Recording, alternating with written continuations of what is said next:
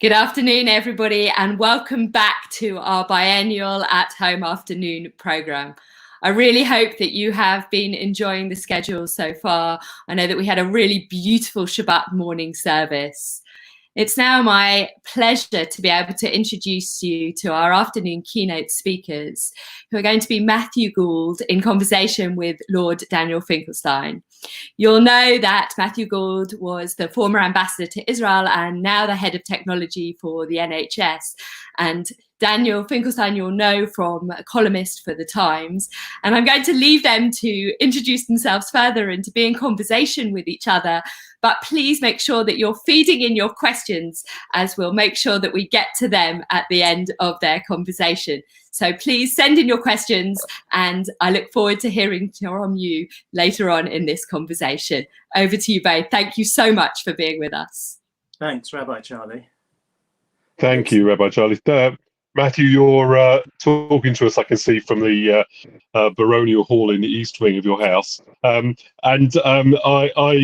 What we discussed talking about in terms of collaboration is just to start with a little bit of a description of the two big departments in which you've worked, because of course you were an ambassador and worked in the Foreign Office for many years in different roles, diplomatic roles, and now you've moved over to a very different culture, which is the health department. And in between, you obviously did some work in the culture department. Give us some varying descriptions or reflections on collaboration in those different areas. It's an interesting question, actually, and I hadn't really thought about it in those terms, but now you've asked it. So there's something intrinsically about diplomacy that pushes it to collaboration. And diplomacy is fundamentally about using the tool of personal relationships and networks to try and achieve goals. So almost by definition, there is something about foreign policy, something about being a diplomat, certainly something about being an ambassador, which is all about talking to people, having relationships, building trust with people, trying to build influence through networks. So I mean, that foreign policy is all about talking, and talking has to be all about influence and collaboration and relationships. Where I am now is obviously a sort of totally different sort of job, because the core of the job is trying to help the NHS and social care transform. And that's actually totally the other end of a telescope, because it's not about talking, it's about trying to affect real change. But there's the nature of the role also pushes me towards working collaboratively, because the NHS is huge. I mean, it's 1.3 million employees. Social care is another couple of million employees. I couldn't possibly have any impact apart from doing it in a really collaborative way. In a project as big as this, the NHS, I mean, laying aside the current crisis, but the NHS is a tenth of the economy. It's vast. And so the idea that you could affect change in something so complex and so enormous and distributed, except through building collaboration, building coalitions, trying to work out a common way forward that other people can buy into, I think would be for the birds.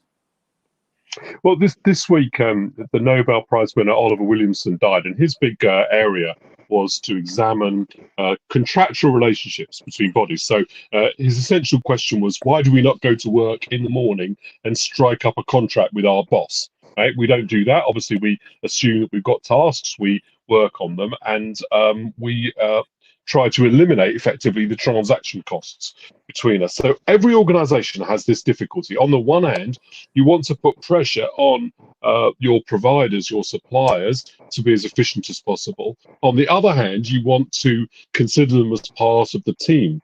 And the NHS seems to me to have struggled for years with this dilemma. To what extent is the GP a purchaser, or to what extent are they a supplier?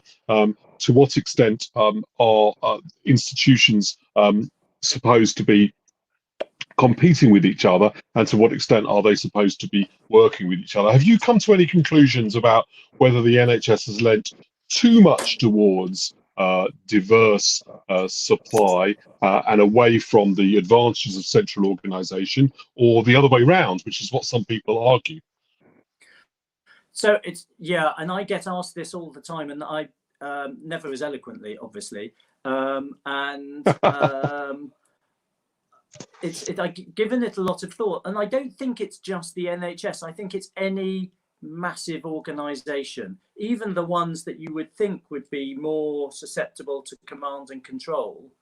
I don't think it's ever possible in an organisation as vast to sit at the centre and issue directives and expect it all to be everything to roll out as you expect. Because you have to build coalitions, you have to bring people with you, you have to get the incentives right. All these organisations, and the NHS is one of many such. I mean, it's unusually large, but I think it's similar to a large company or the armed forces or the civil service.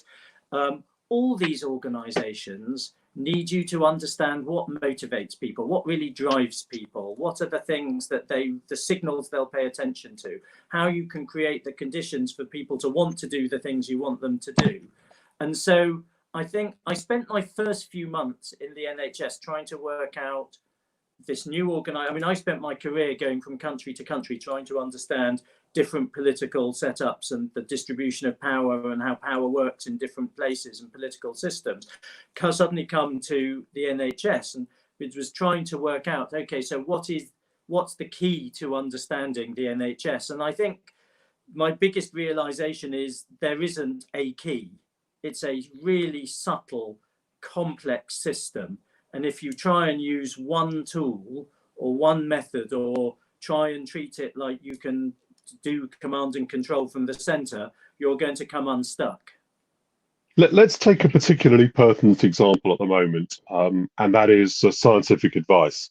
On the one hand, you want your scientific advice to be independent, because if your scientific advice isn't independent, it might not really be scientific. On the other hand, you want to collaborate with your scientific advisors. The more you collaborate with them, the less independent they are. The more independent they are, the less collaborative your team is. It's difficult for you because you're in office and working there to say whether you think we've got the balance right, and I don't expect you to do that, but because that wouldn't be fair. But just give me some reflections on the use of scientific advice by government and the issue of collaboration versus independence. So let me step away from scientific advice in the current context, because I think that's a sort of sensitive subject, and I'm not sure it'd be right for me to comment. But in previous jobs, I've taken a lot of scientific advice. When in my previous job, when I was Director General for digital policy for the government, we had a chief scientific advisor in the department. We had a scientific advisory committee. And I mean, you're absolutely right. There is a balance there. You, on one hand, you get a richer, better sort of discussion if they're to some degree in the team, rather than sort of behind a door or over a wall chucking their advice over. You understand each other's perspectives. If you're engaged in constantly talking, the scientist understands the policy drivers, and the policy people start to get a better feel for how the scientists are thinking and where they're coming from. But clearly there's a balance there, because as you say, on the one hand, the closer the relationship, the richer the dialogue. On the other hand, if they're part of a team, then it's slightly different from being a fully independent source of scientific advice. And I know, I mean, it's similar questions come up for regulators. Regulation often actually works much better when a regulator doesn't sit away from the people they're regulating and sort of from a distance makes judgments, but rather talks to the companies in their sector, works out with them what are appropriate courses of action, gives them advice as they're working out what they want to do. But the challenge for a regulator in that situation is doing that while still being an independent regulator. So look, I think it's a very common dilemma, is how you find that, the right amount of collaboration so that you keep a measure of independence and you have the closeness to understand each other. One of the things that impresses me with the British civil servants, because as you know, both my siblings are civil servants, is the emphasis placed on leadership and training for leadership, the seriousness with which that's taken. And I contrast it with the media industry, where people just rise up. If they're good journalists, they rise up to another level. That's also true in politics. But in the civil service, an awful lot of thought is given to the question of leadership. So I know that, because from our conversations, that you've thought about it a lot. Where is the right balance between the advantages of a democratic organization, where you get this wisdom of crowds, right? Even the most wrong person is contributing collaboratively to the correct average answer. On the one hand, that's one model. And the other is that it's just chaotic. You have to lead from the front. People, to some extent, have to swallow what they think and follow what the leader thinks. Which of those two is more the model that you've been trained in, or at least that you prefer yourself? So let me say two things by way of introduction before answering the question. First of all, just to say, I work with both your siblings, your brother and your sister, and they are both fabulous. I mean, I don't know quite what led to 3 such eminent siblings, but whatever it was has really worked. Secondly, the civil service has changed. So I think now it places a great deal of value on leadership, on inclusivity, on values. That wasn't the Foreign Office I joined 30 years ago, almost 30 years ago. And I remember in my first year in the Foreign Office, I had to go and see somebody who was the grade I am now, called Sir Timothy Dalton. And he was a very decent individual, but I was petrified. I mean, I was awake the entire night before going to see him the next day, because he was so grand in an enormous office, and the gap between us in the hierarchy was felt very keenly. That's changed. I don't suppose anyone loses a night's sleep before a conversation with me now, and that's great, and that's much better, because I think one of the things that the thing I would say to actually answer your question, the thing that I really like about the civil service approach to leadership is it accepts that not everyone can, no individual can bring to the table every single attribute of leadership. There's a brilliant paper I read called, I think it was called The Incomplete Leader.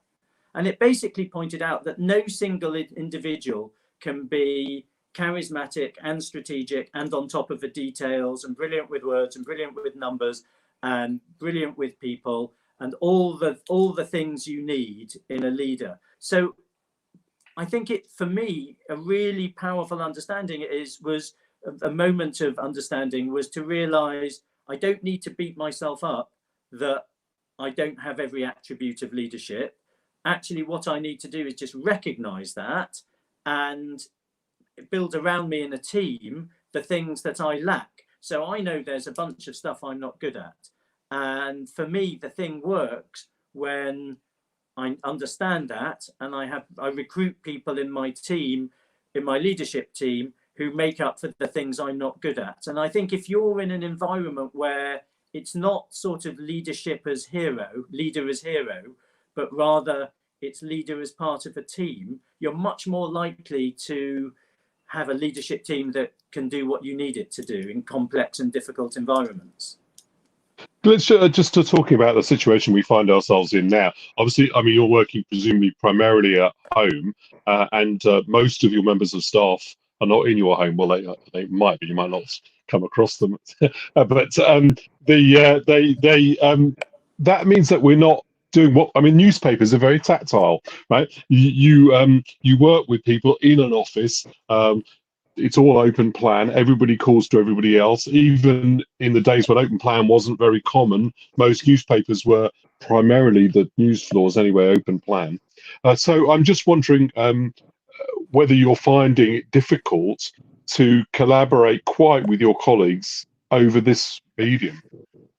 So I think I've discovered a couple of things, and I suspect everyone else has discovered similar things from the lockdown and trying to work over Zoom and Microsoft Teams and so forth. I mean, one is actually you can do quite a lot. I mean, you can do an awful lot this way, and particularly as people have got used to the technology and we've worked out systems to try and ameliorate the things you're missing.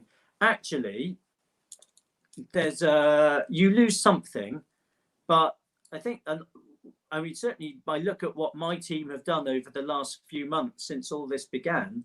And I mean, there's been more digital transformation in the NHS in the last few months than we would have ever thought possible. And partly that's because we've been able to make collaboration over these tools work to drive change and make things happen. So that's point one. Point two, though, is you do lose something. You lose the sort of private chats on the way into meetings and the ability to just go up to people informally. And there's definitely a sort of personal cost to be paid for all this. So I mean, I realized for the first couple of months of the crisis, I was doing sort of 20 Zoom calls or whatever a day, and just sort of back to back with different teams and different colleagues, looking at colleagues through the computer or the iPad. And I realized I mean, first of all, it's exhausting. I mean, it's not, there's something quite unrelaxing about doing it this way and missing some of the cues you get in person.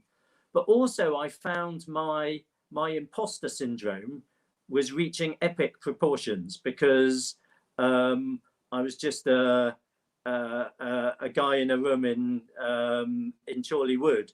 I wasn't sort of sat at my desk in NHS headquarters. So sort of my anyway background noise about why anyone should listen to what I've got to say was exacerbated. Oh well, I can assure you that imposter syndrome is completely unmerited. Completely unmerited. So that's you know, the interesting thing is that I noticed in the Times, on the front page of the paper, we produced a little box about the movement of the clock, and it was wrong. That would never appear in the newspaper normally, and one or two people picked it up on social media, and I realised the reason is that you pick those things up just informally. The paper circulates around lots of people. You can make mistakes and it can stay in the paper, but you pick up a lot of that stuff as you go along, and I think you do miss that. In a, you know, the collaboration is definitely involves a large informal element, going to the canteen, talking to people, and you just simply can't do it in quite the same way. And I agree also that it's very exhausting too. Do you? What about the relationship between politicians and civil servants?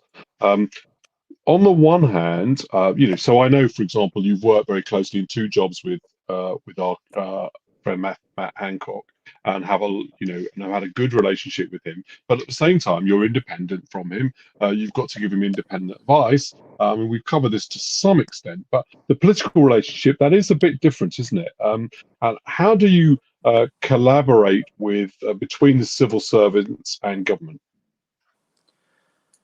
So I've worked with closely with a number of politicians. I mean, Matt Hancock now. Previously, I ran David Miliband's office. Before that, I was Robin Cook's speechwriter.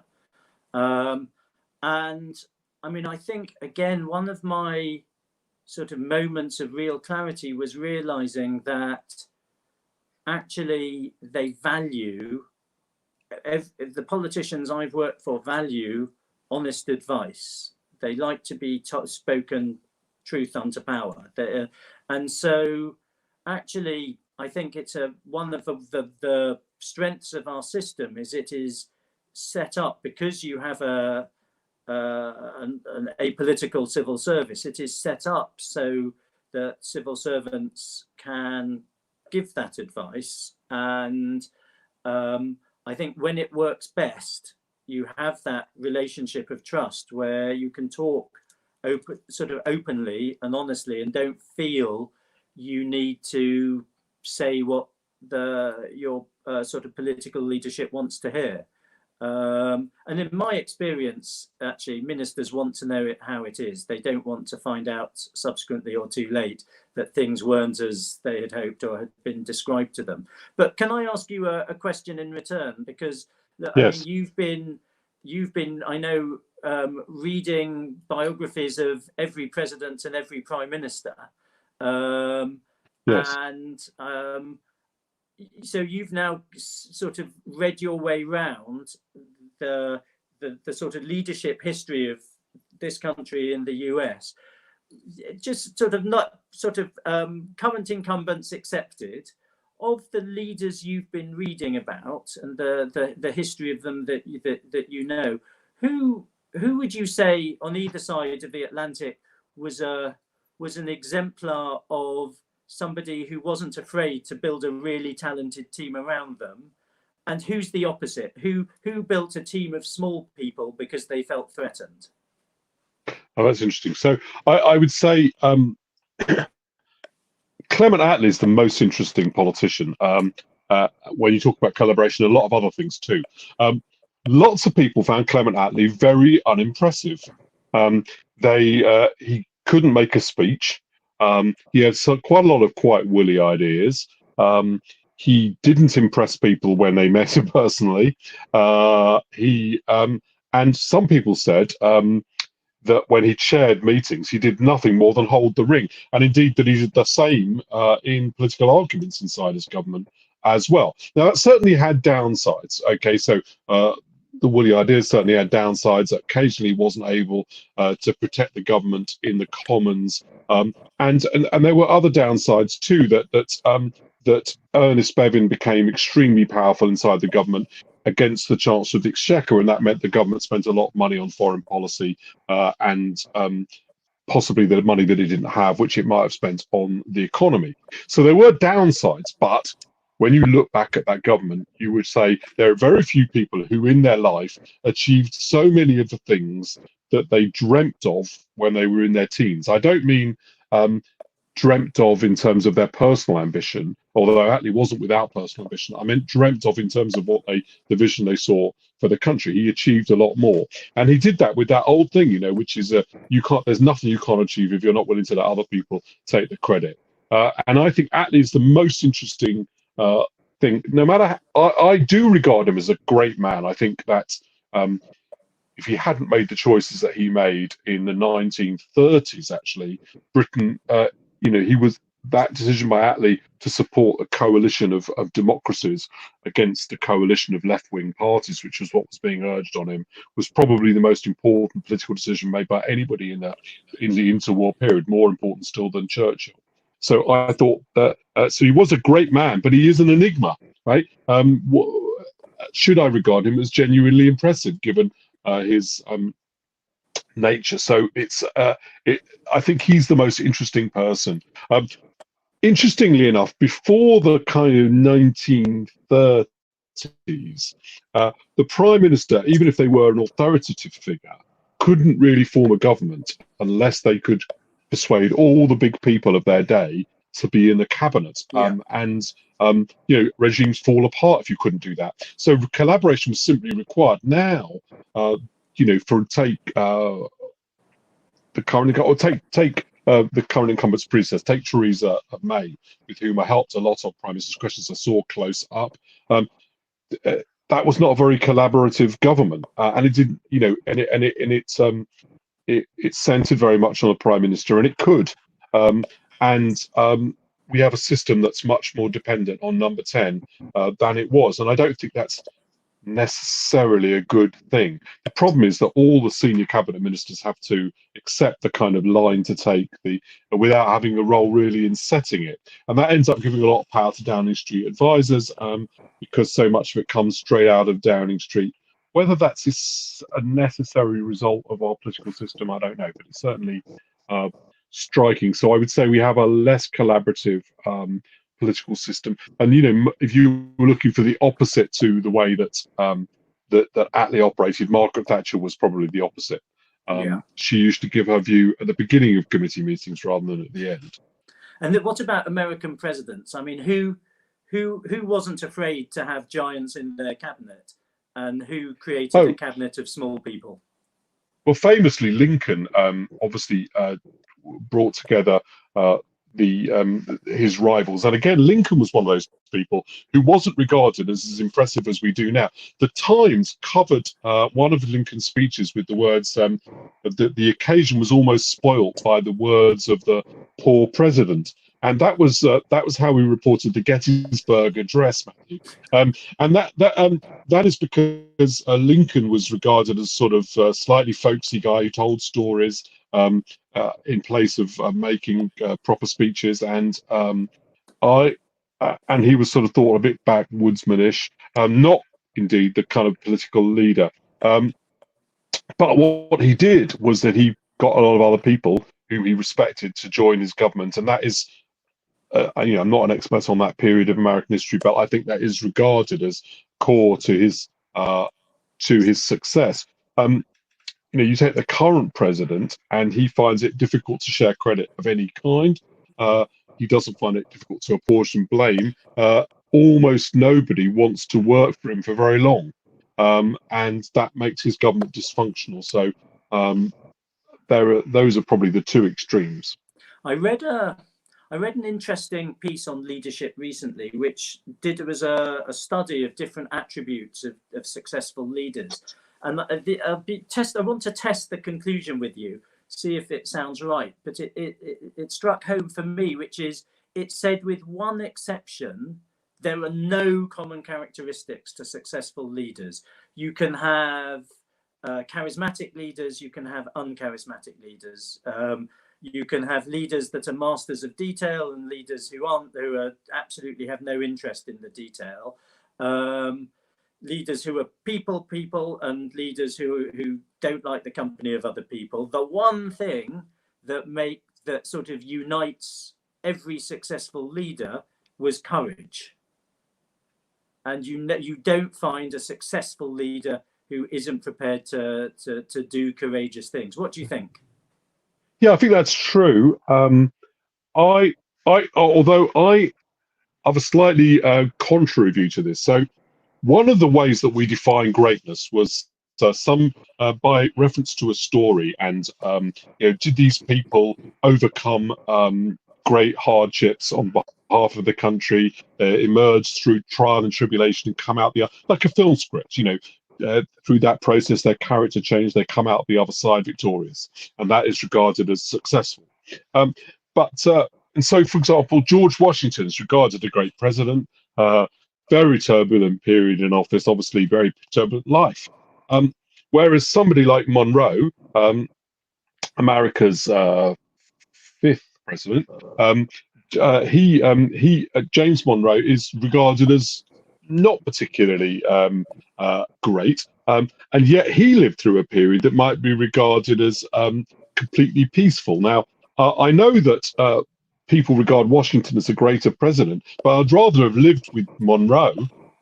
So sometimes maybe the great political leaders are those people who never get into any political battles, where life bumbles on quite nicely for everybody, but we don't tell ourselves that story. Now, there are lots of counters to that, but I'm not 100% sure I do buy that idea, that because courage, there's a thin line between bravery and stupidity, obviously. My view of prime ministers from reading all those biographies. When anyone asks me who was my favourite, I say that there's nobody who comes into office and leaves office without something that you can say both to their credit and to their discredit. And the current president is testing that thesis. But it's true that there's nobody. If you look at like somebody like the Earl of Derby, was prime minister 3 times. And in many ways, he was a figure for reform. He supported the Great Reform Bill, but before he became prime minister. But there are lots of things where he was absolutely terrible, including emancipation for Jews. So you end up, just as you think, well, this person was genuinely heroic, you then discover they weren't. So I would say the problem is everybody's a bit of a mixed picture. And what I think we're picking out, I don't know whether you agree with this, Matthew, is just how fragile the concept of collaboration is. There are sweet spots, basically, where something just works. You get right the balance between leadership and cooperation. You get right the balance between independence and teamwork. But there's no recipe for that. Would you say that was fair? Yeah, I mean, the conversation makes me think that actually there's something around collaboration which is in tension with greatness. That if what you most want to be is remembered as great, then possibly you want your sort of leader as hero, whereas actually we're talking about other leaders who were brilliant but not necessarily heroes, who didn't necessarily won't be remembered for particular moments in history that were pivotal or earth-changing, but nonetheless led their country through sort of good and peaceful times. And it's a different approach to leadership, and it's a different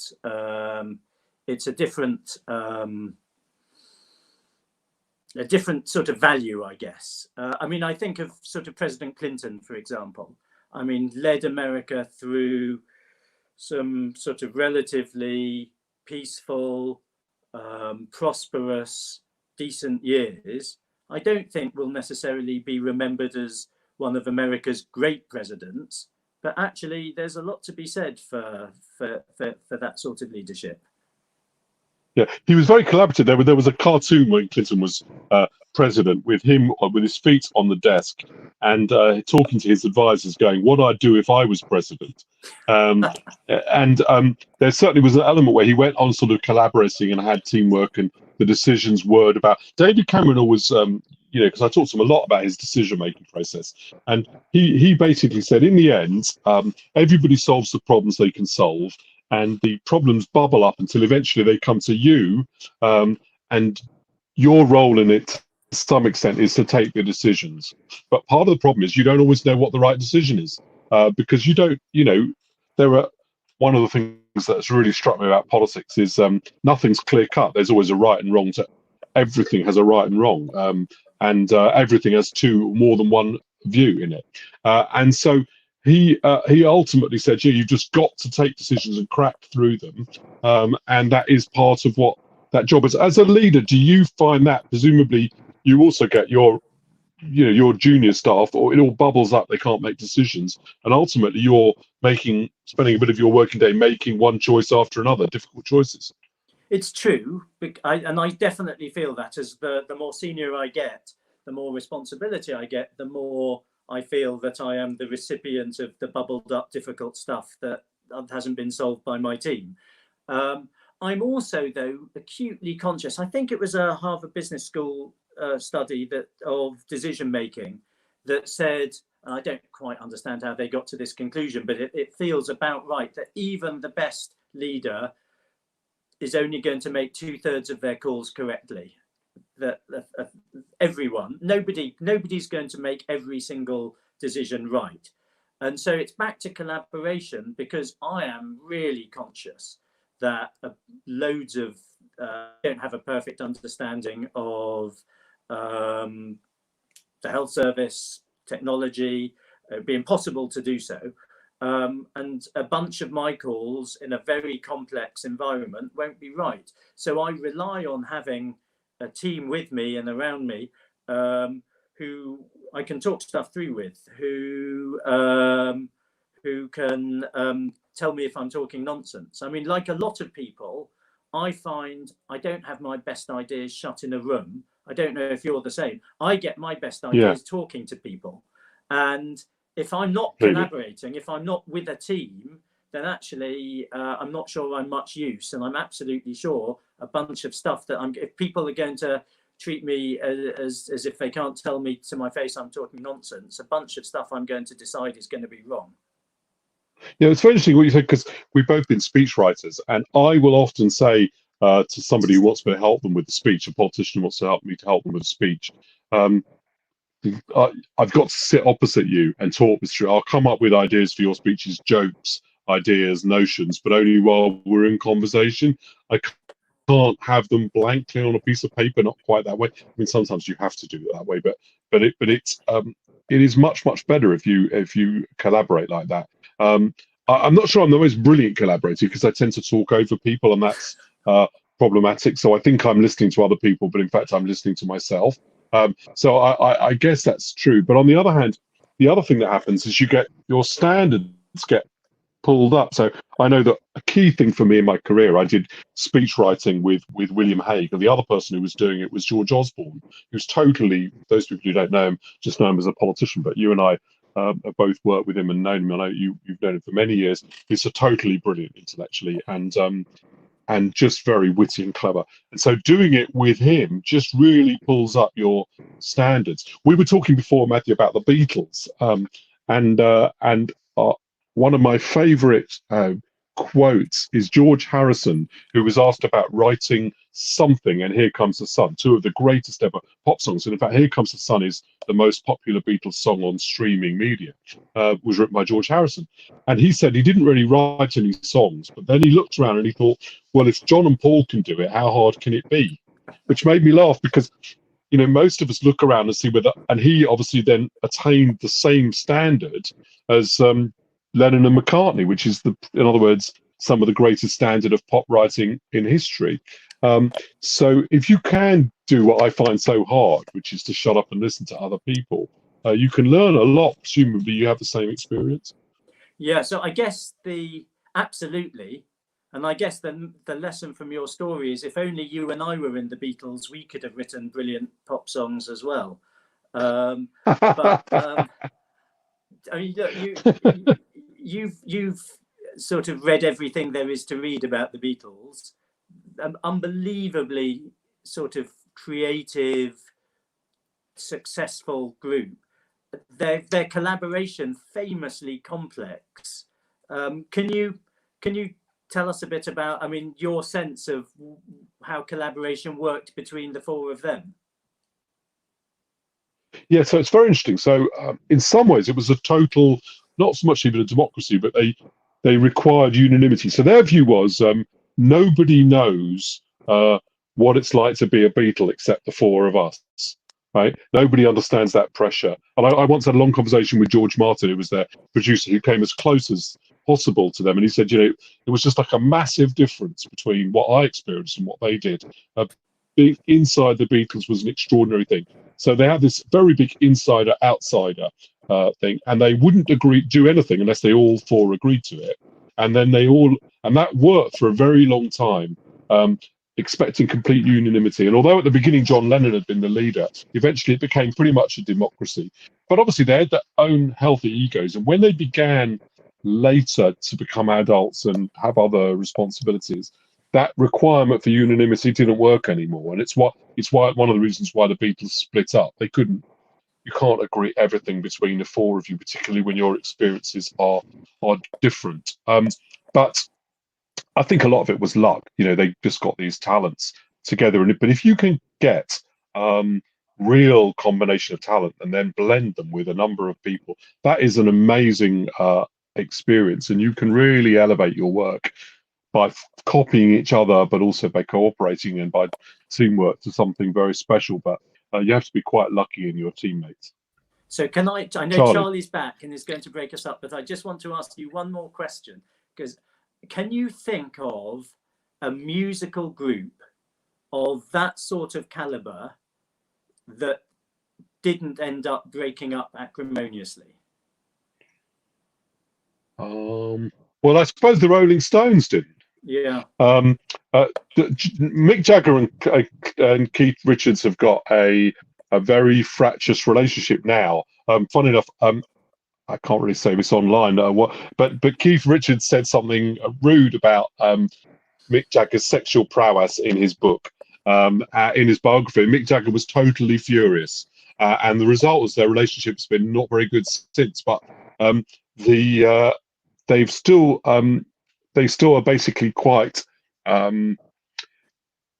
materialistic, the Rolling Stones, and quite businesslike. And Mick Jagger was like an accountancy student at the LSE, and that's how he runs the Rolling Stones. So they've managed to stick together despite that. So I would say they've sort of kept together despite the fact that their relationship's a bit acrimonious. But it's interesting, isn't it? You're quite right. Those collaborations do tend to break down. And maybe it is because the demand of group democracy and the intensity of that collaboration is just too much. And actually, you do need a bit of space between you. And so I suppose that, passing that back to Rabbi Charlie at this point, I suppose you're right. There are limits to collaboration. It can be stifling and it can break down if you don't, I suppose, have a bit of space for everyone to be independent individually. Yeah. Thank you both. It's been fascinating watching and listening to you be in conversation, and we've had an awful lot of comments come in, and questions, and I'd like to try and put some of them to you. One thing I'd comment on is that people seem to have been really struck by how open you've been about the difficulties of collaboration. And I think a lot of people were very struck, Matthew, when you talked about imposter syndrome, and it seems to have struck a lot of chords with people, and the sense that there is a need to be, in order to collaborate, one has to almost be very confident in oneself, and that level of confidence that sits alongside, or needs to sit alongside, effective collaboration. And one of the people has asked whether actually is collaboration, is that strive to be collaborative, something that's inherently human, or does it go against our natures? That's either of you. Shall I first? Yeah, I think it is inherently human. So you have to ask yourself this question: why do we cooperate with people who don't share our genes? So Matthew and I are very close to each other, and I learn a huge amount from talking to him. I get a great pleasure out of it, and we're close friends, but we don't share the same genes. So why would we do that? Well, the answer is because we've evolved to understand that we put something in, we get something out. Collaboration is a great evolutionary tool. And I think it's deep in our sense. So one of the things I always argue politically, people think that fairness is equality, and there is an element of equality in it, but actually, really, it's reciprocity. I put in, therefore I get out. Providing our relationship is reciprocal, it can be collaborative. We're prone to the view, which is why collaboration can break down. It's an illusion, but that we're putting in more and the other person's getting out more. But if you can overcome that delusion and realize that's nonsense, you can make collaboration last and be incredibly valuable. Yeah, I agree with that. And my sense, on a sort of slightly different level, is it's a very rare person who doesn't want to be part of a wider group, who doesn't crave the company of others, who doesn't feel that they can be productive as part of a team. And quite often I found those who sometimes say they don't and actually say they're happier on their own, actually that masks a sadness or a dislocation. And I'm sure there are some people who genuinely are happiest by themselves and are happiest working on by themselves. But I think they're relatively, those who are genuinely happy in that state, I think are relatively few in number. I think we have a big problem in society with loneliness. And I think there's a lot of people who crave more company, and apart from sort of occasional moments, fewer people who crave less. Thank you. That's one of my teams commented that there is so much material for sermons going on here today. So thank you. That's another starting point for that. One of the other questions, or actually a few around the same, that I'm going to try and bring together is around the relationship between collaboration and competition, and whether collaboration is more than teamwork. And I'm personally really interested in the relationship between competition and collaboration, and whether they can work together or have to be two separate things. Well, I mean, Danny will have a brilliant economist and behavioral economics insight into this. I mean, from what I have seen, competition, I mean, it's a statement of the obvious, but competition is clearly can be a sort of incredibly powerful driving force. And some of the best sort of formal frameworks I've seen for creating new ideas, new products and things like that, manage to keep in tension both collaboration and competition. And it's quite hard to do. But I mean, previous jobs, I've brought in some people to run a process, 2-day process for my team, which was essentially a competitive brainstorm about a particularly thorny bit of foreign policy. And we split into several teams, and the teams were working on the same problem and would come back every few hours to judge progress against each other, knowing that this was a competition, but also knowing that at the end of it, what we really wanted were the best ideas. But that combination of teams working together and that spur of wanting to win was a really powerful tool. And if you can harness that so that you've got the balance right between the two, then I think it can be completely brilliant. Yeah, I agree with that. I mean, I think we're as well as being, cooperation is a tool for our personal survival. But I'm afraid that our battle to replicate our genes is really the root of everything, and therefore we're always trying to impress other people and to show what we can do. But what's interesting about my experience of collaboration is let's take preparing for Prime Minister's questions is a lot of. You want the aim is for the Prime Minister themselves to make a great performance and put the argument across, and then the team as one, and you feel a great sense of bond with all the people that you've worked with. And I felt that bond with people I otherwise haven't got much in common with, but I worked with them on that. But there's no question that you want to have provided, the great joke that or the great line or the piece of advice, partly because you want to feel useful to the team, and partly ego's involved in it, even if you're self-aware enough. So I think competition, we were talking about the Beatles, John Lennon and Paul McCartney basically were always trying to top each other. And from the very earliest days, Paul was trying to impress John Lennon. That was how the Beatles got together.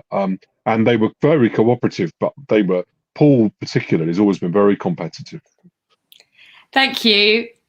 I would be really neglectful if I didn't come back, and Daniel, you kind of led me into it slightly by talking about replicating of genes, which is to mention that both of you have one way or another had a very strong relationship with LJY, with our youth movement, Ulksnik as was. And there is a really different level of cooperation and collaborative working that comes out or is modelled by our youth movement. And I just wondered, and also, I mean, Daniel's son bar mitzvahed in this time of COVID in a virtual synagogue in a very different way. And I just wonder whether, just as we bring this session to an end, whether there's any comments that you could make about specific liberal Judaism and collaborative working, either in the context of for your children or for yourselves, or in your own synagogue working. Oh yeah, so you know, a peer group pressure and peer group cooperation is a crucial part of personality formation. So I think I have brought up my children in cooperation with LJY.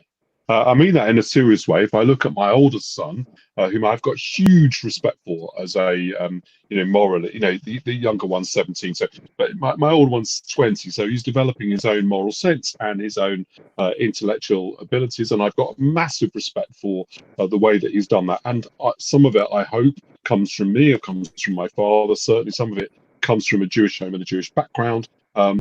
But much of it does actually come from his colleagues in LJY. We were having a discussion the other day about older men and younger women, and I realised that Sam had given a huge amount of moral thought to that question, and it's clearly had been a topic of conversation among his LJY contemporaries. And I thought that was magnificent. He'd given it much more consideration than I had, and I really learned from him when he talked about it. And so I think when you're at that particular age, when you're between the ages of about 40, well, it's a very famous thing. Henry Kissinger has got a German accent, and his brother Hank doesn't. He has an American accent, and the reason, sorry, his brother Walter, I apologize, he's Hank. And the reason for it is because Kissinger was just that bit older when he came to the United States, and he'd already gained his accent from his peers, and his brother gained them from his peers here or in the States. And that's a demonstration that you really learn from your team peers. They really bring you up. And so LJY has been a very important part of our life because of that. I think they have brought up our children. Peer group pressure and collaboration is particularly strong in the formative years. Yeah. Thank you. And sorry, Matthew, please. I agree with that. And look, I mean, personally, I remember going to Kadima when I was a kid. And I remember it really vividly. I remember sitting in a pretend plane in the Royal Masonic School in Chorley Wood, flying to Israel and spending 2 weeks sort of in pretend Israel and learning all about it as a kid. And I mean, that really stays with you. And I mean, when I actually went to Israel as the British ambassador, those memories were very strong and very powerful. And now my eldest daughter, Rachel, went to Kadima last year, is desperate to go this year, is really sad that Aviv didn't happen. And I see her, I mean, at the start of the process that Danny was talking about, starting to become part of this group, starting to have conversations about things that she wouldn't be having if she wasn't going to LJY in Kadima, about refugees and gender, and I mean, really extraordinary things for an 8-year-old to be able to explore in a safe environment. And I guess to come to the discussion, to tie that to the discussion that we were having earlier about leadership and collaboration, I think there's something in the values of liberal Judaism which lends itself to collaboration, to leadership not as hero, because it's about diversity. It's about respecting other views than just asserting your own. It's about having a set of values, and those values being what drive you. It's about not making it all about yourself. It's not a religion, not a strand of Judaism founded on the sort of the ego and the individual, but a sense of community and inclusivity. And I think those things are very strong. And I think if you're part of, as I was and as Rachel is now, brought up in that sort of very strong values-driven way, I think it stays with you. I think it has a big impact. Thank you. I mean, I obviously couldn't agree more than that. But I want to come back to you, Daniel, because to come back to the Bar Mitzvah online and Yes. thinking about whether, how do we keep what has been best about that sense of collaboration that perhaps all of us have experienced in this time? I mean, it's been very, very difficult in so many ways, and there is still so much grief around that. But at the same time, there have been these really creative opportunities. And I do think that there's something really unique about liberal Judaism that has allowed us to find those opportunities at the moment. And yeah. I wonder how you think we can hold on to that as we move forward. Well, it's very interesting, and it is kind of difficult because I think we'll rebound to our previous lives quicker than we think. So best I can do is give you some reflections on that experience and other Jewish experiences during lockdown. So first of all, it turned out the Bar Mitzvah was a very spiritual occasion because it was so calm. We were almost in our own bubble.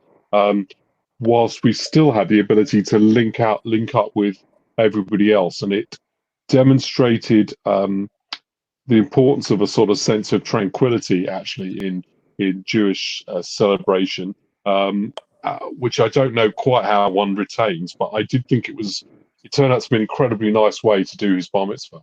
On the other hand, we haven't had a party, and that is a shame for him, right? And hopefully we'll have one, but it could still be quite a long way off. We're fortunate because he's relaxed about that, but it could be very upsetting for some children. The other thing I've noticed is that on Shabbat, we always meet with my sister online. We're able to take in our relatives from this country, but also elsewhere in the world. That has been particularly nice. And also, it's been a particularly important way of separating the week from the weekend. Normally, we don't need that because the week is obviously different. I find myself, I know I'm always going on at Matthew because Matthew works phenomenally hard. He works too hard, so I have to keep on. And we meet often on weekends, and I have to try and talk him down and get him to relax more. And so I've worried about, we haven't talked about this, Matt, but I worried a little bit about you during this period because I wondered when you'd ever switch off, right? It's difficult enough under normal circumstances. And who normally find it easy to switch off, have found that more difficult under lockdown. But Shabbat has been an amazing thing. And then the third thing that's been amazing has been the quality. So an unspoken hero of both of this call but also of our synagogues, a man called Leo Mindel, who's managed to help he's managed to make these unbelievably professional online events, and they have made an absolutely massive impact on the ability to. And I've been fascinated by how incredibly consoling and nice it's been to join into our synagogue service while in the kitchen. Or doing things actually. Meanwhile, in the background, Rabbi Leah and Rabbi Aaron are singing, and I love that. It's been great. It's very calming. It's very spiritual. I really have enjoyed that. So I hope that actually we won't stop. We won't say to people you can't join in these things. You have to. Hi, sweetie. You have to come from. You have to come in. We're not going to do these things online anymore. I hope we carry on doing them because they are incredibly nice. Yeah. Thank you so much. Matthews, did you want to add something there with your daughter in the background? Final thought is, I think Danny is absolutely right that one of the downsides of this is it's been harder to separate home from work. And for those of us who are prone to work too hard, I think it's a danger. And my stress levels are off the scale. I just want to say my favourite sort of Jewish moment of the whole thing, the whole crisis so far, though, was being part of one Zoom service, and all the way through, I could hear a pair of my elderly relatives giving a commentary on the rabbi. And luckily, they were being really polite. But eventually, I had to ask the rabbi to mute them because it was just getting too excruciating. I tell you what, my sister did comment, wouldn't it be magnificent if we had a mute all for option for all Seders? It was just incredible. I mean, you could actually hear the Haggadah being read. Thank you so much, both of you. I know not only from my own experience of listening to you two, but also from all the comments that are coming from not only from liberal Jews, but from around the country and beyond, to say thank you.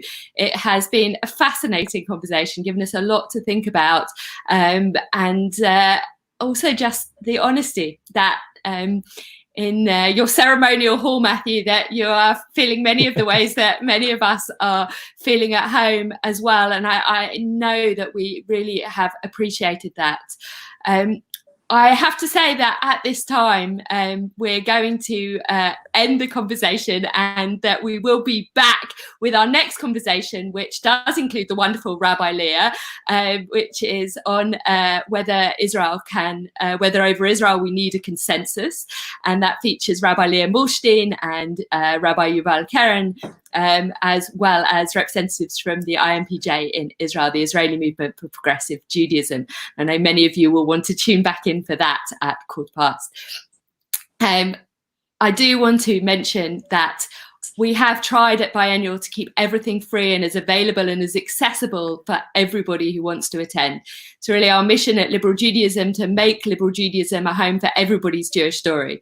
But in order to do that, we would really, really appreciate if you can to go onto the Liberal Judaism website, make a donation, keep us able to keep this free and accessible and having such great sessions as we've had this afternoon and will continue to have for the rest of the day.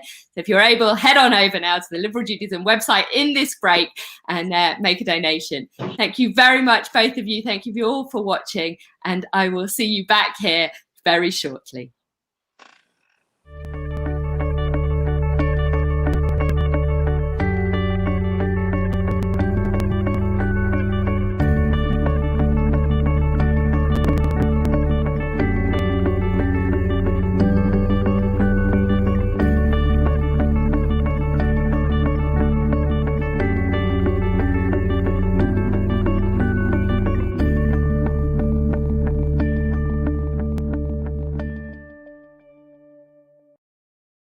Rosenberg, who was then administrative secretary of what was the ULPS.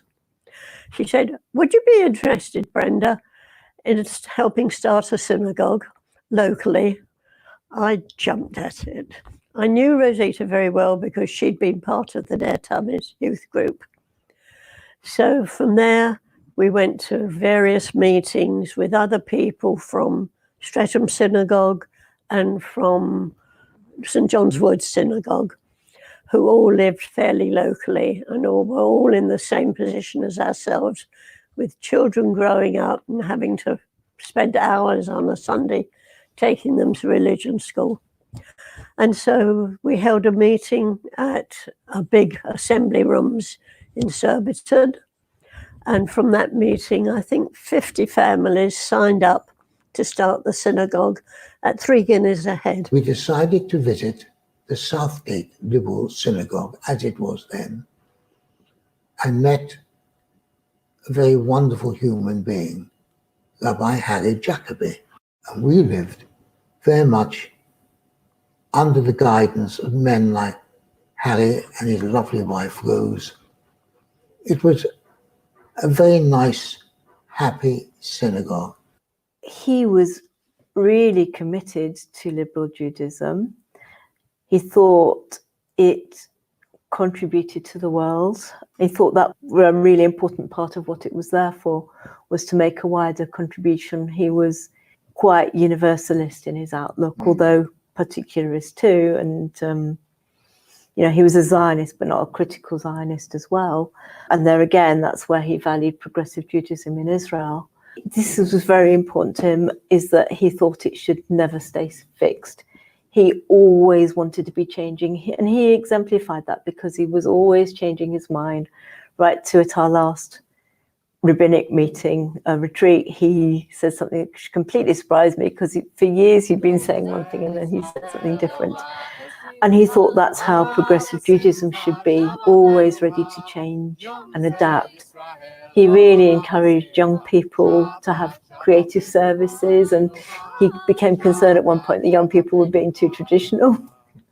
So he really was always, looking ahead, looking to the future, looking at what needed to be done differently in changing times. Shabbat, Shabbat Menucha, Menucha. Shabbat, Shabbat Menucha. Yom Zeh, Yom Zeh Yisrael, Ora v'simcha, Ora v'simcha. Shabbat Menucha, Yom Zeh Yisrael. This podcast series of oral histories is part of the exhibition Lily's Legacy, Voices and Visions of Liberal Judaism, a project supported by the National Lottery Heritage Fund. It was produced by Mary Lawrence and Lucia Scatzaccio, sound editing and design by Lucia Scatzaccio, and special thanks to all the contributors who agreed to share their stories. For more information about what you've just heard, do visit the exhibition website, www.lilieslegacyproject.com. You're listening to Lily's Legacy, a podcast series compiled from oral histories and produced as part of a digital exhibition exploring how liberal Judaism has evolved since it was co-founded by British visionary Lily Montagu in 1902. This episode explores the theme of women and gender equality. From its very foundations, liberal Judaism has championed gender equality. Liberal Judaism's prime founder, Lily Montagu, herself led services. Liberal Judaism made a significant departure from traditional Orthodox worship, allowing men and women to sit together in synagogue. Today, men, women, and in fact all sexes and genders are engaged in all aspects of synagogue life. Women hold leadership positions in communities and the liberal movement. The upcoming new prayer book aims to be even more radical through feminizing some of the Hebrew and using masculine and feminine imagery. Listen as congregants and rabbis reflect on the ways in which liberal Judaism has pioneered gender equality.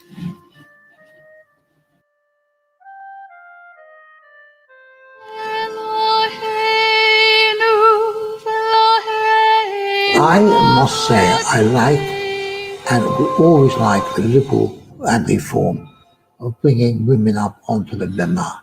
I know that in Orthodoxy it will never ever happen. Going to other people's bat mitzvahs where you're separated from the men and the girl doesn't even read from the Torah, and it's just kind of male white rabbis singing in Hebrew, where you just can't join in, you just have to sit there, and some people even talk really loudly. So that's never really for me. Also just being involved in the services, like Esther's going to blow the shofar tomorrow, which she would never be able to do if we were Orthodox. And I think it's just little things like that, being involved, being able to feel like you're part of a community instead of just tagging along. I think that's important to all of us. 40 years ago, not really any girls had a bat mitzvah, which is really, really sad and unfair, and it makes me angry. The boys had bar mitzvah, the girls had confirmation. No, after evacuated, when I came back, then I was confirmed by Dr. Matzuk. He was a liberal, and he had an office at St. John's Wood, which is where it is now. I went up to see him, and he gave me a lecture, and that was it. Well, it was just the usual. Stood up, we said a few words in Hebrew, and we had a few words in English, and we read our portion, and then there were 3 or 4 of us. I wasn't just the only one. Then he said prayers over us, confirmed in the Jewish faith, and that was it. I was about 16 then. When I was 96, I did my bar mitzvah in the synagogue. I heard a lady do it in London, and I thought then, quite a long time, I could do that. Why don't they have a go? And I talked to the rabbi, and she said, of course you must do it. They gave me the transliteration because I never learned Hebrew. That was due to the circumcision in Germany. And then in England, I never took the time. I knew prayers all right, but and I've never really bothered to learn it properly. But I did learn my bit from the Torah portion. And then 2 years ago, I finally did it in August. I was very proud that even at my age, I had finally managed, because I wanted to properly join the community who had been so brave in carrying on this sort of tradition, which I felt was a very good one and had lasted all through the centuries.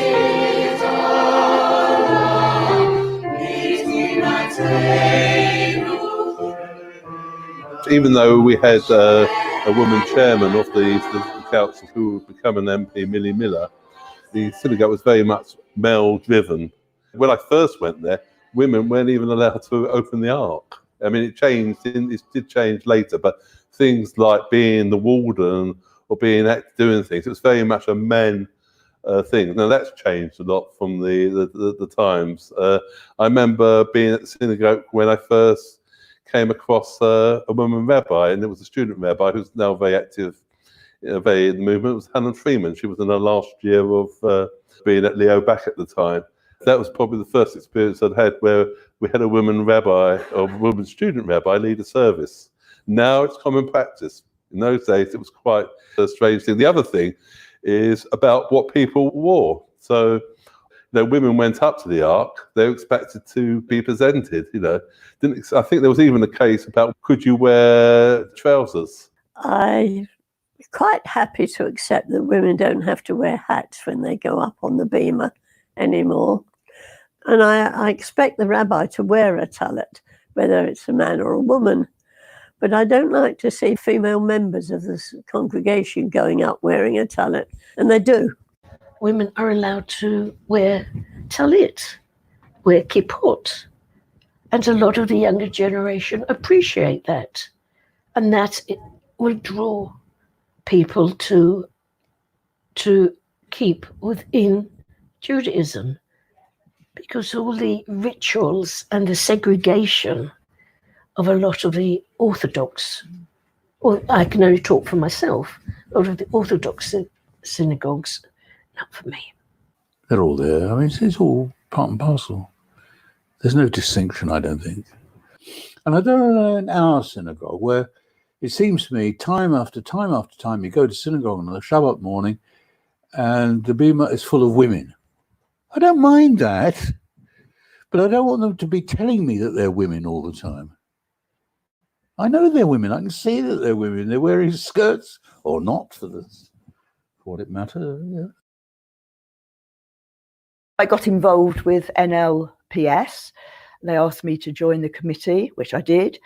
And then I became vice chair. It was at the time as well when Marsha Plum became the rabbi, and she was into spirituality, and we had a spirituality session sometimes on a Saturday, and there was half an empty bookcase in the Jewish Women's Network. These were all kind of big things that were happening. So I got all involved with all of that. What I'm really into at the moment is telling the stories of people whose stories don't usually get told. So this Passover ran like a women's Seder at my house, and there was a big focus of Miriam in the Seder. That is like becoming more of a tradition. For the Moshe House, for example, we had to write a mock calendar of what events we would run.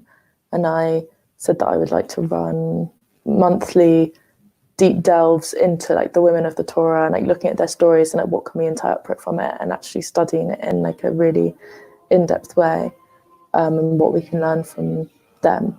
bringing people together, it makes me really happy in a space that makes everyone feel welcome and special and included.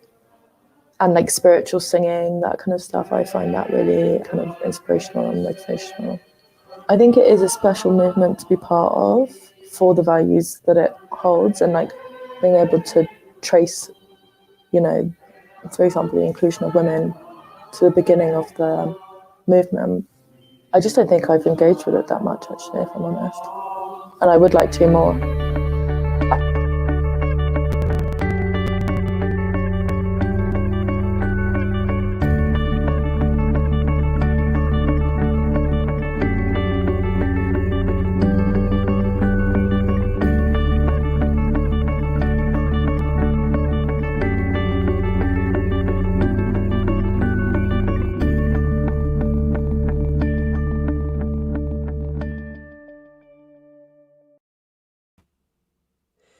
Shabbat Shalom, good afternoon. A very warm welcome to all of you to this afternoon's session entitled Israel, Does Collaboration Have to Mean Consensus? I hope that you have been as inspired by this biennial weekend so far as I have been, which has really truly showcased the wonderful collaboration that is happening across our movement already. But as we are celebrating collaboration, we also wanted to look at some areas where sometimes maybe we feel challenged in our collaboration, or where we feel challenged because maybe this is an area where we don't necessarily all agree with each other on every single point. And Israel probably is one of those issues that really in many congregations leads to disagreements amongst members. Nonetheless, I think for us as liberal Judaism, it is a very central aspect of our Jewish identity, and how we collaborate, especially also with our partners in Israel, is a very important aspect. So it's wonderful that I'm joined here this afternoon by two fellow passionate Israel Zionists, Rabbi Yuval Keren, who will introduce himself in a moment, and also Yair Lutzstein, the chair of the Israel Movement for Progressive Judaism. He will also say a little bit more about himself. I'm Rabbi Leah Muhlstein, for those who don't know me, one of the rabbis at Northwood and Pinner Liberal Synagogue, and probably here today as on this panel because of my role as the international chair of Artzenu, which is the political organization that tries to bring together the political voice of progressive, liberal, reform Jews from around the world and represent this voice in the national institutions of the State of Israel. So I've got my Israel flag up in the background to just fit the decor to the topic. So does collaboration have to mean consensus when it comes to Israel? I'm going to start by turning to our guest, Yair Lutzstein, to introduce himself briefly and maybe just start with a few thoughts on the title of our conversation. Hi, good afternoon. It's a real pleasure to be here with you. And I'll just say a couple of words about myself. I made Aliyah from Toronto in Canada in 1979. I had a long military career. I'm a lawyer by training. I served in the military as a lawyer, reached the rank of colonel, and after leaving the military, my last position in the military was legal advisor to the IDF in Judea and Samaria, or the West Bank. Previously to that, I was tasked with putting soldiers on trial on a team of prosecutors. I led a team of prosecutors, and before that, I was the IDF legal advisor to the Gaza Strip. So I've had some interesting jobs dealing with provocative questions. And after leaving the military, I joined the reform movement in Israel in my synagogue in Jerusalem. One thing led to the other, and I'm now the chair of the IMPJ, dealing with many issues relating to matters that are sometimes also questionable, and whether issues that are sometimes debatable. And I think that one of the issues that I understand is on the table today, vis-a-vis Israel, is the question of whether Jews in the diaspora or abroad, or however we want to call them, should make comments about annexation. And I can say about the thoughts being that our new government has made a statement saying that they want to advance the issue or the matter of annexation of parts of the West Bank, of Judea and Samaria. And I know that many people in the liberal and progressive Jewish communities around the world have problems with that. And I can say that for now, the Israeli reform movement has not made a statement, and it has not yet made a statement on that fact, and I'm not sure that we will. It's a question that is very, very debatable here in Israel. There's no consensus, certainly within my board and amongst many Israeli Reform Jews.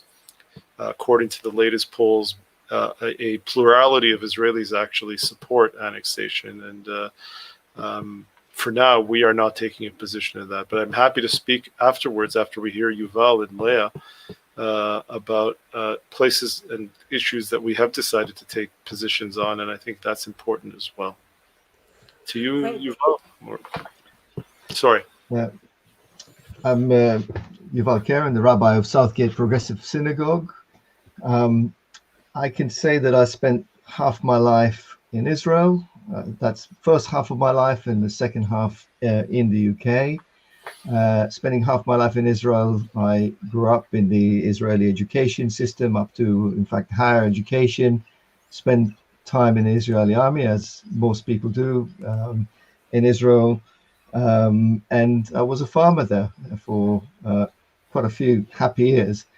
And then I came to this country, and here I have chosen a very different path to become a rabbi, a liberal rabbi.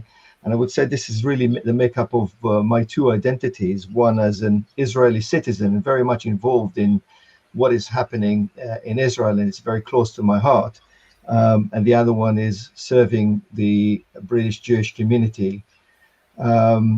And therefore, I find that traveling in between these worlds, it's a fascinating world, but sometimes could be quite difficult because I judge things from both these points, often from an Israeli point. In fact, one of the things I say to myself, it's very difficult for me to comment or to pass judgment on what is happening in Israel, because I know very well, having lived the reality for 25 years, I know very well that it's very easy to judge things from here. Things that you can see from there, you can't always see from here. So I am a great advocate for Israel, but like a good Israeli, I don't always agree with everything that happens in Israel. And having sort of born just 3 months before the 67 war, in fact, we just yesterday celebrated the Yom Yerushalayim, and it's very much, it's the event that changed Israel, and changed Israel a huge amount, from maybe a small country surviving for its life to a superpower, maybe a little bit too forceful at times. And this is something I'm struggling with. And I've been struggling with all my life, all my 53 years since the 67 war. Thank you very much, Yuval. So Yair, you addressed already one of the big elephants at the moment in the room around the Israel conversation, which is the question of annexation.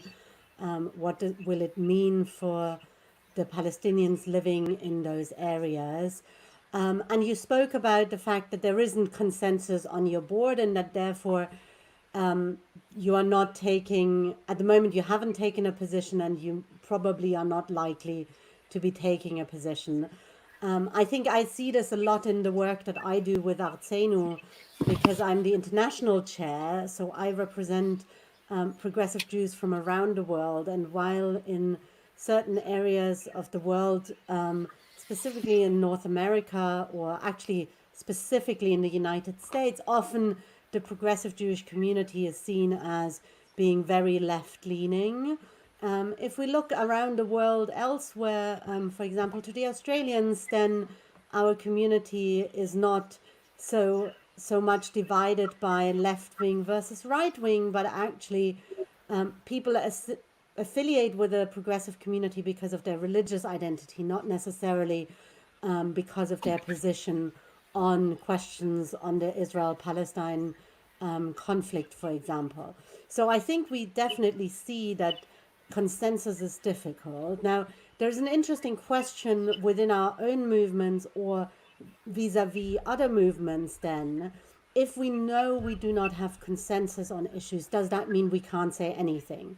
And I think for me that's also problematic. I think there is a time sometimes when we need to say, we need to learn to be able to make statements and be respectful of the minority opinion nonetheless. But if we always say, no, if there is no consensus, we cannot make a statement, then it leaves us out of the conversation. And in a certain sense, it also prevents us from being able to collaborate. I don't know, Yuval, what do you think? I mean, for example, Rabbi Laura Janak Klausner, the senior rabbi of the Reform Movement, published an op-ed in the, I can't remember now, I think it was the Jewish Chronicle, making a very clear statement about her views. The liberal movement hasn't done that at the moment. What do you think? Why is that? Has LJ not made that statement? Is that because we're shying away from it, because we're not ready? What do you think? Well, I can't really answer for liberal Judaism. I can speculate, but I can't answer for. The part of the problem that we have, and maybe it's the same reason why the IMPJ, the Israeli Movement for Progressive Judaism, did not make a statement, clear statement, is because in our community, there are different people who join liberal Judaism for all sorts of reasons. Some of them might be political, others that could be religious. So, for example, I joined because of the religious aspects that liberal Judaism offered me, and I saw people joining for all sorts of reasons. That means that maybe there isn't such a thing as a consensus on certain issues, and necessarily when you represent one issue or one side of the issue, then there is a problem, especially when it comes to Israel. Sometimes it's much easier to sort of sift between right and wrong and say, well, it's very important for us to link to the issue of refugees because we were strangers in the land of Egypt, and therefore we must treat strangers in a nice way. And then if things happen in Israel not in line with that, and I think Yair will agree that that's something that the movement can do. When it comes to politics, it becomes that little bit more difficult because, of course, there is a religious aspect of annexation. This is a land of ancestors, and do I agree with that? But also there is a security issue there. What if Israeli forces will not be in certain areas? Would that put Israelis at risk? That's a different question for which I cannot say right or wrong. I would say it's important to keep Israeli citizens safe. I think that's part of the difficulties, and necessarily, the 25 years I spent in the UK, the question of Israel is always a hot potato, and you're in a situation where you're damned if you do, and you're damned if you don't. But sometimes you do need to take a stance. That doesn't mean that everybody is going to agree with you. Thank you. I think maybe you want to come in here because I think, especially on the issue of refugees, that has been, it's also in a sense was a government policy question where the Israeli reform movement decided to take a very clear stance. So I don't know, maybe you want to talk a little bit about, explain to us, why did your board decide this is an area where you do want to take a clear stance, and how is annexation maybe different for you there? So let me give you two examples and maybe even a third. The first is the refugee issues, and we're talking about the African refugees. We had upwards of 60,000 African refugees who made their way across the Sinai Peninsula, and before we had a fence, made their way into Israel, mostly from Eritrea and Sudan. That's one issue. And the question was whether what was it going to be our position vis-a-vis the government policy that's saying we need to get rid of these people. We need to get them out, and we need to find all means. And the government has taken some very, very, in my humble opinion, ugly measures to try to force people out and make their lives uncomfortable. And we, as the reform movement in Israel, the Israeli movement for progressive reform and progressive Judaism, took a stance saying that is not our type of Judaism. The other issue was the nation-state law. Nation-state law, for those of you who might not remember, basically said this is a Jewish state, and Judaism and Jewish people have a higher standing, more or less, within the Jewish state. And this was very controversial with the Arab minority in Israel. And we were the only religious denomination in Israel, and the only board of a denomination that took a stance saying that this was not in keeping with our beliefs. And in both cases, I think that this has to do with our values as liberal Jews. I think that's the difference between this and the annexation law. The annexation laws are not so much of our values. I think that some people would say that they are, because this was, for instance, assuming that we were going to annex all of the areas that are called Area C in the West Bank, areas where Israel now still has security and civilian control. There are 100,000 Palestinians living there. Are we going to provide them with full political rights? It's questionable. We haven't done that for Palestinian Israelis or Palestinians living in East Jerusalem. And I assume that the government, if and when it doesn't decide to annex those parts of the West Bank, is not going to be planning to provide citizenship for all Palestinians living in those areas, and that would be a problem as well. We're talking here on value-related issues. I want to add one last example, and it's connected to Yom Yerushalayim, Jerusalem Day, that we celebrated. And I say celebrated because all of us, all Israelis, were very, very are very proud of having Jerusalem as our national capital, of course. But the mayor of Jerusalem was interviewed on Thursday and came out with a statement saying that Jerusalem is forever going to be united, but Reform Jews are never going to have access to the Kotel. And that's an issue that I think that there is wide consensus that we can collaborate on, and we continue to collaborate. The Kotel is something that is very important, very central to the beliefs of all of us, and for Jews around the world, not all Jews around the world having free access and to pray the way that they want to pray at the Kotel is a very problematic issue. So that is sort of our own beliefs, but at the same time, I think it's value driven as well. So I don't know whether that helps. And by the way, Yuval, we haven't decided yet how we're going to take the annexation issue. I'm not sure whether that we will not have a position, but we'll see as we move forward. It's too early in the game on that one.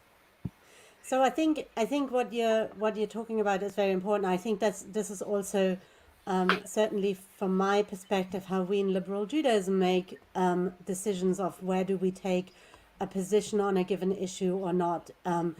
Is it something that our values dictate to us? And I want to bring in a comment from Tyler Dickinson on YouTube, who comments that maybe the question is also about the fact that we are not fully accepted, our way of being Jewish is not fully accepted within Israel, and that maybe we are a little afraid of being further sidelined if we are maybe critical of Israel, or I'm putting a bit of additional words in here, or whether if we maybe are challenged that we don't value our connection with Israel. I think for me, in a sense, it's the complete opposite. The only reason why I comment on things happening in Israel is because I care deeply about Israel, because I believe deeply in the connection of the Jewish people to a homeland. I think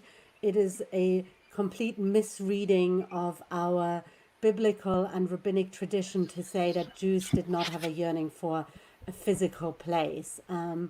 So having that space, I think, is an incredible opportunity for us to experiment with a way of being Jewish that is simply not the same when we are not fully in charge. And because I think of this great potential and believe in this great potential, I also feel that it is my role to help make that the best, allow that experiment to flourish, rather than to fail and watch from the sideline. So I would always argue that actually it's exactly because of the inequalities that that we still face in Israel, and it's exactly because of the challenges that Israel presents. That is exactly the reason why we need to collaborate more. But I think there's also a really important element around partnership. So I think one of the most important things that I've learned in the past few years as the international chair of Artsenu is really the importance of talking with our partners in Israel, because sometimes we think we do something in their interest, but we've never actually talked with them. And I think one of the most important lessons that I learned is really the importance of not just thinking that we know it all, not allowing, Yair, we talk all the time. I don't allow you to censor me. If I want to say something, you accept that I will make that a statement, even if we might disagree. But I want to know that you disagree with me before I make that statement. I think that's a really important element of that question around collaboration and consensus. Is I think it's really important that we collaborate even when there isn't consensus.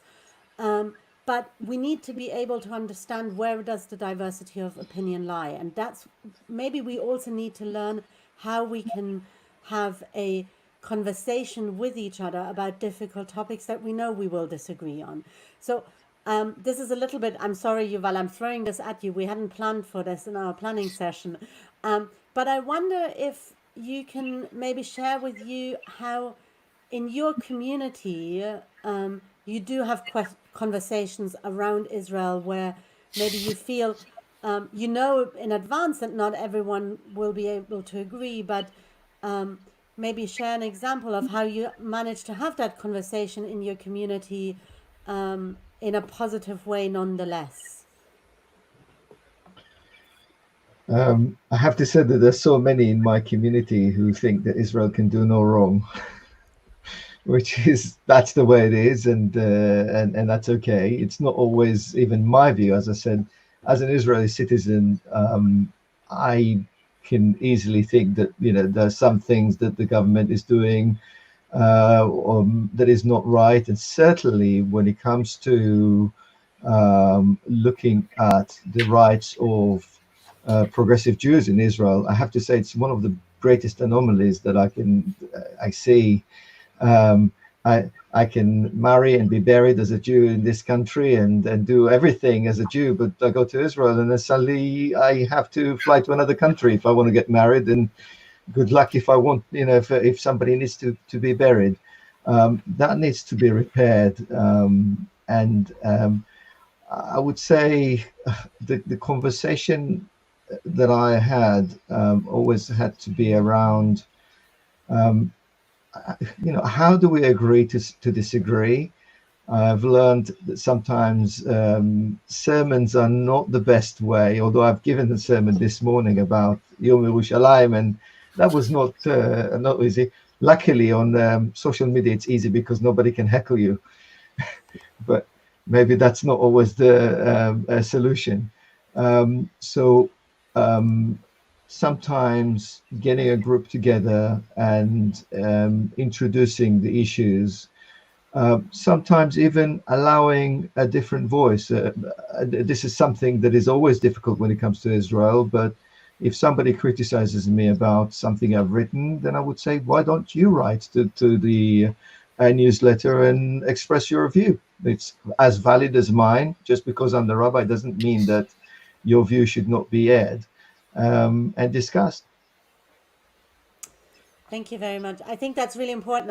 And I think on that note, I want to bring in another comment from Graham Carpenter, which was in response to Yair, because I think it's important, not because we don't want to spend a whole session today talking about annexation, but I think it's really important that our listeners can hear that response too, because I think that is part of the importance of collaboration, like what Yuval just said, the importance of allowing other people to have a voice as well.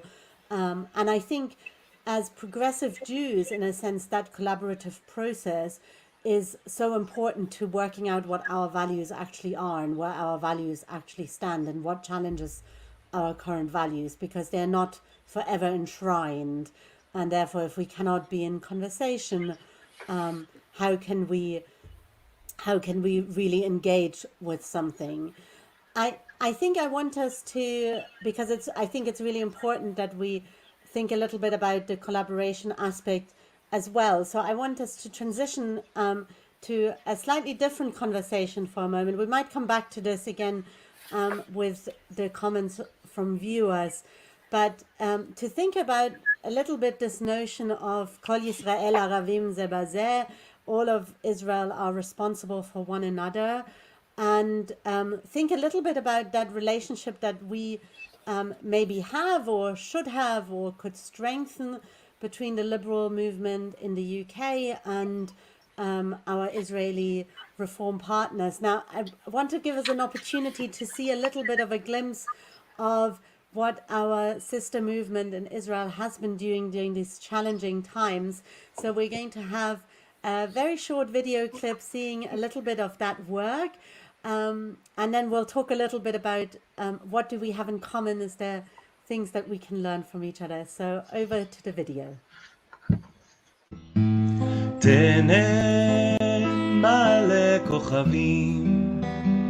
Shabbat shalom, Shabbat shalom, Shabbat, Shabbat, Shabbat, Shabbat shalom, Shabbat, Shabbat, Shabbat, Shabbat,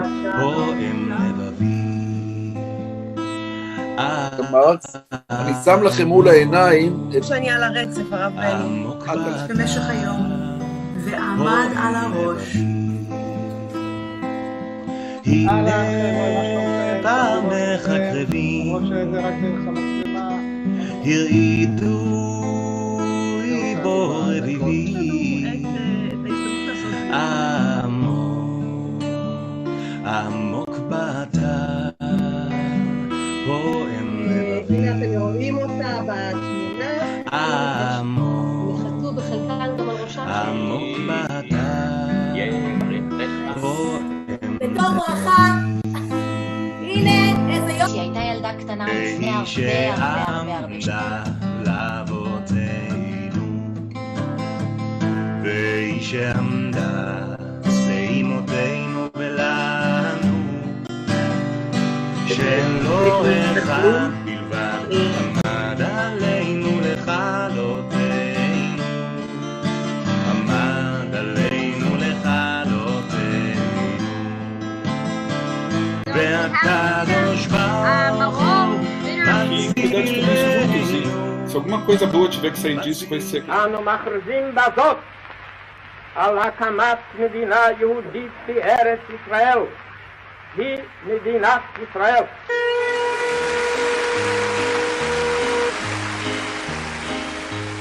הללויה לעולם, הללויה ישירו כולם, במילה אחת בודדה, הלב בלב.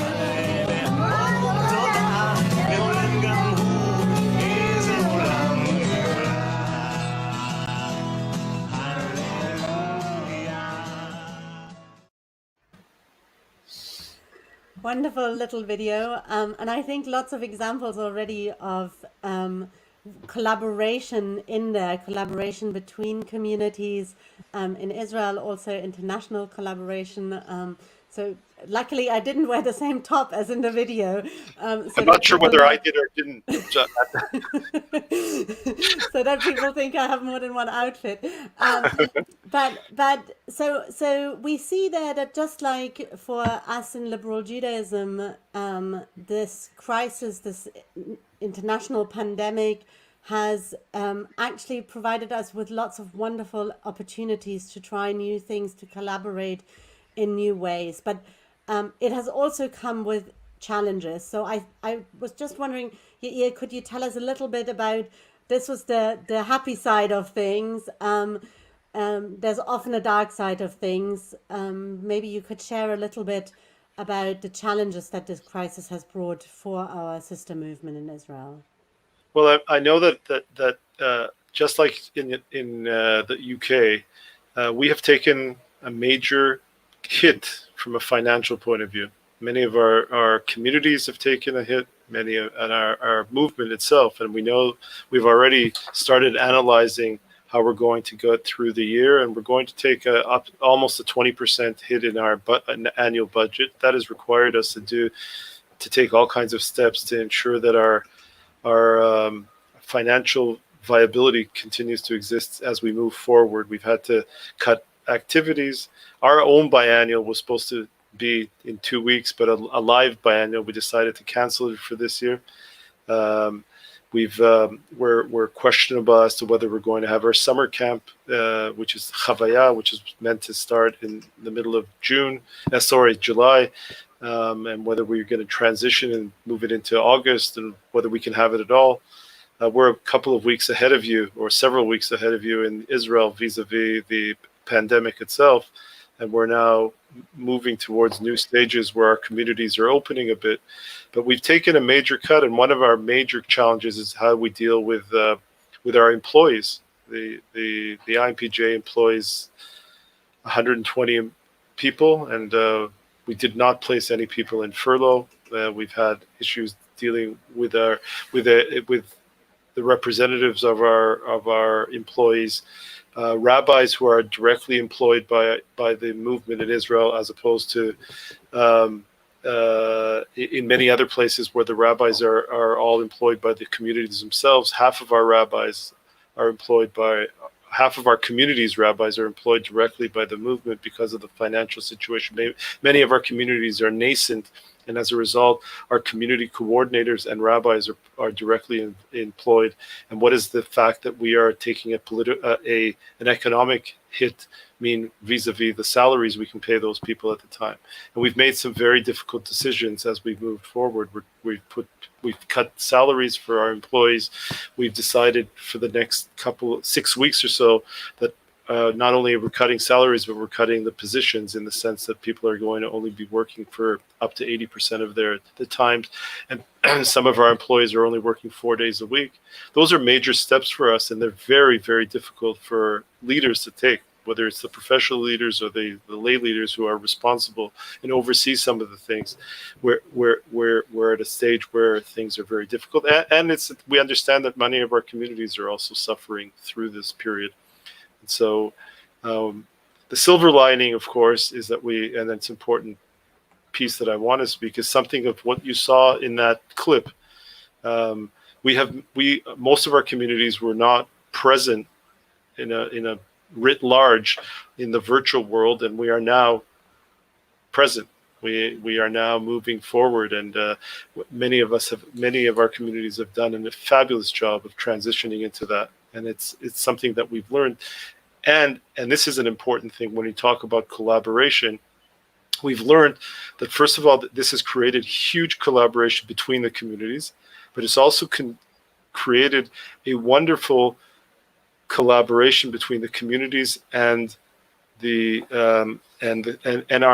central movement. So many of the activities are done on a national level. For instance, on Yom Yerushalayim, we had a program that was run by 6 of our communities together, and we're going to have a Tikkun Leil Shavuot run across the country through the movement, with 8 or 9 communities working together, each one with having separate rooms, so to speak, where people can go and learn, study sessions throughout the night. This is a wonderful silver lining of this. One of the issues that we're going to deal with, and I have a feeling that you will also, and we can learn from each other on that, is how we move forward. My own community, I prayed this morning in my community in Kol Shema in Jerusalem, where half the community is now returning to our sanctuary. We had 40 people in the sanctuary, while many people are still uncomfortable leaving their homes or just feel that they need a little bit more time. And so we're continuing having video that we're zooming our services in as well. And so we're going to have to move forward and see it. And the hope, of course, that there's not a second wave of this disease in Israel, which has been handled quite well, I must say. And by the way, I feel responsibility. Graham Carpenter is one who likes to challenge me with difficult questions, and I can't leave We'll this. get back to that. We'll get back to that. Give me a second. Sorry. I apologize. I'm not gonna go there right now, but I'm not gonna let it go. It's a very challenging time for us, and yeah. So I'm gonna come back. I want to just give Yuval a chance to come in on this topic, and then we're coming back because Yuval also wanted to respond to Graham's question, and Sue Bard is asking also us to come back to the question. So I'm not leaving it completely. Don't worry. But I want to ask Yuval briefly, sort of in response to what Yair just spoke about and what we just saw. This crisis actually has provided such an opportunity for our sister movement in Israel to reach more and more people, and at the same time they are financially challenged, which will limit growth. And all these examples of the work that they're doing are reaching people that would have never ever before set foot or stepped through the doors of a Reform synagogue, but they are exposed to it now virtually.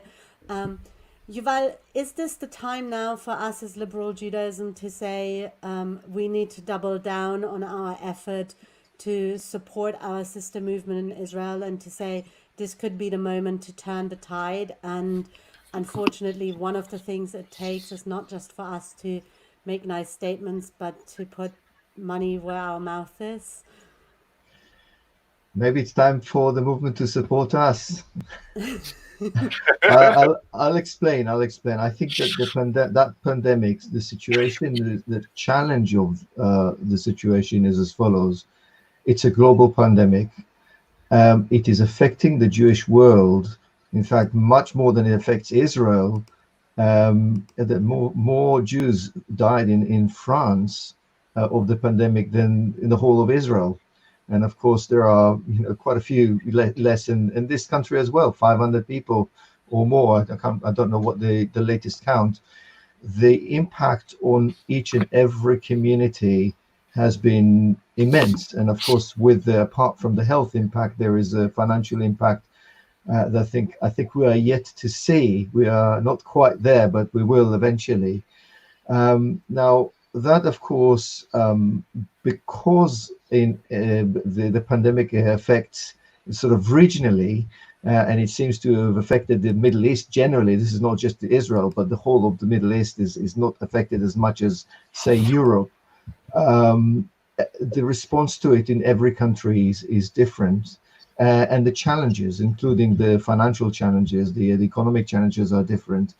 And here I find ourselves going sort of, on the one hand, we're thinking, Kol Yisrael Aravim, we're all guarantees, we all need to support one another. On the other hand, we are at a lockdown, we have to stay in our homes, and we can't even provide matzot for our next door neighbor, because who knows that these matzot might cause them to be ill. So therefore, it's very difficult for me to see how, in the long term, we need to cooperate. I think we do need to support one another. I can tell you one or two areas where I feel and think that there is a great scope. I've watched a lovely video this morning. I've shared it with my community as well, of female cantors. There were more than 30 female cantors singing together Yerushalayim Shel Zahav. It was fantastic, and I really regret that there was nobody from the UK. I wish there was somebody from Germany. And I think that this is one of the areas where we can support, cooperate, and do more. And if we keep in touch, then we will find the opportunities to help one another, because I'm not sure how the Jewish community in the UK is going to come out of this crisis. Hopefully not too bad, but I don't know at the moment. Thank you. And I think, yeah, I totally know where you're coming from in terms of this cooperation. I think one of the lovely collaborations that's happening, which we're inspired to this year because of the crisis, is that at our Tikkun Leil Shavuot at Northwood, one of the sessions, actually two of the sessions, are going to be together with the Israeli Reform Movement. One with the Leo Baeck Education Center in Haifa, and one is which is going to be streamed both on the Tikkun Leil of the IMPJ and also in our Tikkun Leil, which is a session we're doing together, which is a really wonderful way of cooperating, and it is so easy now. We only have 5 minutes, so you're going to get 2 minutes each to say something about annexation and Graham's question, and then I'm going to reserve the right to take 1 minute to also comment on that, and then pass on to the rest of the program. So, Yuval, why don't you go first? This is just a clarification, and I'm sure Yair will agree with me that the issue of the annexation, the reason why it is not just grabbing Palestinian land, it's because we're talking about something that was on the cards for a long time as a part of the Israeli-Palestinian peace process, where there was going to be an exchange of land from both sides. That peace process is not happening, and what the Israeli government is doing is actually taking the one side of the equation and implementing it.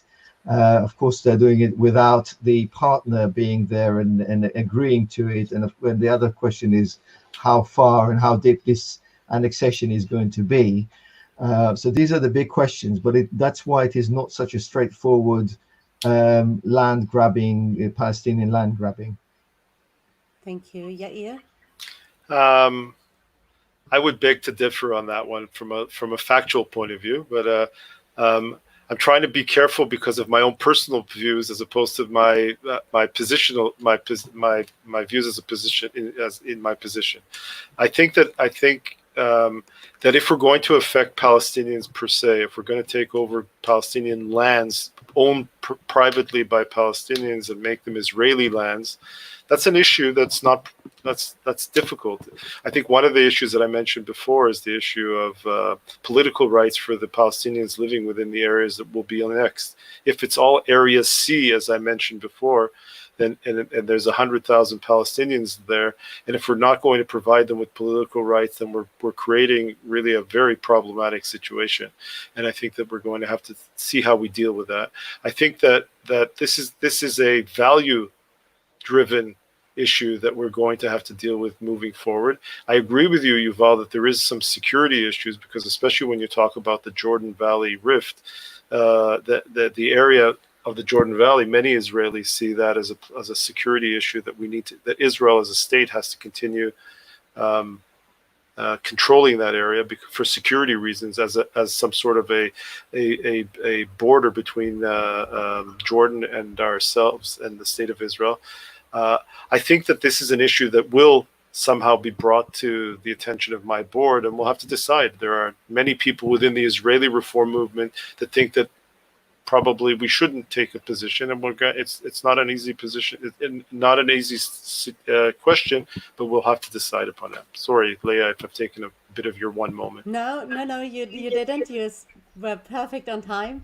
You left me exactly 1 minute. I think there's an easy answer and a difficult answer to Graham's question. I think if annexation does mean automatically the denial of Palestinian democratic rights, then it is very clearly in direct contradiction with our liberal Jewish values.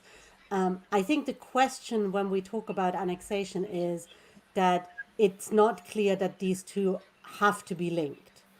And I think for me, that's the same question around when we're talking about, does annexation mean the end to the two-state solution? I think there's a value question, there's a longer-term political question of what does that mean? What are what are mechanisms that would still allow us to reach that position. I think in this conversation, there's always the challenge of we each have our own views on topics, and then oftentimes, whether we are rabbis or we hold positions, we have to balance that we want to be able to speak on topics that we know there isn't consensus, or where we are potentially even wanting to go against the consensus. And I think sometimes where that moves away from the values is, which we can apply very much to our personal opinions, is that actually being value pure and just losing doesn't save anyone. So sometimes we have to be politically pragmatic in order to get the best out of a bad situation. So while I can say very simply, I think there is a simple answer from a values perspective, what does that mean for us in terms of how we should act politically to achieve change might be different, because it's not going to be a black and white, because we want to be like Yochanan ben Zakkai, who decided not to burn down with Jerusalem and the temple, but instead be pragmatic, negotiate with the leadership and start up in Yavne again. That was not the ideal case scenario, but it was the best, and it was what allowed Judaism to survive. So I think when we come to Israel, sometimes we need to try and also separate that and not forget that, yes, our values are really crucial, but this is real. It's not an idea.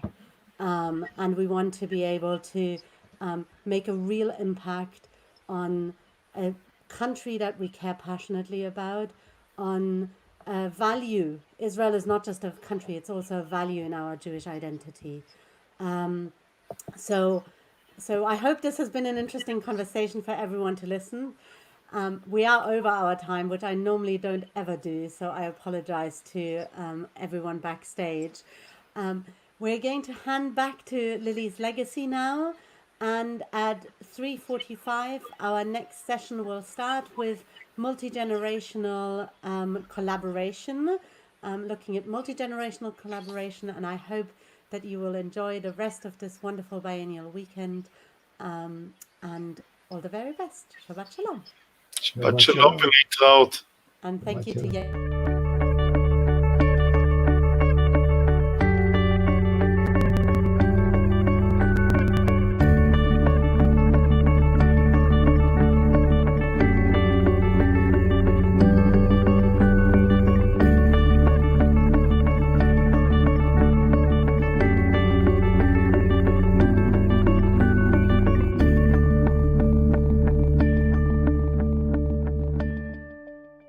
Future, I'd really love to be a rabbi. So that's kind of, my journey has gone from not knowing anything to kind of, I really feel at my most happy, and it's not really a feeling I can really explain, but my most kind of elated when I'm sort of talking about Judaism or reading Jewish texts or studying and Torah, like that kind of thing.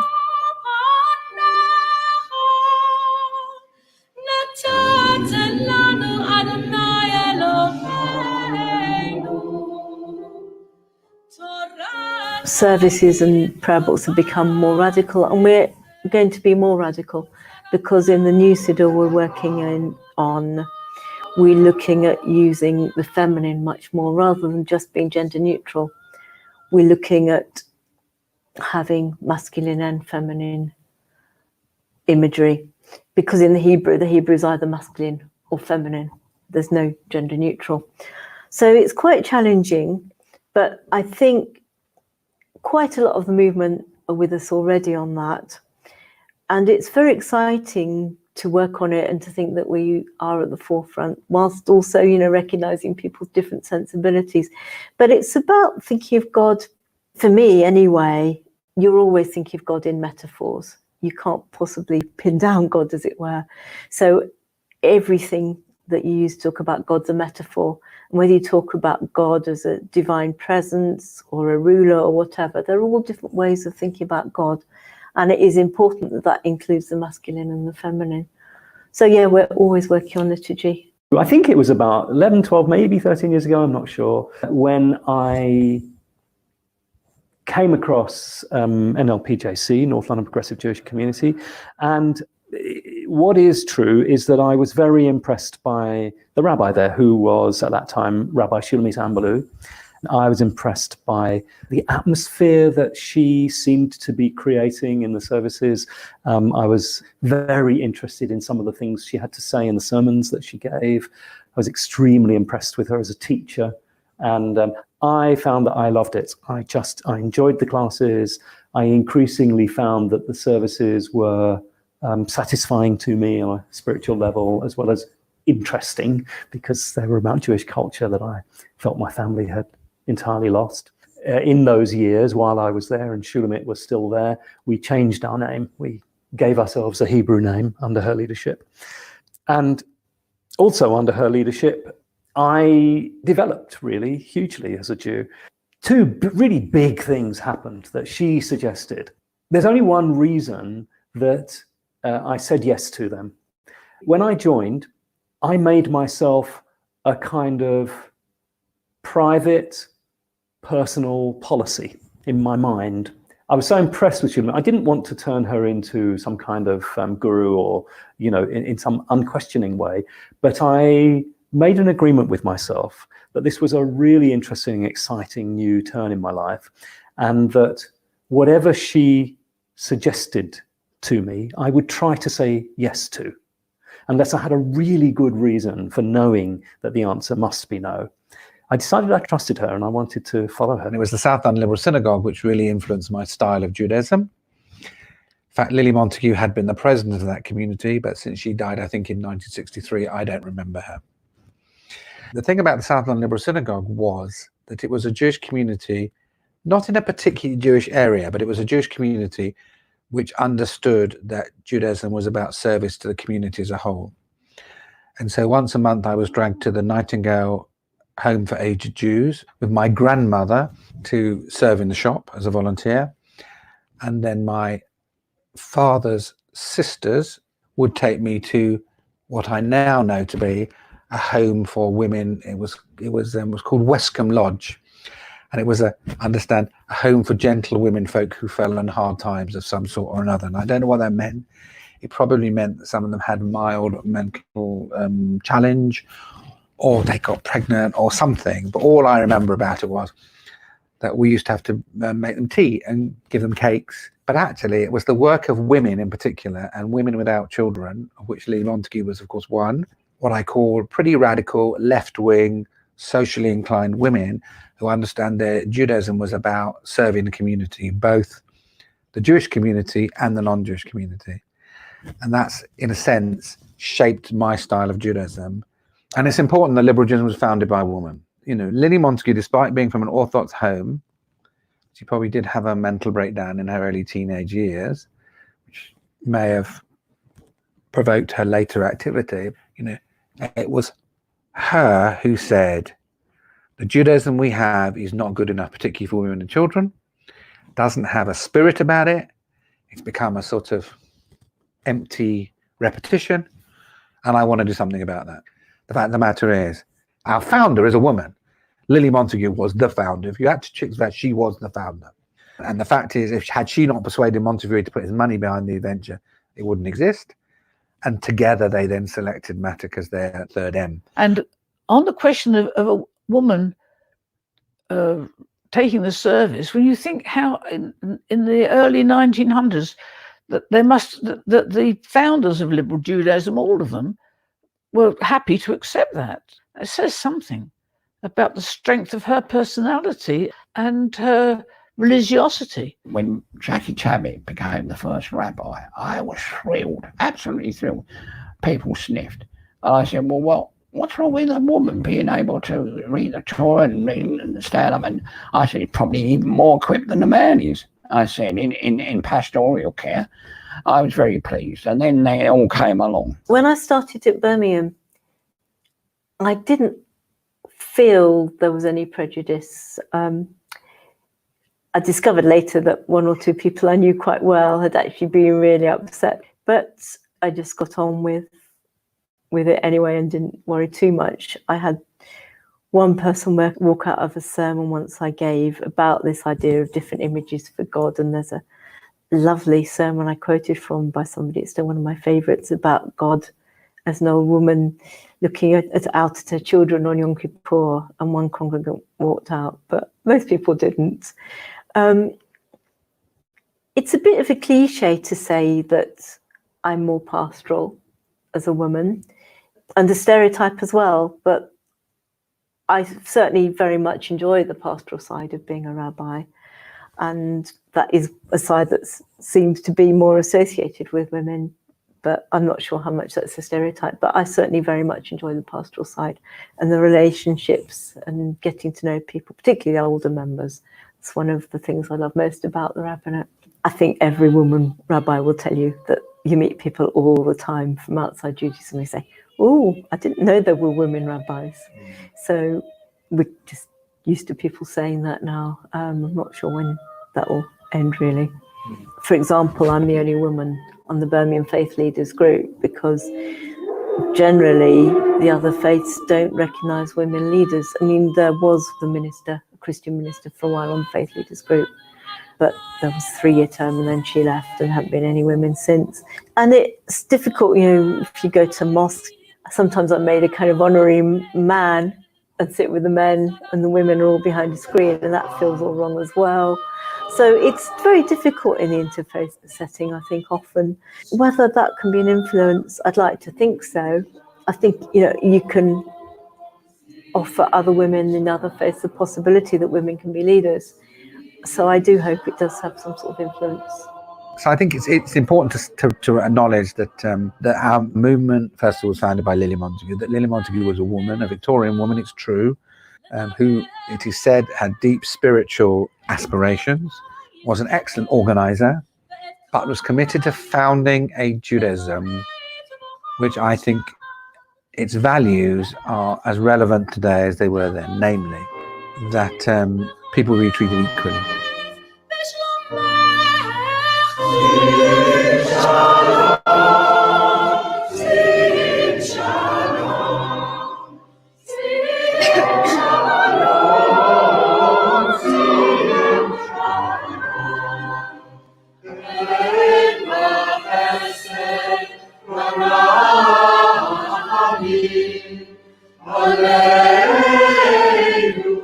This podcast series on oral histories is part of the exhibition Lily's Legacy, Voices and Visions of Liberal Judaism, a project supported by the National Lottery Heritage Fund. It was produced by Mary Lawrence and Lucia Scazzaccio, sound editing and design by Lucia Scazzaccio, and special thanks to all the contributors who agreed to share their stories. For more information about what you've just heard, do visit the exhibition website, www.lilieslegacyproject.com.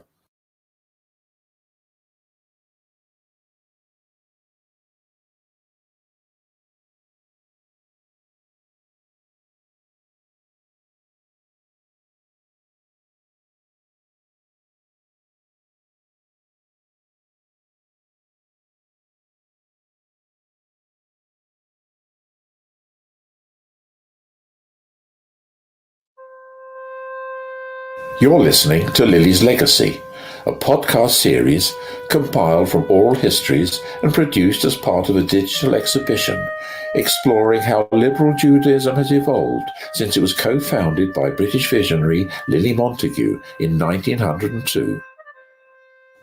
This episode explores the theme of equality, diversity, and inclusion. Equality and inclusion are key values for liberal Jews. Liberal Judaism welcomes all Jews, regardless of marital status, sexual orientation, gender identity, or disability. In this episode, liberal Jews from all walks of life share their stories about acceptance. You will hear that some people feel that their needs have been accommodated, whilst others feel these are yet to be addressed. Although these voices record diverse experiences, the overwhelming message is that liberal Judaism offers a place of belonging and acceptance where everyone is welcome. We get Rabbi Tony Rich. He visits my community in Wessex. At least once a year he comes and visits. And he will challenge us about the way that we are inclusive. And there's a delight in the fact that we have, as liberal Judaism, both nationally influenced politics in order for gay people to have marriage on an equal footing.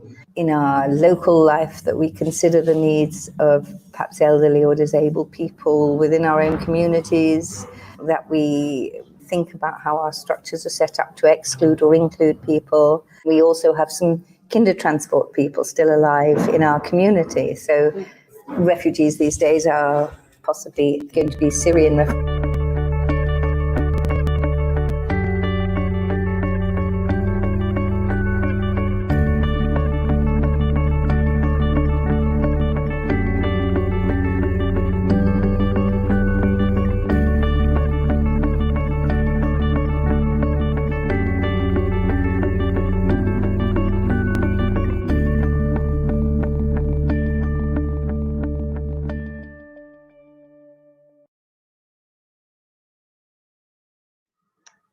Hi everybody, and welcome to multi-generational collaboration.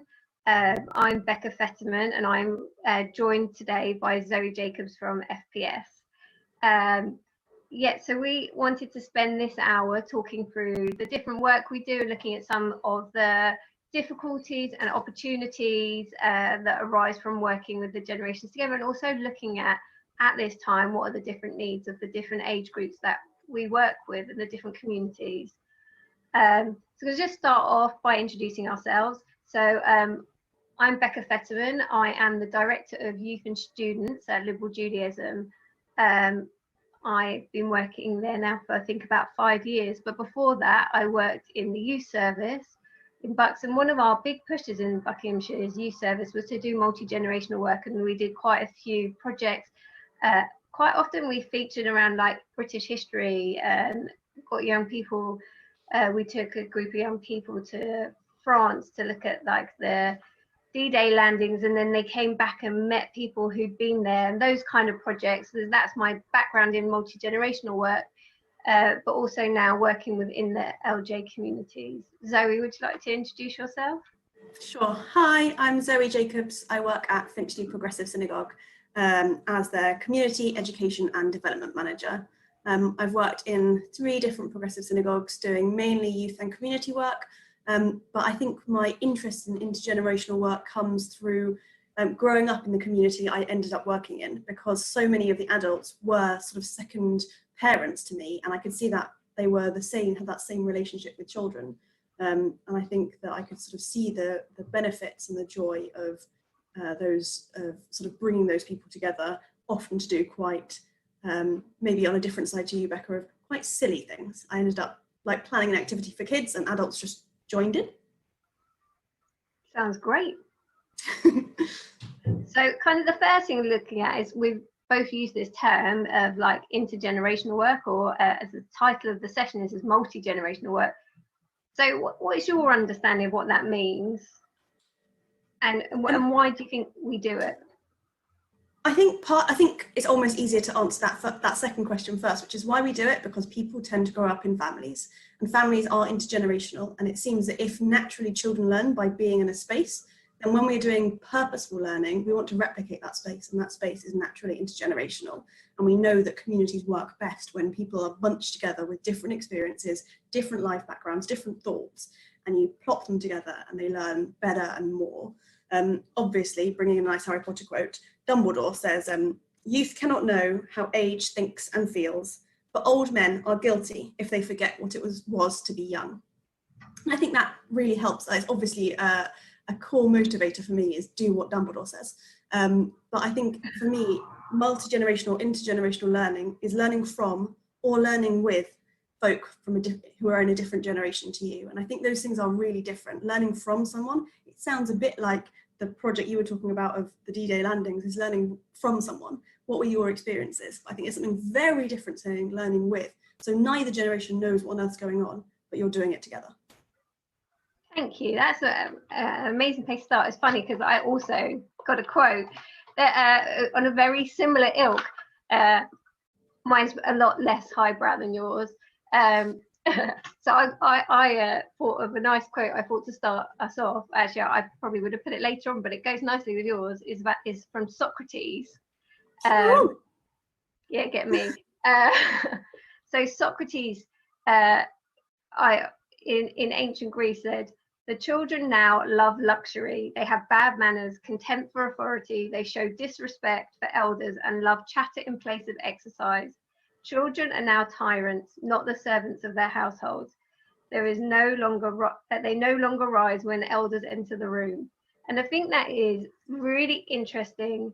That even 400 years BCE, that was how people saw young people, and nothing's changed. They see young people as, they see the bad in young people. That's naturally the way our society works. And older people always, when I was their age, it was different, and now they get away with murder, or now their behavior is really bad. And I think if we're talking about making communities, it's really important that we break down some of that. And actually, it's really tough being a young person now. It's really tough being a young person always. And older generations see the bad in the same way. It's really tough being an older person, especially at the moment. And actually, the more we understand what's going on for the other, the better we can be a community and support each other and make our kahila feel like a kahila. And so that's why I wanted to start with Socrates and Dumbledore. I mean, yeah, two great inspirations. So thinking about our work in FPS and in liberal Judaism, I wanted to go through the different age groups that we work with, and kind of just share how you think lockdown has affected the different age groups. So what's the age group that you've been working with the most, Zoe? Years 3 to 8, which is age 7 to 13. And I think that's, for me, that is such a wide span. I think now, knowing what we know, that there will be some year groups going back into schools for a bit, I think gives them motivation and purpose. I think particularly for those age groups that are just being told, keep doing schoolwork, I think that's tough.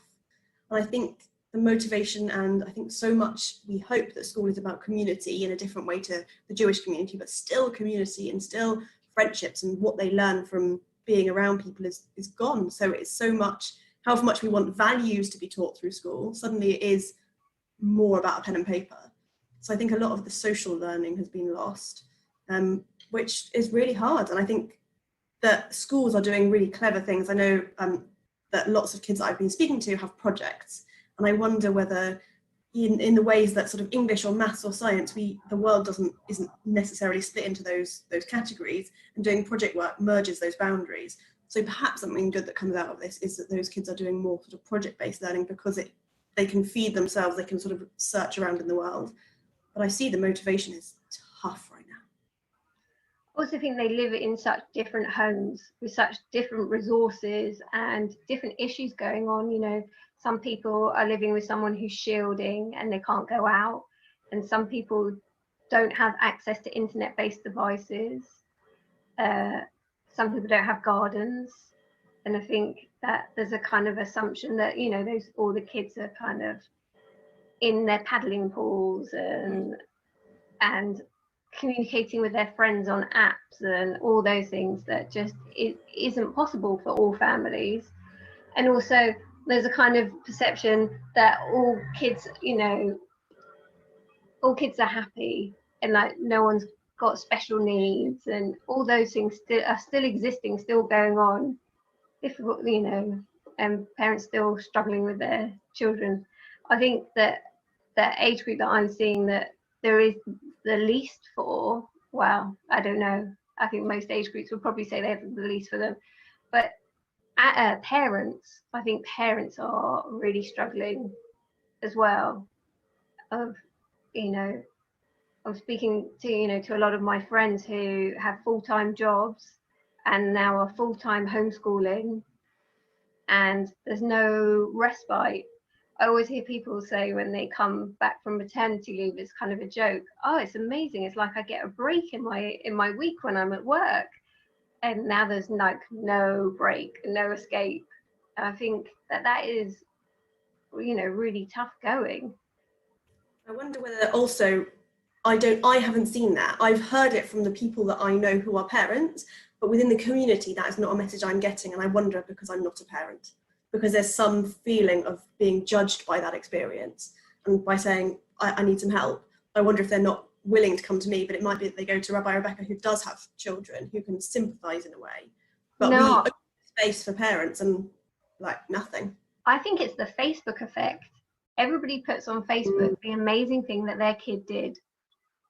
Look at my kids, they made dinner. I mean, my kids have not made me dinner over lockdown, but or look at the cake that my kid baked, or the amazing artwork, but not, oh my God, my kid had a 2-hour tantrum because they didn't want to do their English. Or my kid has refused to get dressed for a week and has just lived in pajamas and refuses to go on Zoom lessons because they can't stand it. People don't post that. And so I think that actually there isn't a culture of sharing those kind of things within the parents, and therefore it's kind of kept quiet. Yeah, I think also school aims to become an equalizer for children. So going back to what you were saying about some children just don't have the resources, whether that's to physical or spatial or their mental health or the world they live in. School is an equalizer, but I also wonder if it's an equalizer for parents as well, that whatever they're doing in the time their children are at school, they can balance themselves, and suddenly they're just not getting that space. Yeah, absolutely. One of the other age groups that really worries me is the students. There's like a lot of students and gap year students that I think is the worst, and A levels year 13 who have literally, at that age, they're all at the age that most parents are a bit alien. I know, Zoe, you're always been very close to your parents, but I remember from when I was at university, when I went home, it was weird. Yeah. That you're an adult out there, and then you come back and you're a child, and all these young adults are being forced into their childhood homes to be children but have nothing to do. Someone described it to me as when you go home, it's like going to your primary school and you try and sit on the seats and they're too small, and it feels like that you're an adult in what you consider a home for a bedroom for a child. It doesn't fit anymore, but it's also really comforting because it's familiar, and so it jars. And I think you're right. It's and that purpose, giving yourself, okay, but I've got to do these, puts it in sort of in the back of your mind, but just living in that space with less escape. And I also think some of them are still having to continue on with their university work, but without any of the social side of it. And they're just at home writing essays or doing exams. And I think that's incredibly difficult and incredibly tough. You've got all the stress, plus you're in a stressful environment because you're not in your own space. And at that age, and teenagers, they just need their friends and their peers. And the ones that are in relationships, regardless how serious they are, they can't really see their partners because they don't live with them on the whole. It makes life very difficult, and it infantizes them. I think also, for me, they've had the biggest shift, maybe slightly earlier, so 15, 16-year-olds. At the start, they were joyful. I thought that they were going to be in this really difficult space, a bit like what you were saying. And obviously we stereotype them, but there's this concept that teenagers would quite like to be on their phones all day, in their bedrooms with nothing to do, with no one bothering them. And for about the first 3 weeks of lockdown, it was heaven. They were just like, it's great. My parents let me be on my smartphone however long I want to. I don't have anything to do, just in my room. And I think they've had the biggest turnaround of this being of their conception of heaven arriving on earth, and then realizing actually it's not that great. And I think that's hard to realize, to cope with just the reality of it, but also to realize what you think is cool is actually really tough. Yeah, and I've been speaking to quite a few parents of preschoolers and toddlers, and I think that's hard work. You know, the parents of babies are having quite a nice time, they're getting quality time, but the toddlers who need to run around and have lots of energy and are used to going to classes and meeting lots of other kids, and their kids have all this energy, and they have to, when they take them out, keep them away from people, and they don't understand what's going on, and they, you know, they're sociable beings, but they have no concept of what is coronavirus, and that, you know, you can see Granny and Grandpa, but they have to be 2 meters away and you can't hug them. Like, there's no understanding of that. And I think the parents of those kids are exhausted. I think that is hard work. Yeah, I think I've seen so many people who have gardens and say, actually, with early years, if you've got a garden, it steps you up. And to know that there are people who have no space other than their indoors, with children that what they need to do in a way that lots of other ages don't is run. Just run and play and climb. And houses are built for that kind of activity. And I have a friend who has a baby whose baby has lived in lockdown. That child knows no other concept, and obviously that child doesn't really know anything. But it's so bizarre to think there's a child whose world is only the 4 walls they live in. Yeah. So what about the other end of the spectrum? Have you had much to do with older people, so those that are retired and elderly? Yeah, and I think some folk I feel who are newly retired, I feel like are coping sort of well, and they have the structures they've built up. They've gone, right, I can relax. I was really looking forward to retirement. It's now like retirement, like super retirement. I really can't do anything. And they've picked up the projects they were wanting to do. But I think there's a flip side. My parents are in that category. They are loving this. Yeah, and I think that's I think sometimes when everything's getting overwhelming, to join in on someone's joy, I think is really important, to like embody their experience and be like, wow, I'm so glad it's amazing for you, even with its like challenges. But I do think there are other folk, particularly those who are on their own, or who are particularly sociable, who, you know, gain their energy from being around people. And I think it's interesting hearing the experience of introverts and extroverts in this space. But those who do want to go out and socialize and find their social spaces further afield, it's tough. And I think technology is such a challenge for some of those folk, and not paint them all with the same brush, because some people find technology so much easier. But some of the folk find it stressful. The idea that I can speak to my daughter or my friend, but I'm going to have to go through, like, jump through a hoop that makes me anxious. That's really tough in a way that I think we are happy to just nip onto the computer. Absolutely. Excuse me.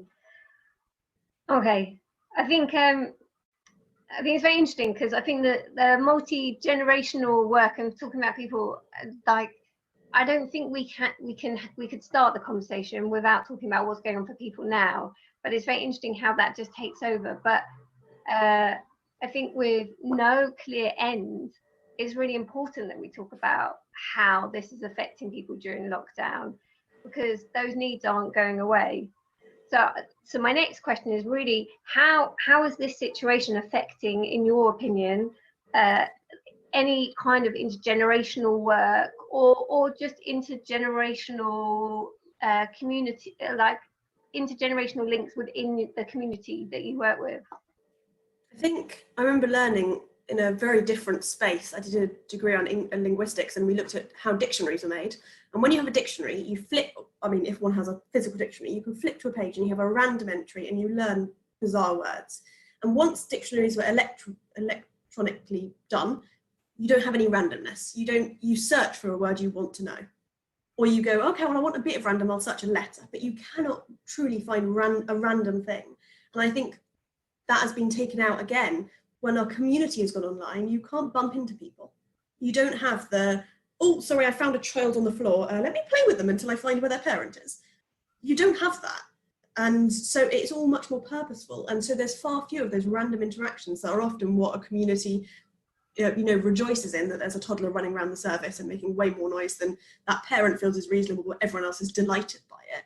We don't have those random interactions. And I think that's a real loss. I think some grandparents are getting involved in a very different way. I know some families where both parents are working have pretty much transferred homeschooling to the grandparents. And I can imagine that's quite overwhelming for grandparents, but some of them are loving it. They really are doing intergenerational learning from, if not learning with, because their grandparents are learning and experiencing their grandchild's world. And, you know, I'm sure there is some learning from in both directions of, you know, Granny, no, this is how you turn Zoom on. And then Granny will explain how some bit of maths works. So I think for some grandparents, there is that intergenerational thing that I guess was much less direct previously. But I think that there are fewer stories being shared because I feel like sometimes Corona takes over everything. And so what you can actually talk about is, so did you do anything yesterday? No, me neither. And that's not actually a joyful interaction. That is just really honestly sharing your experience of right now. And I know there's been lots of discussion as to whether our experiences are the same or different. And I think we've concluded very different based on the technology and the resources you have. But to some extent, bits of it are the same. And everyone just being like, yeah, it's rubbish. Yeah, it's rubbish. Doesn't bring the joy of intergenerational differences. It just sits you both in the same place going, ugh. Yeah, I think, I don't know, for me, I can only think about this personally. I really love your analogy. And I think my kids love going to synagogue. Like, they really enjoy synagogue services. They will not go to a Zoom service. And I think there's a bit of, if my kids turn up at synagogue, across the room, like someone will wave, someone will smile, someone will come up to them and say, oh, I heard about you did this, this and this, how's it going? And that's the kind of the bumping in, that bit that is missing.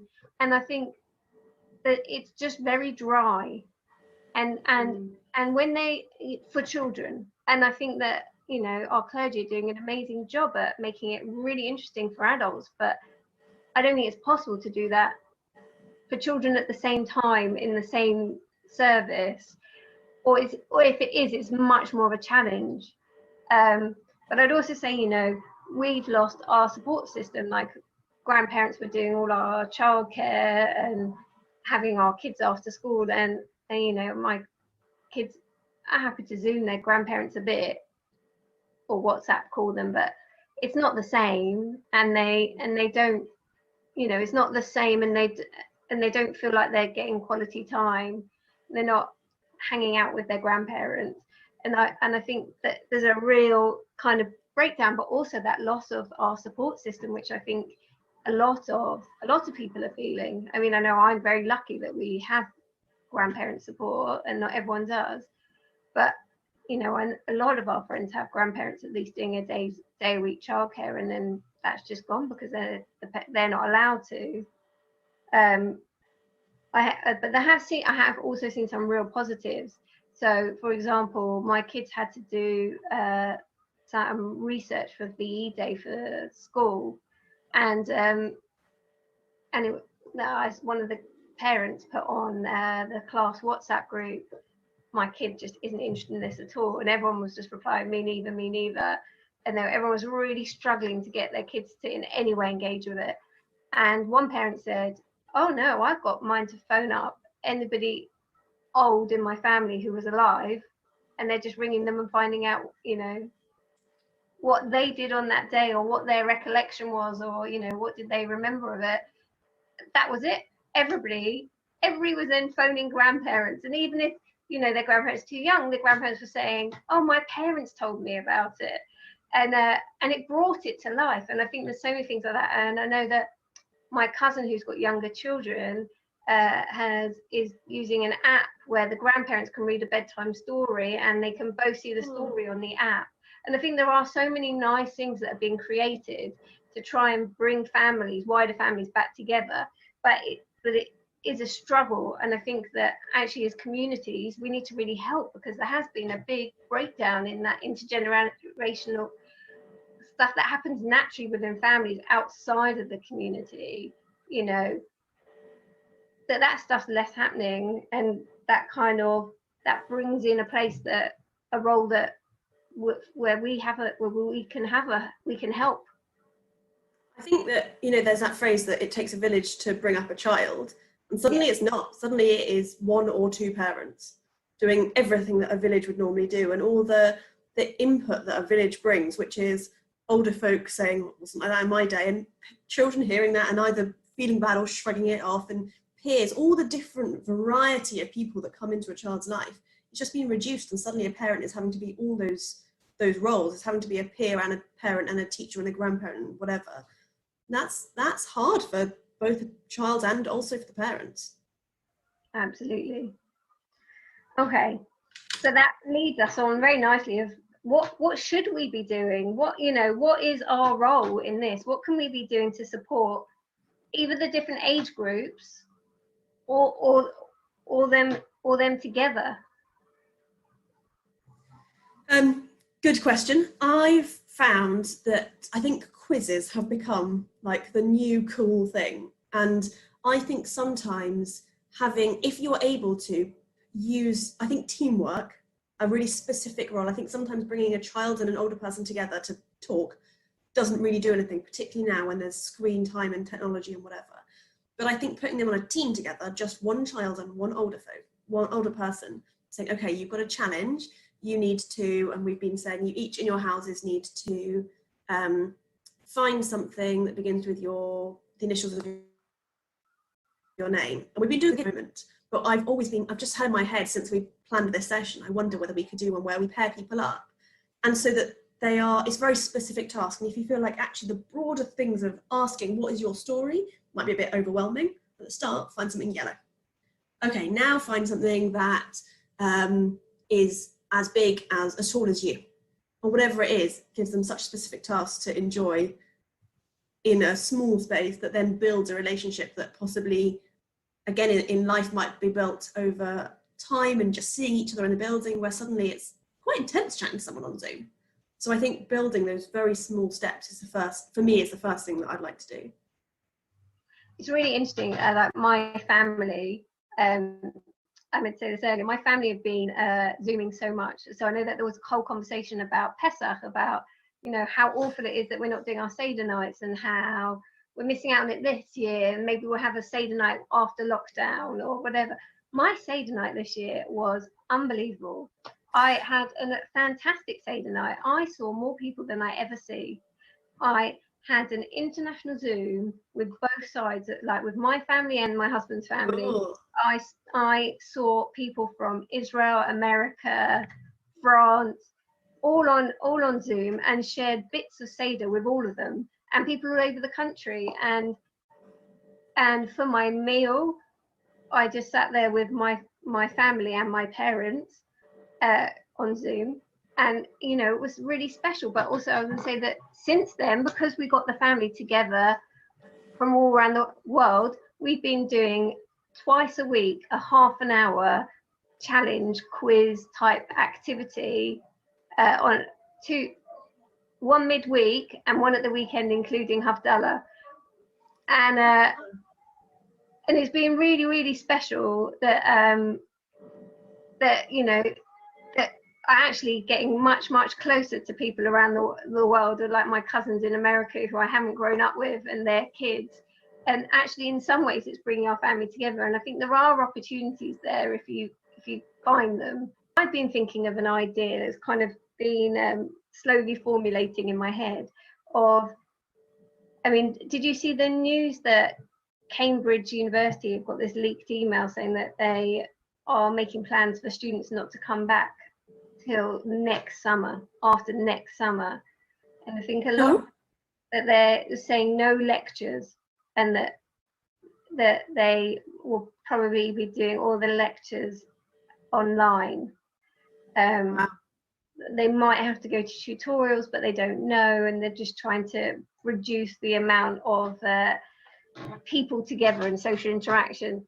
And I'm thinking, we're going to have, the university students is one thing, but there's the people who recently graduated who were looking for jobs, and there's huge unemployment. And the thing that always happens is that people don't employ new people, and that youth unemployment kicks up. I keep on hearing in the news about the predicted levels of youth unemployment for the next few years are really high, and I think we're going to have a lot of unemployed people in their 20s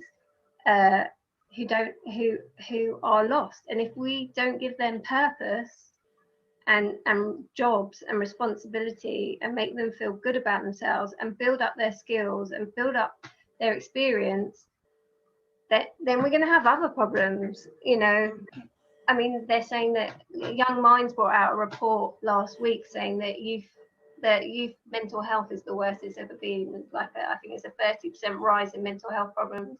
CAMs are completely inundated. There's problems with they've had.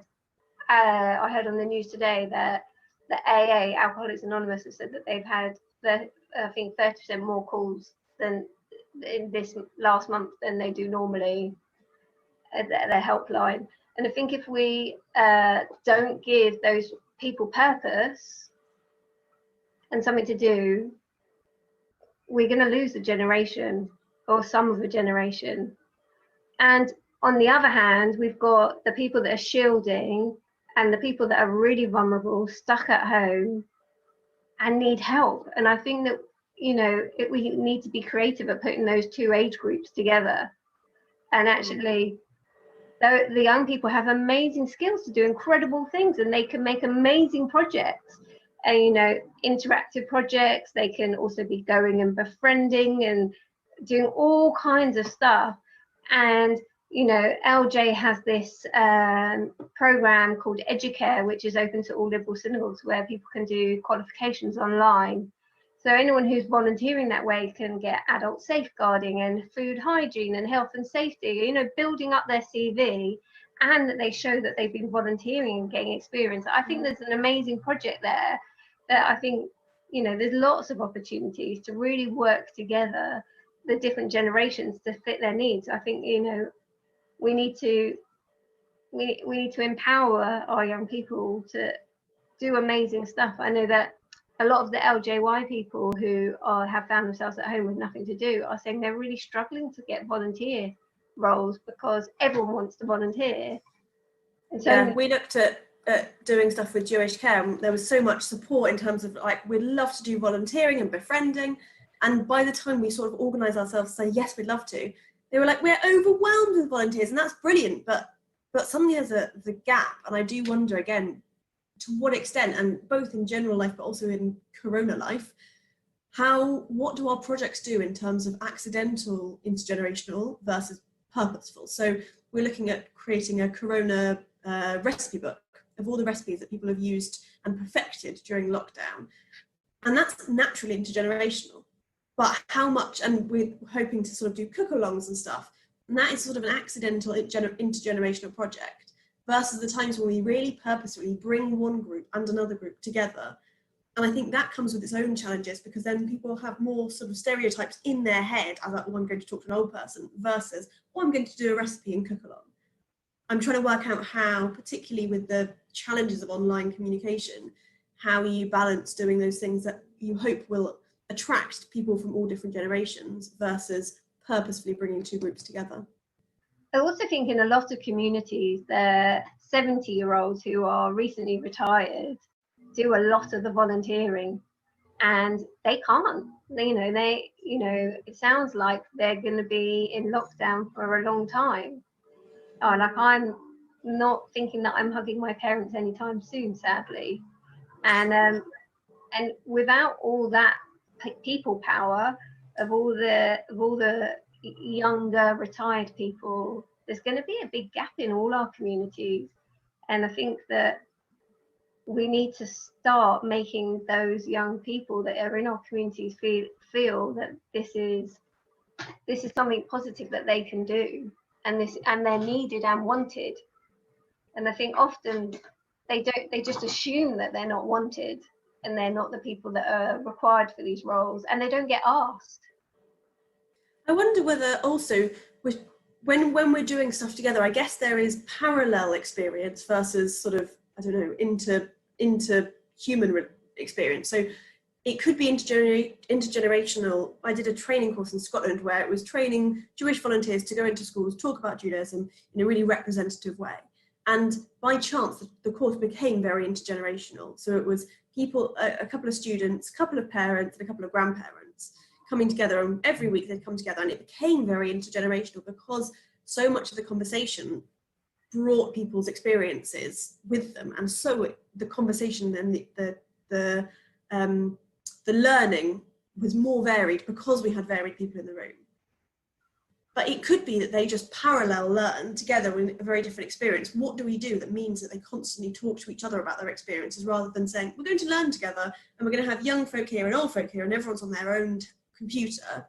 How do we make sure that we're hugely using those people and sharing stories? And I think particularly now, stories are what, it's hard to do stuff now. So maybe we talk about then, whenever then is, and maybe we can share different experiences of then. So we hear stories and we know more about the people that are around us. Oh, that sounds great. Are there the other age groups that we need to be doing more to support? I think that's a terrifying question, because I'm sure the answer is yes. And as you said earlier, I'm sure every year group or age group is the one going, no, please help me. But I think teens, I think those older teens that feel, particularly now GCSEs and A-levels have sort of just left them in a gulf of nothing. And I think to some extent, teenagers feel that. I remember saying, I'm bored. My parents were like, well, do something. I was like, no, but I'm bored. I can't do anything because I am bored. It is a barrier to the rest of life. And I feel like that's only going to get worse when they really legitimately have rather less to do than they could have. So how we make sure that they feel like it's something worthwhile doing, that whatever their role is meaningful and needed without being a burden. Also, I think that teens need that space for just them, and that's what they have lost in this. And and teens who are making the effort to see each other are, being seen as, as bad people that are breaking the rules and putting us all at risk. And instead, let's give them safe ways to do it. And in my synagogue have done things like for the teenagers where they put on a film and a Netflix watch party thing. I'm too old to understand this stuff, but so that they can all watch a film together and chat alongside it, or just creating social spaces. I know LJY have been doing games for 15, 16, 17-year-olds once a week, where they can just meet up online and do silly stuff together in the kind of LJY style. And I think that that's really important. And like they're also left to like chat for some of it. And, teens need away from adults and they are struggling to find it. Also very interesting that I keep on hearing teens have become nocturnal. Most people are not seeing their teenagers during much of the day, and then they're awake all night. And I think that, as youth and community workers, we need to reflect that. We need to be doing stuff for them in the early evenings when they're waking up for the day. Yeah, that makes a lot of sense. And I think that providing them somewhat, a parent emailed me today to say, well, they are year 10s and year 10s are the ones going back to school. So if they're going back to school, can they meet up in a socially distanced way through synagogue? And it was a question I still haven't come up with an answer with. And I certainly don't know timescale. But I think, and it's so hard because we so don't know the future. And I think so much of, I'm a planner. I'm like, right, here's my Excel spreadsheet. This is what next month's going to look like. And you can't do that right now. But I do think we also need to work out, when do we bring people back into the real world? And do we bring all the year 10s back? Or do we say, actually, is it safer, better to bring our year 10s and our older folk back together so that, do we let our teenagers who just want to hang out with each other for really good reasons, just bring our year 10s back and be like, we're going to sit in a field, it's nice weather, keep apart, and we're actually not going to put very many programs on for you. We're just going to hold this space. Is that actually what they need? And should that be, if we're going to slowly bring people back together, who gets priority and where and when? And I think even if we can't put that in place now, we need to be thinking about it. Yeah, I think it's really difficult. I think people keep on asking me, what's LJY summer plans? Well, at the moment, LJY has 5 summer plans, depending on which level of the Nando's chili pepper we're at. who knows? And when we and when is LJY going to make that decision? I mean, when the government tell us what's safe, but the government changing their minds quite a lot, and it's really difficult. And then, you know, when are we going to be able to run a weekend? Are we able to run our normal October weekend that we do? I mean, there are no answers out there. And then we need to, but, you know, we, like yourself, I'm a strategic forward planner. You know, how are we going to run our Hajjah course next year and make sure we have good Madrahim? I was going to say for a Viv. Are we able to run a Viv? Like, yeah. And it does get gets overwhelming, doesn't it? There are no certainties and and I think that is what makes it hardest for everyone. Parents are not seeing, oh, my kids in September will be back to full-time school and that's done. That's not a certainty. And kids are not seeing that I can hang out with my friends at any time soon. Somebody posted, oh, I saw it on when I was logged on LJY's Facebook. So it was an LJY parent posted a list of things that people are allowed to do and a list of things that people aren't allowed to do. And some of the things they are allowed to do includes much more mingling than some of the things that they're not allowed to do. And that, does any of it make sense? And if we as adults are struggling with that, well, you know, how are our teens and young adults? And then we blame them in that way of what Socrates said, we always see the bad in the young, and, you know, it's always. I wonder, it sounds like people, like, we know we're all anxious, and whether that comes under the title of anxiety or just low-level stress, I think we have to bear that in mind when we do intergenerational work as well, that people are going to be stressed in a way that means that they shut down parts of the bits that make them a little bit tense anyway. So we say, okay, we'd love you to meet this person. They're like, that's a new person. I'm just not incapable of bringing myself to a new person right now. And that's really legitimate because we're all suffering in this way, and the constant not knowing is scary. And I do wonder how we bring people together in a way that feels enriching and calming, rather than just providing more and more stimulation. And I also wonder, we're saying, oh, well, you know, we've had 3 months of not seeing your grandparents. That's irritating and difficult and sad, but then it will be over. And that's not the story we're telling. This might be 6 months or a year. And I think the impact of not having intergenerational stuff for 3 months is, you know, frustrating. I think for a year is a very different story. And we have to have, I am quite a project human. And I was thinking, oh, maybe we could film our older folk telling a 3-minute story about them and show that to our younger folk. That's great, that's a project, but it's not a year-long sustained relationship building, all popping into the building and seeing you there too. And I guess there is a longer question of how do we build that in a way that brings meaningful relationship that lasts this lockdown. So that's why I quite like the idea of my young adult volunteers befriending an old person, because they can't be shopping for more than one old person, because then they're going in and out of lots of people's houses. But if they, you know, get paired up and they do their shopping and they make them some food or take them for a walk if they are allowed out of the house. Yeah, that sounds lovely. And I guess it's a question of working out what people want. And I think sometimes, you know, I feel I don't want to go for a walk. I just don't want to. And then a flatmate will drag me out for a walk and I'll realise that's exactly what I needed. And I wonder again how we get past that initial barrier of going, I don't want to help anyone else because I'm stressed. And actually we know for so many people in so many different situations, helping someone else will reduce your own anxiety. But how do we get them to that place? There's also the other side. I think about parents. So my daughter is autistic and we are in a support group and through my synagogue of parents of autistic children, and we are still meeting now on Zoom and supporting each other and just listening to each other. And we have a WhatsApp group where we talk about our problems, and it's a lifeline for me, and it has made such a difference. And I'm thinking that I'm hearing more and more from other parents who don't have autistic children that they're really struggling.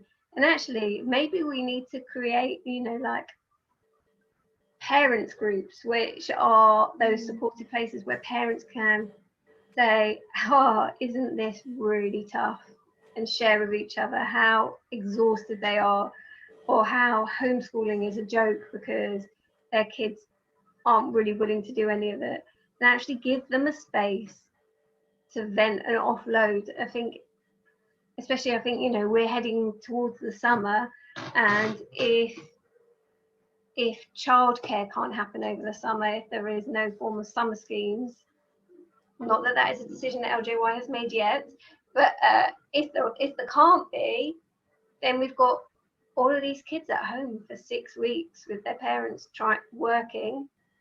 I know it's a nightmare, and I think if those parents don't end up with places to vent, you know, that feeds into the anxiety, mental health, alcohol issues. And I think, you know, we need to give those parents some additional support. I wonder whether also using that middle generation, we know we call them the lost generation so much in synagogue, so they're people in their 20s, bringing them up and saying, we have problems and you are our solution. You might be the person who can say, we're not going to run a summer camp, or we're not going to run the project that our synagogue normally does, but we'd love you to spend an hour doing art with our kids on a Monday for an hour online. And all the kids come and do it and they share it. And saying, actually, those people in their 20s could well run some sort of program over the summer in different ways. So I think you're right that is a generation that just need to feel so useful. And I think for so many of us, we feel useless, particularly stuck in the house. I think for me, it sounds like so much of intergenerational stuff now is using it as a method through which to feel positive, not that it's, I feel positive and look, I'm doing some intergenerational stuff as well. It's a means of getting through what is a really challenging time. Yeah. Okay. I think we need to move on and be much more positive. So okay. Lockdown is going to finish at some point. Hooray! And we are all going to be able to go out and see each other and not have to do things like this on Zoom. And we will be together in the same place, which would be lovely. And when we do that, do you think that intergenerational work is still an effective and useful way of working? You really hope so. Yeah, of course. And I think that it will be such a bizarre world. And I think there'll be so many stories to share of our experiences. But I think also, as always, when we have rose-tinted specs, we'll come out of this and go, imagine that world beforehand. And I think so often stories are the basis of intergenerational stuff. So I think it'll be stories that bring us together. But I'm trying to think, and I do think that learning with and learning from is such a good sort of axis to look at. And I'm trying to think, I always like projects where you're learning with someone. So whatever generation it is, and whether we often talk about sort of children and grandparents, but it can be parents and grandparents, whatever that generation is, learning something brand new together. And I often wonder, a skill is such a good thing to learn. So saying, okay, we're going to learn to paint, and actually have a painting class that is not sitting and saying, what was the war like? Tell me about the war, because I am ignorant on that. But saying, interesting, irrelevant of your age, we are doing something together and we're going to help each other. And painting is still quite personal, but I'm trying to think, are there things you go, we're going to learn a skill and it's a two-person skill and we're going to learn it together. And I think almost like a seesaw that often grandparents, you hope, weigh rather more than their toddler grandchildren. So they have the responsibility of bouncing a seesaw, but the experience for both people is joyful but different. That sounds great. So what do you think are the benefits of working in an intergenerational way? I mean, hopefully it broadens, and again, we're talking now about learning where you don't have anything but the subject you are learning. If your child is learning maths right now, they're going to have a maths worksheet. And school and life are broader than that. And I think intergenerational learning broadens it even more. Maths becomes stories and history and experience, and youth being just so excitable, and the older folk being so knowledgeable, and bringing those together. And hopefully that means that whatever the experience of learning is, it's a much fuller experience than it would be. As a student, I found student life really bizarre. It's like everyone's in their 20s. where's everyone else gone? I don't like this. I want to have a conversation. I didn't go to the university Amdram Society. I went to the local town Amdram Society because there were other people. And I remember being starved of people who weren't whinging about essays. And I feel like that's really important, that we're going to have that. I know I was brought up in a community, and I think Jewish people are particularly aware of it, but I needed it. And I think some people don't feel that need, but when they're presented with it, enjoy the experience. I think you hit the nail on the head there with the very end point of when intergenerational work happens well and is effective, then you build a stronger community. You know, if my children know the older people in synagogue and the younger children, if they know them all and they feel a connection to them and a shared understanding or a shared experience with them, then they feel part of the same community, and that makes your community so much more powerful. And then when they come to synagogue for a festival or for a service, and they know the people in the room and they have a relationship with them, they feel much happier and much more comfortable. I think they learn huge amounts of themselves as well. You know, if you only know your things from your perspective of your age group, then you've got a very narrow way of thinking. Whereas if we listen to others and learn from each other's, there's another Socrates quote. Oh, I'm on this. That, big fan today. He said, everyone should see, youth workers should see people as an end in themselves. And if we see people as an end in themselves, they're not a means to an end. I'm not talking to this older person in the community because I want to learn this thing from, but I actually want to understand and get to know them and build a relationship with them. And if we're all doing that, we're going to learn so much from each other and be so much of a stronger community. It's going to make a big difference. I think we'll learn more, but we'll also be more. Yeah. I know that, some folk will say, oh, that child's running around, and my patience doesn't last that.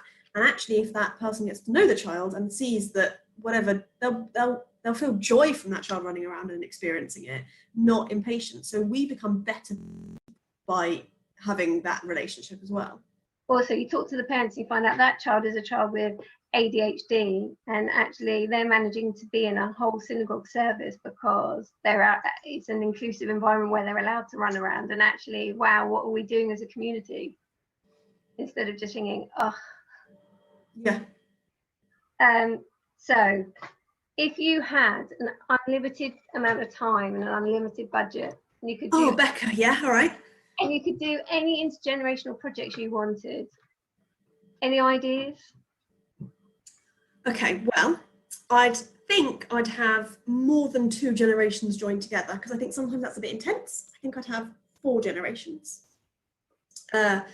And we'd go around the world and learn from, let's keep it in the Jewish world, but I also would like to broaden it out. But I have an unlimited amount of money, but I'm assuming I still have to, eat. So go to challenge to each country, learn from the Jewish community 1 skill. And then everyone in our little trip learns that skill together, goes to the next country, travels around, hears the stories, learns another skill, and then comes back to our community with those skills that they have learned as a community and teaches it to everyone else. I'm in. Me too. Should we do that later? Let's do it. 100%. I'm in. Oh, wow. I mean, yeah. That wins. I'm thinking people in their 70s, circus skills, little kids, circus skills, you could build tents. I mean, everything, all the skills. Incredible. All right. What about you? What would I do? I don't know. I find it very hard to not think in the here and now, but because I'm very into my idea of getting these young adults working and volunteering. But for me, it comes down to participation. Do you know Hart's ladder of participation? I actually have it up on my.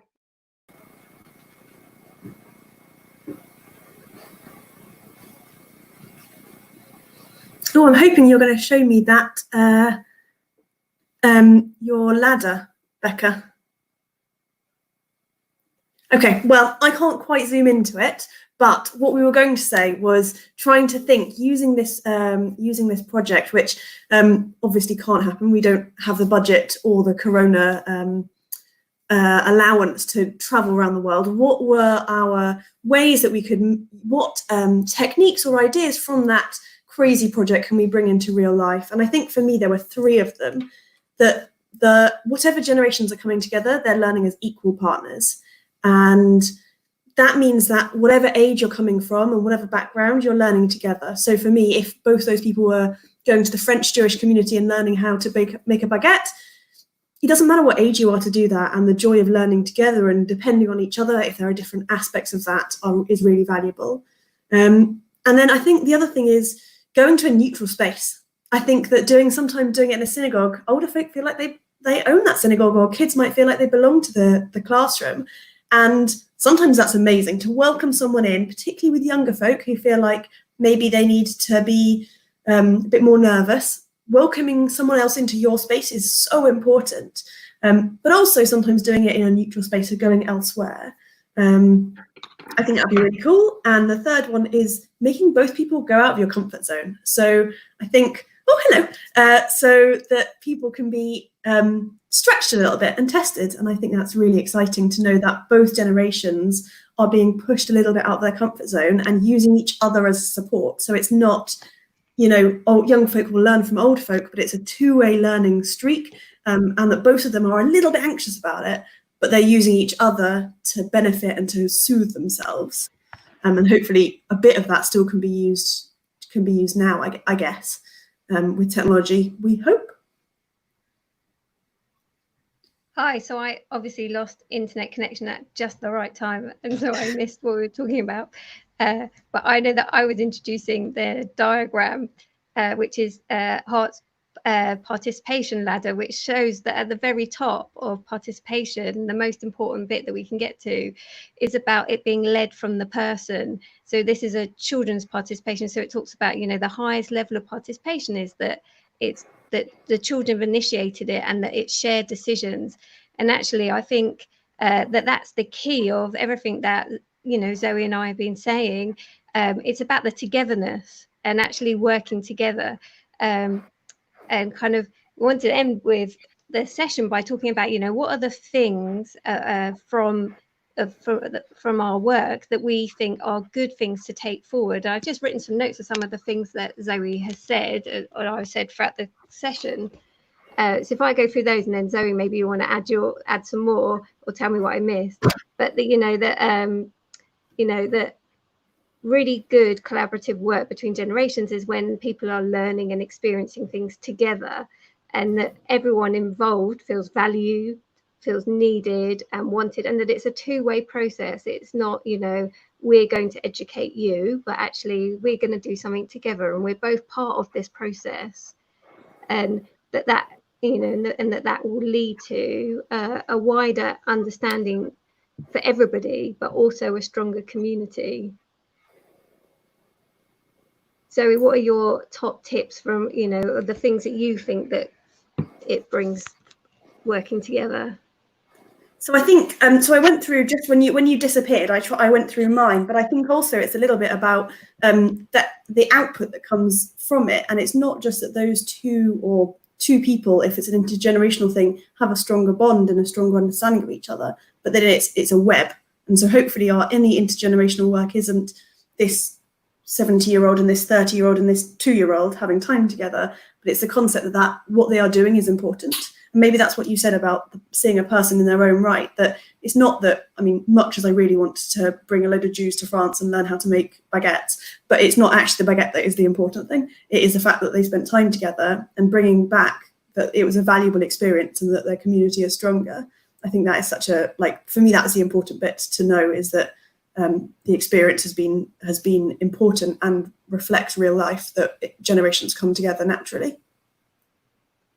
Thank you. That sounds amazing. So I just want to say thank you so much to Zoe for your time. I know that this is in between you running Hader this morning and Kabbalat Torah this afternoon, and we really appreciate you taking your time out today, and hope that in some ways we've helped you think through some of the issues that are going on in our communities now, but also positive things we can do to go ahead. And if anybody has any amazing intergenerational projects that they've been running, put them on Facebook on the LJ at Home page, and let's share that good practice and get some really great ideas going for across our communities. Thank you.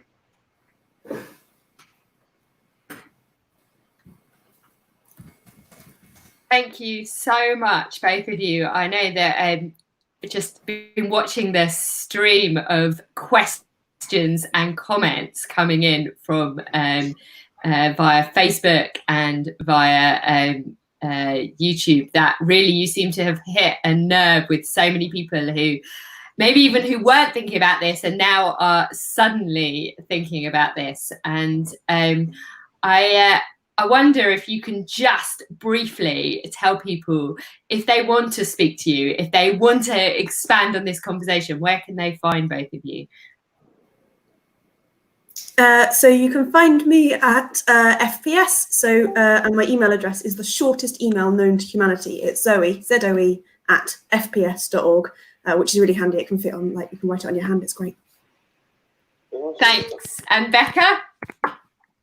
Yeah, so my equally as short email address, well, maybe not quite equally, is becca@liberaljudaism.org.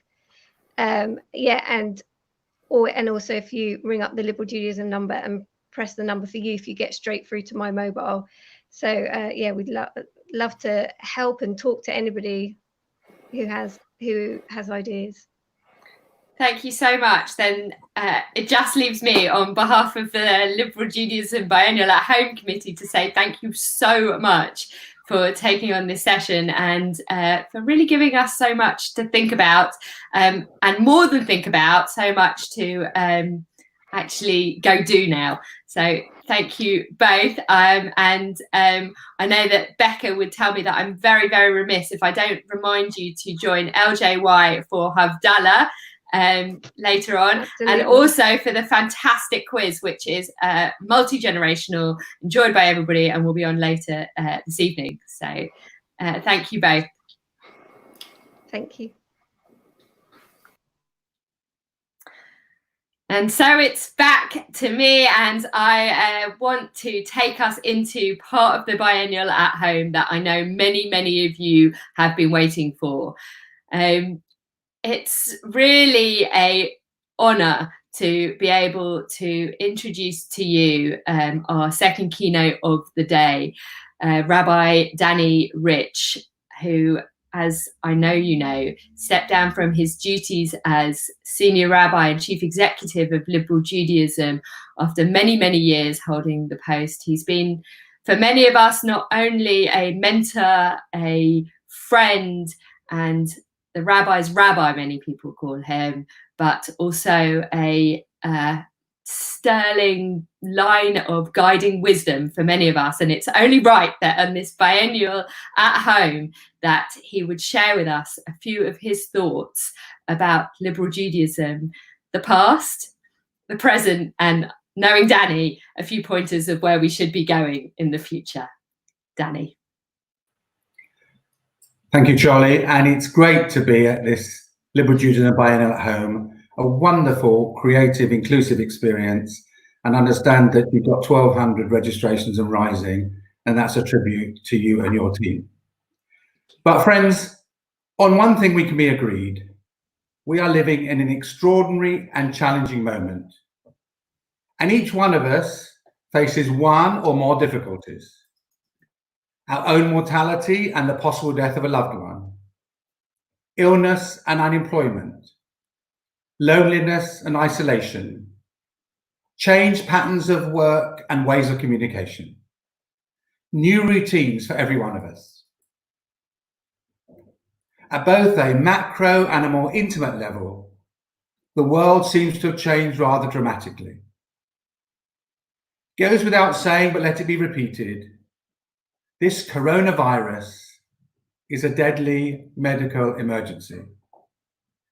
It will sadly take the lives of many, some earlier than might have been the natural course, and at others clearly much too early. As a result, in many ways, this is not the biennial we hoped for and wanted. And yet, well, it's not for me to comment on the details of the biennial. I've made a hint at the beginning, but it does give me an opportunity to pay tribute to many. To the staff team I led at the Montague Centre, to my liberal, rabbinic and cantorial colleagues and friends, and to all of us, members of liberal Judaism constituent communities, for the creative and dedicated manner in which, in the face of all the challenges, we have built community, liberal Jewish worship, study and good deeds, in spite of being locked into our homes and out of our communal buildings. As you may well know, I'm happier speaking from a few notes and in front of a crowd and able to respond directly to the congregation, the class or community before me. However, social, or what I prefer to call physical distancing, demands that I write what I intend to say in advance. That is to reflect on what liberal Judaism has achieved in the last 15 years, since I assumed its professional leadership. I will do so briefly, because I then want to say something which may be more relevant, what I hope for the liberal Jewish future. In making a few comments about the past, I want first to acknowledge that the picture can be a partial one, can only be a partial one.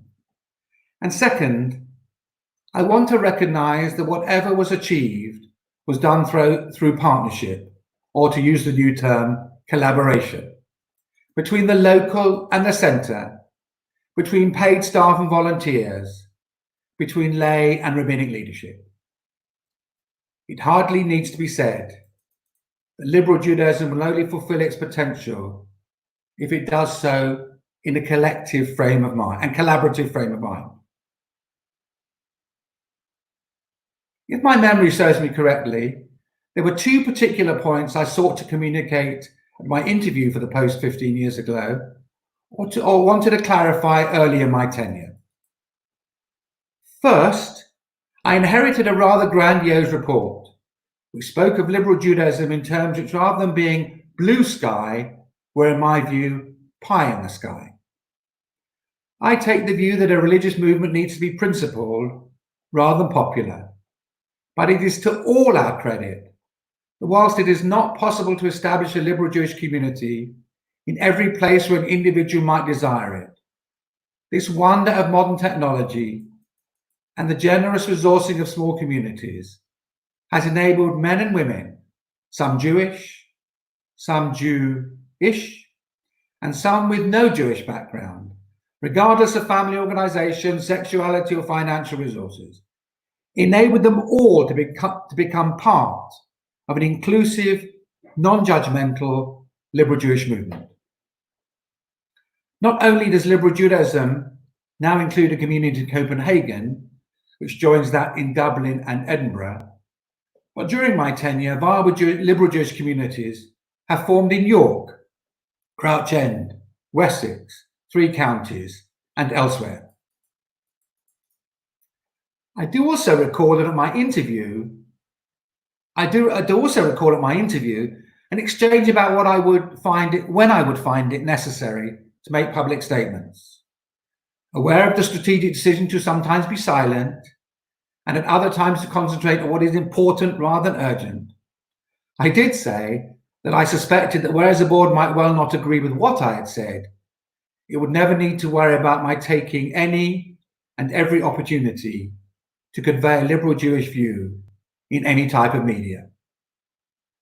I was, it's true, somewhat critical that liberal Judaism had often colluded in the self-fulfilling prophecy that it was small, irrelevant, and not taken seriously by the rest of the Jewish community. I argued that if we wanted liberal Judaism to play its full part, it would require resources, of finance and of time, both lay and professional.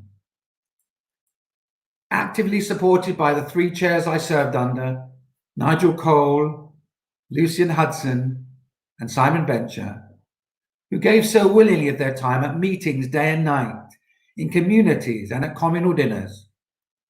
Perhaps what liberal Judaism has really achieved is that it is now inconceivable for the Jewish press, for government initiatives, for interfaith colloquia, and so many other things to take place without a liberal Jewish input. Yet at its heart, liberal Judaism is a religious organization with a prophetic mission. And thus liberal Judaism, as I understand it, seeks to bring the best of Jewish values and experiences to the complexities and challenges of contemporary living. The genuine liberal Jewish voice adds its contribution and attempts to marshal its forces to enable Jews and others to respond to the challenges of modernity without seeking popularity or comfort, but focused on what is ethical, logical, and universal, but with a Jewish flavor. I could cite many examples of liberal Judaism's radical campaigning in the last 15 years, but two in particular evoke in me pride. In partnership with Citizens UK, liberal Judaism was the pioneering voice seeking to offer refuge in the United Kingdom to those fleeing the Syrian civil war. The simple symbol of my sukkah, erected outside the library in Windrush Square, Lambeth, and elsewhere, led indirectly to government initiatives, and particularly the community sponsorship scheme, such that hundreds of additional Syrian refugees have found a haven in the United Kingdom. This includes one Muslim family, Syrian Muslim family, now housed in a former caretaker's flat within the premises of a liberal synagogue in the south of England. Second, liberal Judaism has long advocated the dignity and equality of each individual, and it still seems thrillingly remarkable to me that I was the only religious Jew who gave evidence to the Select Committee of Parliament in favour of legislation which was to lead to equal marriage for people of the same gender in England and Wales. It is now, however, right and proper that I look to the future when we shall emerge from our current restrictive situation. We may have felt even more acutely over the last few years how one of the great strengths of Judaism is the ritual at home, Kabbalat Shabbat and Seder LaPesach being examples par excellence. We recognize too that a synagogue itself has no intrinsic, whatever the word is, sacredness. A synagogue is defined by its uses as Beit Tfilah, Beit Midrash, and Beit Knesset, a house of prayer, of learning, and of meeting. The modern miracle of Zoom, however, is that each of our homes can become Beit Tfilah, Midrash, and Knesset if we use them for such purposes. Zoom, however, requires a collective effort of at least two, a collaborative effort of at least two and maybe more. And so we established times for Zoom services, Zoom classes, and Zoom chats, at which our interaction with members of our congregation and our teachers creates sacred time over great distances of sacred space. The institution of Shabbat and the cycle of Jewish festivals, whether on Zoom or at our shuls, are not about the space in which they are marked, but about the time we choose to devote to them. There will be a time when life returns to some normality, and we shall then be able to gather again in our communal spaces. Yet perhaps we have learned by exceedingly high turnouts of virtual services that for some, the place where something happens may be less important than the time and the collective gathering. Now, as a subscribing Luddite and a strong advocate of community, I can be proud of my newfound abilities with Zoom.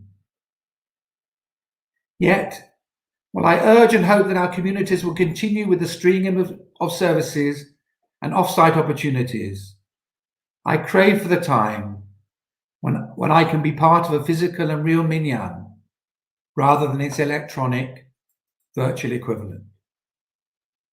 This, however, is a relatively minor technical or ritual point. More importantly, this tragic pandemic does, in my view, call for a radical Jewish approach to the existential question of the meaning of life and death. I have long been an advocate of assisted dying, in support of legislation to enable people to die on their own terms, and gave live and written evidence to the Falconer Commission to this effect. While there may be some explanations, and there will undoubtedly be time for inquiries, the manner in which we as a society have dealt with the virus in the care home sector is shaming and disgraceful. I hope going forward it will be a societal and party political moment of consensus when we can acknowledge the heroics of the care sector on a par with that of the National Health Service. Indeed, it may require a National Health and Social Care Service.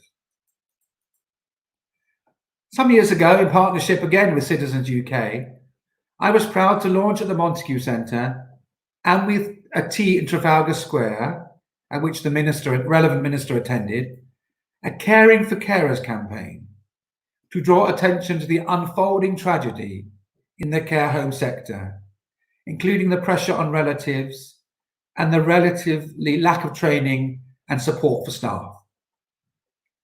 I'm not proud to say that the chickens have come home to roost, but I do hope that liberal Judaism will very soon be at the lead in a campaign to ensure real dignity from birth to death, from the cradle to the grave. Turning to liberal Jewish practice, I hope too we can be a little braver and a little less squeamish about the reality of modern relationships, including acknowledging that our children do not do things the way that we did them.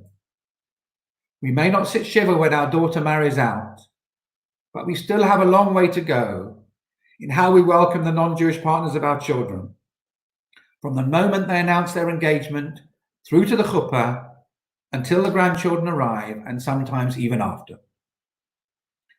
Since I'm heading a working party on this matter on behalf of the Conference of Liberal Rabbis and Cantors, I shall not preempt his decisions, but you may well know where my own prejudices lie.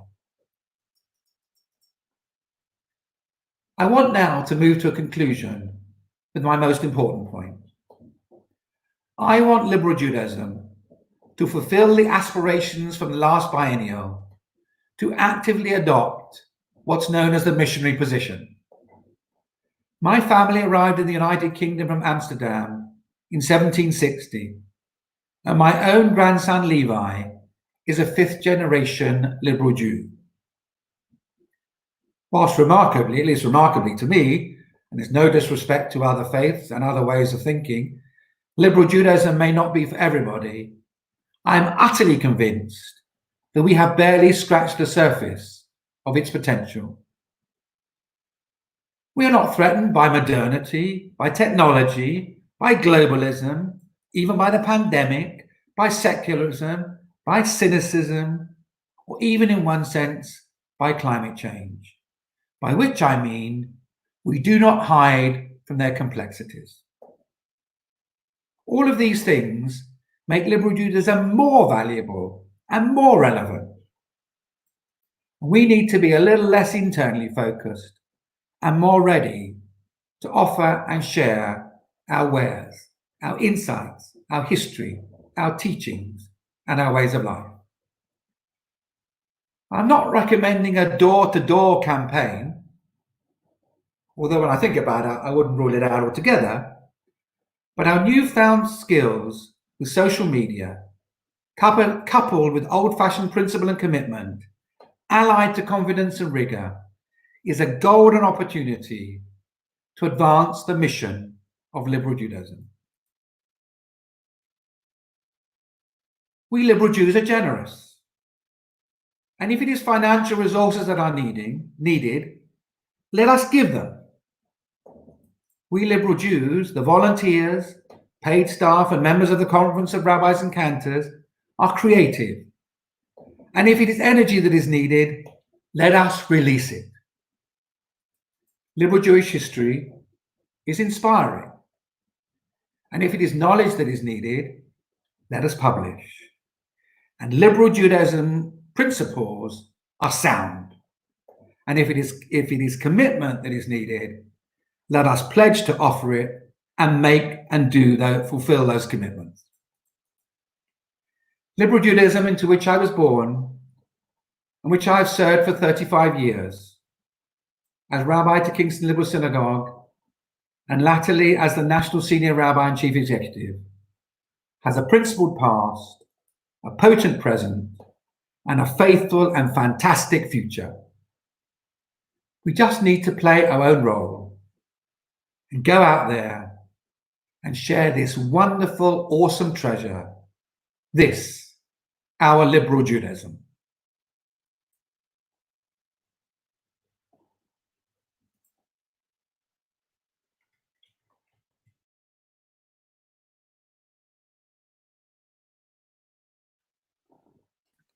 Thank you so much, Danny. It is always inspiring and challenging to hear you speak. And I know that there are many people out there who are going to feel like you have given them a mission to live up to, and that you are still so very much part of liberal Judaism. And I know that, very personally, I know that you will continue to support us and ensure that we do live up to the mission and the challenge that you have set us.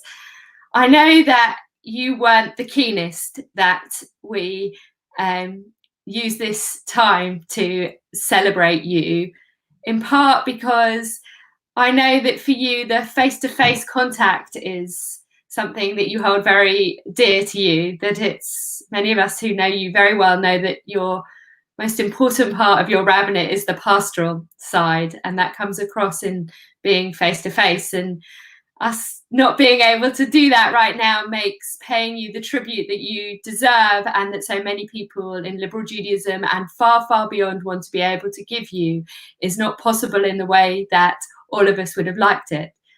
And yet, we made you do it, and it seemed only fitting that the person that we wanted to lead it is the person that would have led it had we been in our hotel doing this in the way that all of us hoped we might do. And we will make some time when we are back together face to face to give you the tribute face to face that we really, all of us, would like to do. But in the meantime, it is my great pleasure to introduce both of our friends, the person that I know not only led your wedding to Laura, but has been your friend, your rabbi in many ways for so very, very long. And that's Rabbi Ofek Meir from Liobek, Haifa. Ofek, thank you so much for being with us. It really is it makes me so happy, and I'm sure that Danny can think that there is no better person to be leading us in what follows. Ofek. Hi, Danny. Hi. In a minute, we will have a 21 minutes for you, especially for you. And after that, I will say a few things. Say that. Before we will start, I will just remind you our first meeting in the Mottingu Center when I arrived at the first Israeli Shaliach for Opsnik. Today it's not Opsnik, right? It's something else. LJY-Netzer. Oh, yeah. Okay. The Opsnik. And your day in the office was Monday, always, when you were the rabbi of Kingston and the head of the youth department. And the telephone rang, and I answer, hello. So you took a piece of paper and wrote me a sentence That's the way that I have to answer the phone whenever someone calls the office. That was my first meeting with you to learn the English politeness.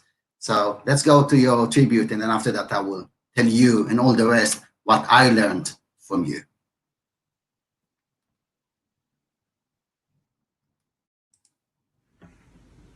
Shabbat Shalom, everyone. It is so moving to be part of this event in honor of my dear friend and colleague, who has been my mentor for the past 30 years. In a few minutes, we will pray, and throughout the evening service, we will tell a bit of the story of a person who touched the hearts of so many over the past 30 years, and who was so committed to liberal Judaism in the UK. The first prayer in our evening service is about nature, about creation. Everyone who knows Danny knows how much is connected to the nature. The sound of birds relaxes him, and the colorful fish make him truly happy. Danny is a person of the outdoors who loves nature and is grateful every day for the wonders of the creation. Please join me with the blessing, with the Hebrew words of the blessing, Ma'ariv Aravim. Baruch Ata Adonai, Eloheinu melech haolam, asher bidvaro ma'ariv aravim, בחוכמה פותח שערים, ובתבונה משנה עתים, ומחליף את הזמנים, ומסדר את הכוכבים במשמורותיהם ברקיע כרצונו. בורא יום ולילה, גולל אור מפני חושך, וחושך מפני אור, ומעביר יום ומביא לילה, ומבדיל בין יום ובין לילה. אדוני צבאות שמו, אל חי וקיים, תמיד ימלוך עלינו לעולם ועד. ברוך אתה אדוני, המעריב ערבים. My first recollection of Danny comes from Kadima in the late 1970s. It was a warm summer's afternoon at Farringdon's in Chislehurst when a fresh-faced supervisor led his merry band of enthusiastic kids, fishing nets in hand, down to the water's edge to examine the wild pond life. Danny's infamous nature trails were born. Danny had a smile on his face and was eager to give the Schnips an enjoyable experience. He was in his element, a Pied Piper engrossed in the natural world with a corresponding natural eagerness for education and care. Shortly afterwards, I recall an Altsnik meeting at his house in South London. His family, liberal Jews through and through, were well-read and reflective. But what stood out were the Labour Party posters on his bedroom wall. Life's meaning for Danny shone through, a wish to combine action with strong words, to support those who were weaker and needed looking after. Some 20 years later, we attended bar mitzvahs at Kingston Liberal, relishing Tammy's music and Danny's orthodox unorthodoxy of his particularly personal approach to prayer. His willingness to challenge Jewish traditions and the status quo seemed to be as much a divine quest as a breath of fresh air. And another 20 years later, his continuing energy and commitment to caring for small and large communities remains unabated, whether that be around the country or at my home synagogue in Finchley, whilst covering for Rebecca's sabbatical, which he undertook during his own sabbatical. His youth may be a little behind him now, but his life's values and appreciation of nature remain ever present. With pride, he's always happy to show and tell you about the aviary in his and Laura's back garden, or to chat about improving the world whilst out walking with his neighbour's dog. And finally, one small advantage of these extraordinary COVID times is the joy of hearing birdsong. At least one person among us would say Amen to that. Thank you, Danny.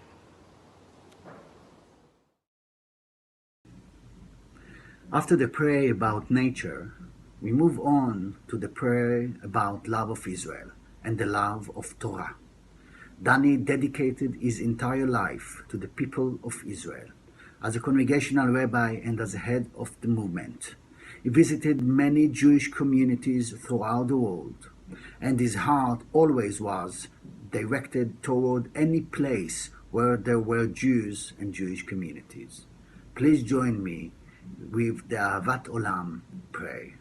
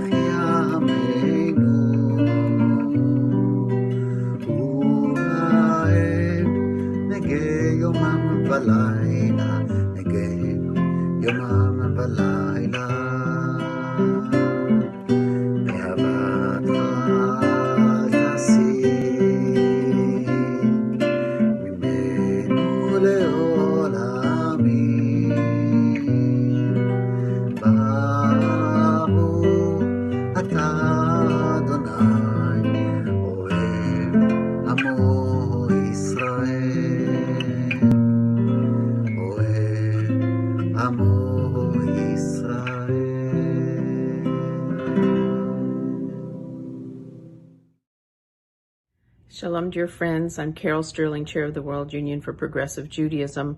I'm sorry that we can't be together in person, as I'd like to offer my thanks and gratitude to Rabbi Danny Rich for his service and leadership over the last number of years. It's been my personal privilege and pleasure to work with Rabbi Rich, and as I've told him on numerous occasions, the one thing people always say about him is what a mensch he is.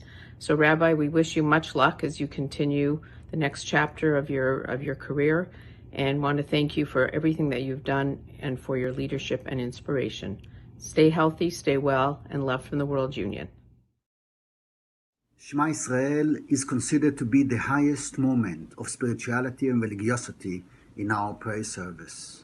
A declaration of faith in God, the One. Shema Israel is surrounded by love. The prayer before is about love, and the word immediately following the Shema is the word Ve'ahavta, and you shall love. Let's read together, surrounded by love.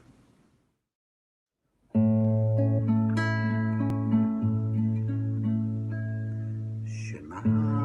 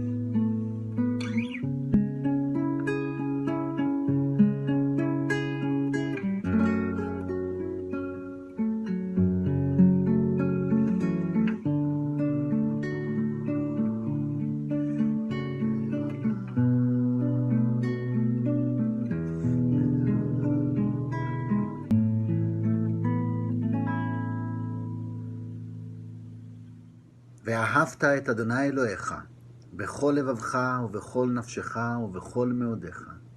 והיו הדברים האלה אשר אנוכי מצווך היום על לבביך, ושיננתם לבניך ודיברת בם, בשבתך בביתך ובלכתך בדרך, ובשכבך ובקומך, וקשרתם לאות על ידיך, והיו לטוטפות בין עיניך, וכתבתם על מזוזות ביתך ובשעריך.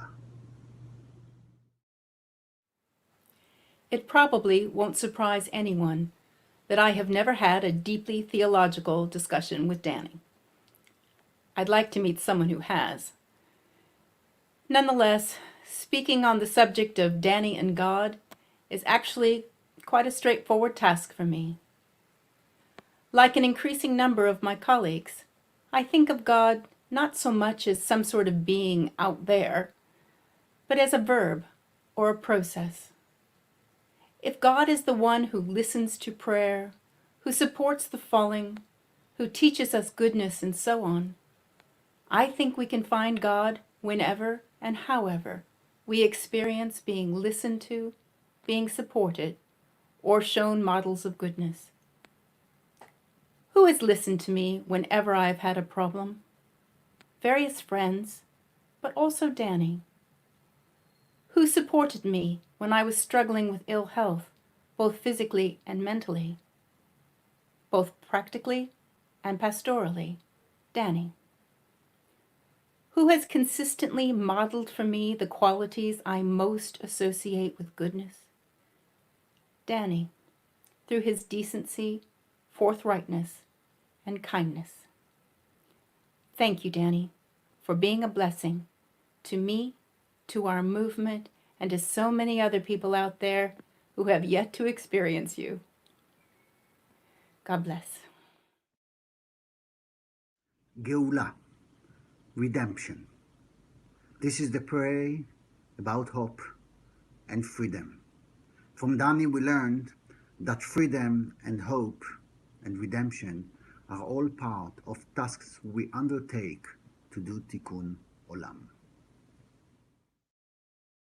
מי כמוך באלים אדוני, מי כמוך נהדר בקודש, נורא תהילות אוסף אלה, נורא תהילות אוסף אלה. מי כמוך באלים אדוני, מי כמוך נהדר בקודש, נורא תהילות אוסף אלה, נורא תהילות אוסף אלה.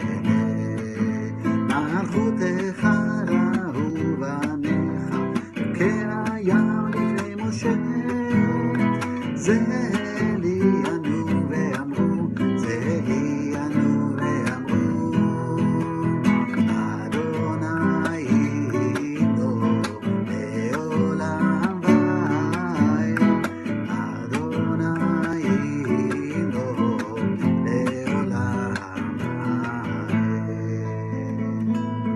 ונאמר כי יפדה אדוני את יעקב, וגאלו מיד חזק ממנו, ברוך אתה אדוני גואל ישראל.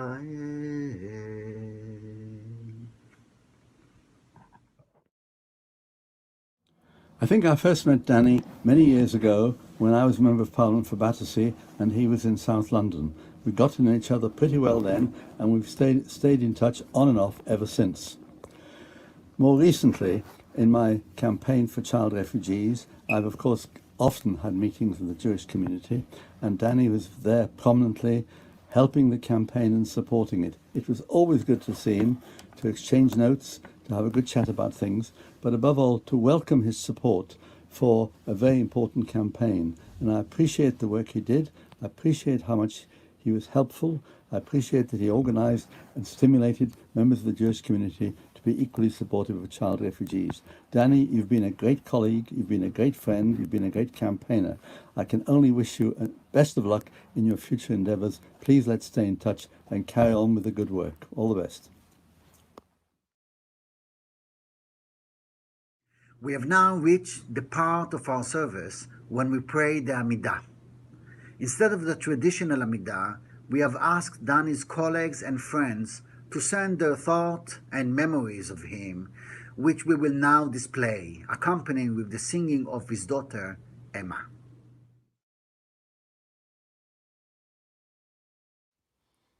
May we be blessed as we go on our way. May we be guided in peace. May we be blessed with health and joy. May this be our blessing. Amen. Amen. Amen. May this be our blessing. Amen. Amen. Amen. May this be our blessing. Amen. May we be sheltered by the wings of peace. May we be kept in safety and in love. May grace and compassion find their way to every soul. May this be our blessing. Amen. Amen.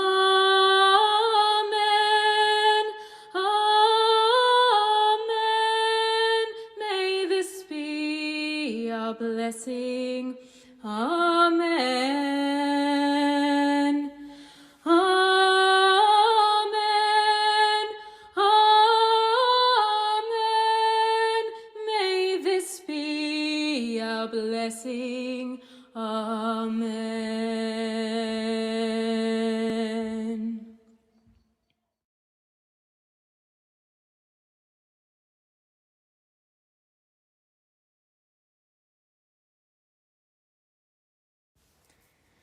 Lechi lach, to a land that I will show you. Lech lecha, to a place you do not know. Lechi lach, on your journey I will bless you, and you shall be a blessing. And you shall be a blessing, and you shall be a blessing. Lechi lach, lechi lach, and I shall make your name great. Lech lecha, and all shall praise your name. Lechi lach, to a land that I will show you. Lesimchat chaim, lesimchat chaim, lesimchat chaim, lechi lach.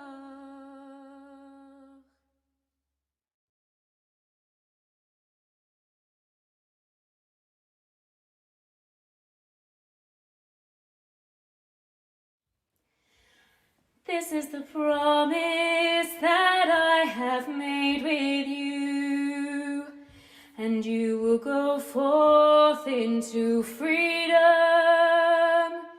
You will be my people, and I will be your God. This is the promise I will keep with you, and you will go into the land of Abraham and Sarah. I have lifted up my hand and opened up the way, and you will live in freedom till the end of time. This is the promise I have made to you. This is the promise that I have made to you, and you will go forth into freedom. You will be my people, and I will be your God. This is the promise I will keep with you. This is the promise I will keep with you.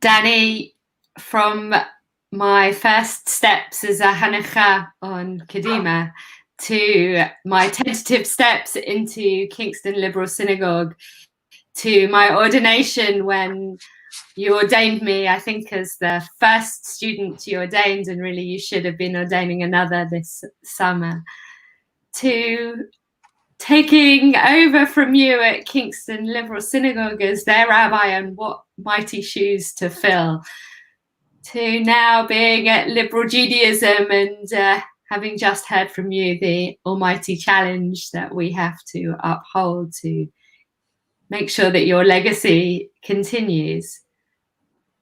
Danny, you really are what you set out to be, which is a controlling and yet empowering mentor. And I know that I wouldn't be the rabbi that I am without you having been both controlling and empowering and having appreciated both those sides. I'd be saying thank you and goodbye were I not to know that this is just another step in our journey together. So I'm just going to say thank you, and I know that you will continue to be my friend, my mentor, and my rabbi. Thank you, Danny. Ofek. Danny, you can smile now. Okay, that's good. That's good. The best way to say thank you, Danny, is to tell you what I learned from you. And I learned that leadership is about responsibility and commitment. I learned from you that being a rabbi means bringing hope and faith to all people and creates communities. I learned that faith and belief are the art of creating always more possibilities. I learned that life, Judaism, and meaning are at the end of the day rooted and depends on a true relationship, partnership, and deep love and friendship. Thank you, Danny, for all of this and for who you are for me and for many, many, many thousands of people.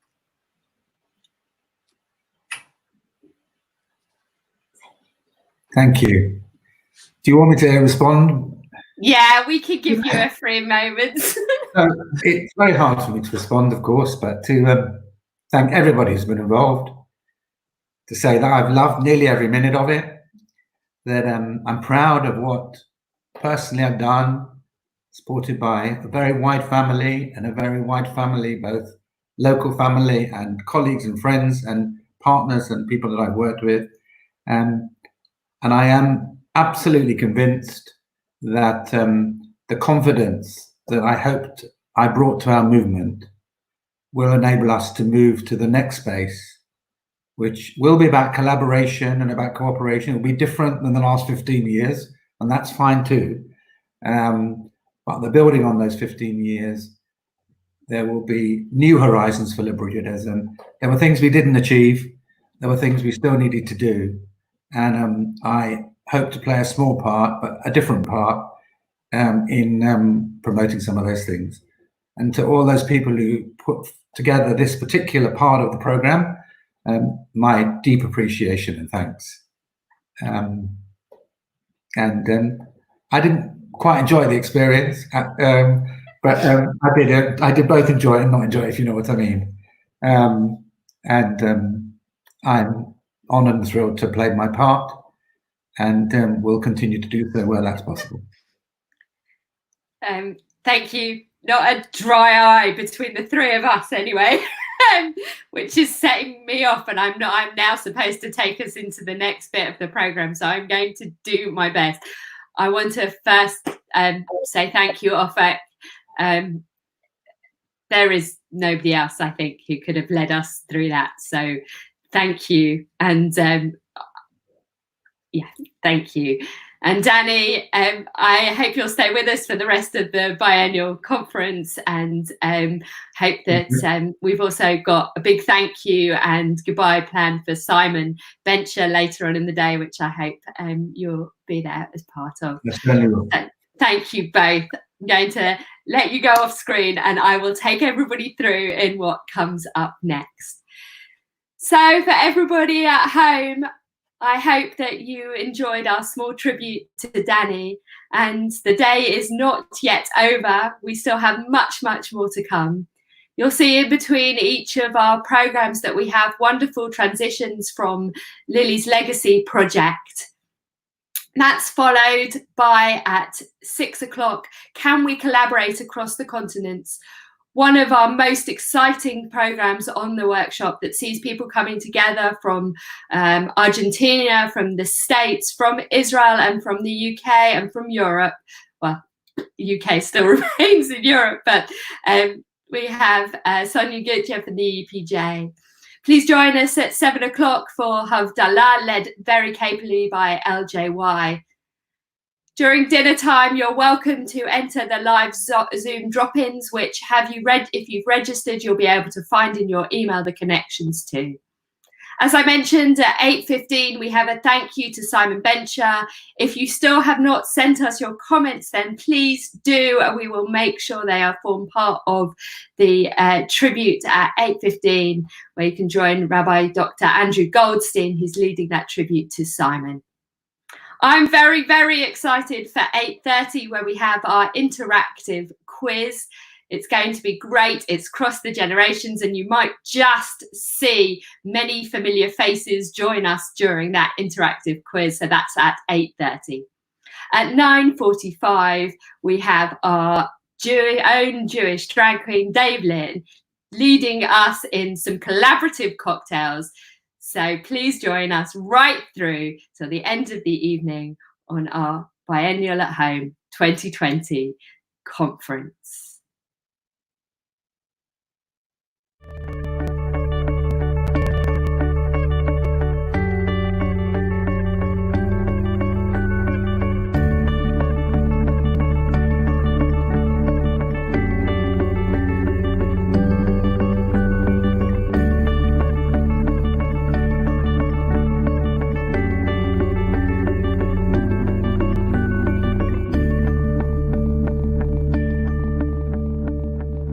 Them due to come into our house, and that liberal Judaism has publicized what we've been trying to do, and several people from different communities and outside the Jewish community, totally Christian communities, have been involved in getting together.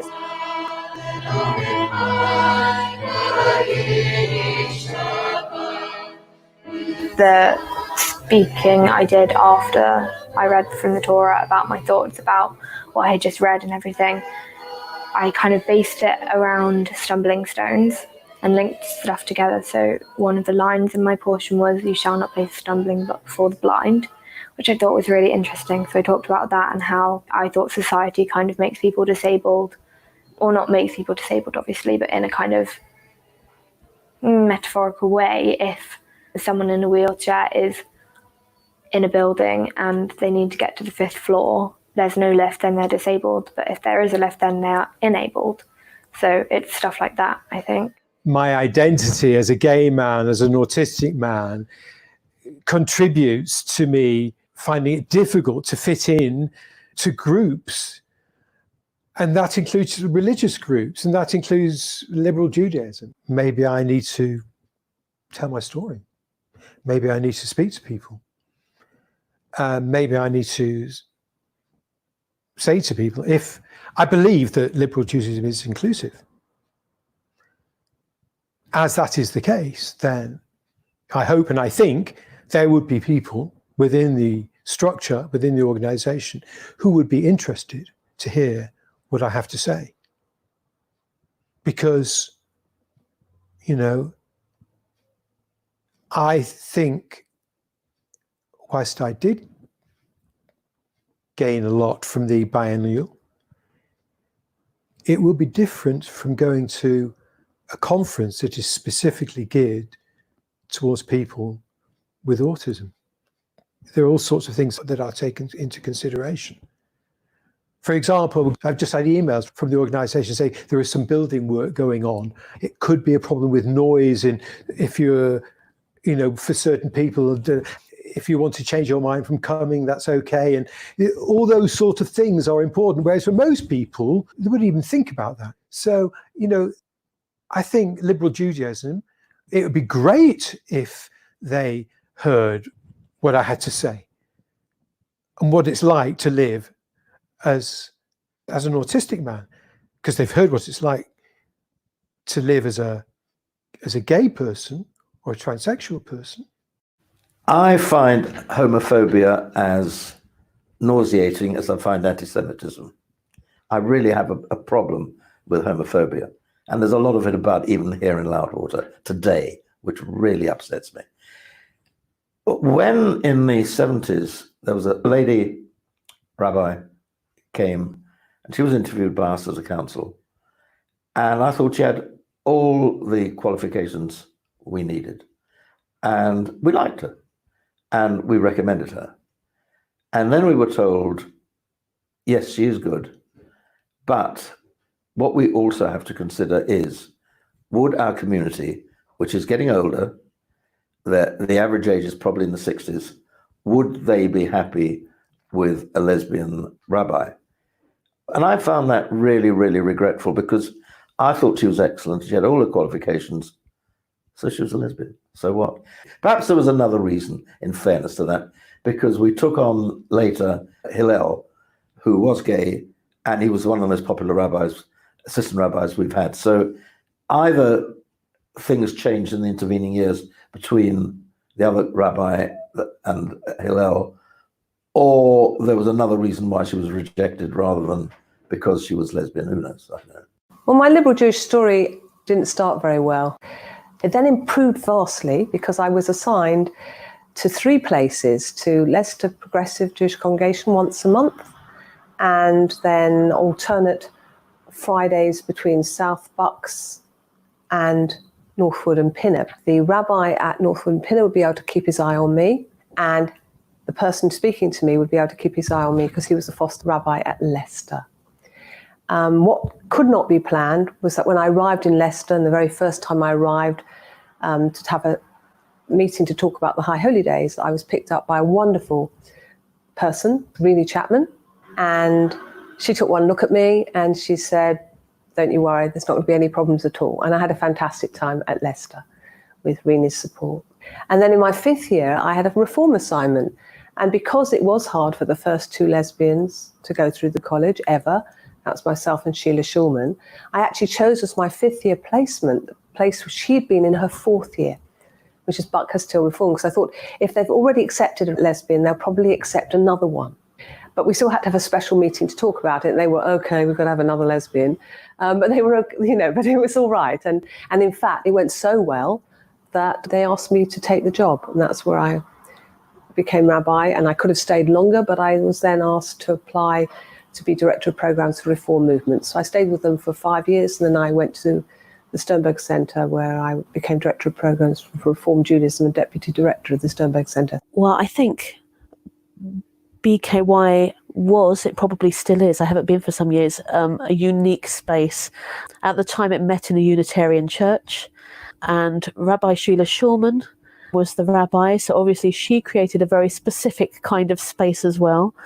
So it was a group of such diverse characters with such easygoing attitudes. I think also the fact that it wasn't a group of families was very helpful to me at the time. Coming in as someone on my own, to not have the expectation of, oh, how are you and where's your husband and how are your lovely children and where are your parents? Actually, to go into a community that was very much composed of individuals made it what it felt like a rather unique space compared to shuls I'd been in the past. And it was fun. There was such delight in the room and such wonderful skepticism on all subjects. I'd never known that it was, possible to be part of a synagogue community where anger and doubt and skepticism and deep joy and strange passion were all part of the mix, and it was all okay.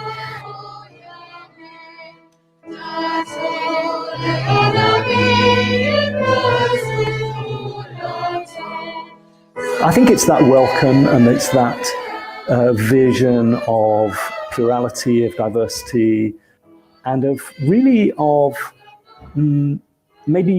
reinventing what Judaism can be for this period of history, perhaps for people who don't find themselves in the mainstream of society, and not just around being Jewish, but around their worldview, around their politics. So I love a place where I can develop my sense of Jewishness and my connection to Judaism. I see liberal Judaism as needs to be an irritant on the side of the Jewish community, if you like, constantly reminding them that complacency, smugness, being satisfied with ourselves, taking interest only in ourselves is never good enough.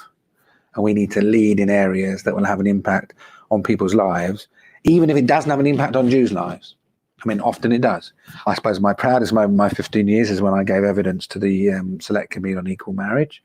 The only religious Jew, there were all the other religions were there. There was some other Jews there, but none of them were religious Jews. And the rest of the community was quiescent, I suppose you would say. They didn't strongly object, but none of them, we led the campaign. To me, that was morally right. And it did benefit some of our members, but even if it hadn't benefited our members, it didn't matter. I'm advocating for the type of society I want to live in.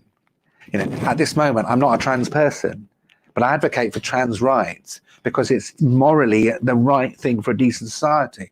It doesn't happen to directly affect me at the moment. It could affect one of my children in the future. I have no idea. That's not or grandchildren. That's not the issue. The issue is in a decent society, we don't discriminate against people on the basis of their assigned gender or chosen gender. And that's what I argue in the Jewish community.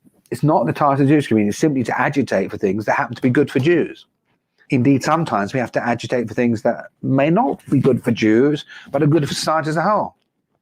So, for example, the reason why I've spoken out from time to time against parts of the Jewish community is they say, well, this isn't what we like. The teaching about different genders in schools is not about whether we Jews like it or not. It's about British society has decided that that's an appropriate way to teach people about how to value people in society. It's about saying there is no good reason to exclude people. There is every reason to include people. But I think it's progressed through the years and accepting of everybody. My son is gay, he's in a same-sex relationship. I mean, he's Jewish, he's born to me, so he's Jewish, he's had everything, as I said, here. But his partner's been welcomed with open arms here too. Now, years ago, that obviously wouldn't have happened. The outside view looking in of Jews are that we're very sort of, you get all of these prejudices and it's very insular. And it isn't. I mean, it can be. I mean, absolutely, there are those communities that are very insular. So I think liberal Judaism is kind of really important because it is giving people like me, I suppose, but not just me, people who are in gay relationships. One of the things I'm very conscious of, and even to some extent in my own synagogue, there are people who have the traditional, they're there with their kids and, the kids are, going to the school and they're going to have their bat mitzvah, and I'm looking at them and go, well, that's not me. And I think, again, that's what liberal Judaism allows you to do. And that's what's going to ultimately be the cause of the Jewish people surviving, because it's going to, movements like liberal Judaism, and I suppose some of the other progressive ones, are going to allow people to live their Jewish life without having to reject other parts of their life. Clearly, liberal Judaism is open and inclusive and progressive. And that does speak to me because I am very socially liberal. Arrive on Erev Sukkot and we've got a cupboard for an ark and we've got one scroll to put in it. And I went up to somebody who had always refused mitzvot to that point. And I said, would you open the ark for the Aleinu? And they looked over and they looked back again. They said, yes. I said, why have you said yes when you've always said no? Well, because I don't have to climb up steps and I won't feel embarrassed. And that just immediately sold it to me. So come on, this is not just a physical barrier to people who've got a disability. This is a psychological barrier. And so we won that argument. And I think that was a terribly important argument to win. And then it was, okay, so we're not going to have the beamer. But obviously the ark is, in a service that is a central point. But we want that to really express our values. So we started talking about it, worked with wonderful architects and a marvelous carpenter, fantastic carpenter, and arrived at that we wanted a multicolored wooden ark. And so we have, the magnificent object that really dominates that space and which proclaims to everybody, really, that everybody's included and everybody can get up there because it's all on the flat. Some of the things we emphasise are inclusivity. So bringing people who have non-Jewish partners. There's an LGBTQ plus group starting a link with the synagogue. That's something that's just happened in the last couple of months. Being open to people who are not sure where they fit in the Jewish world. And also, I think we have influenced probably the other synagogues in being a bit more open to the outside world. I think to some extent we reflect society. I think if you look back 50, 70 years ago to when it was illegal to be homosexual, I don't think people even in liberal Judaism would have envisaged anything different. And it's quite interesting when you read Lily Montague on interfaith marriage that she really didn't approve of it. Much as she was foresighted and had vision, she was a product of her time as well. But I think you can't possibly say what she'd have said now, because one thing that she was also clear about is that the Judaism of today, meaning her day, will not be the Judaism of tomorrow. And there will be people living who will see things differently and will do things differently. It's not a direct quote, but that's the essence of what she said. So I think she would have, had she been alive today, been in a very different situation and seen things very differently. That idea that you should always be open to change, I think, was very much what Lily Montague was open to.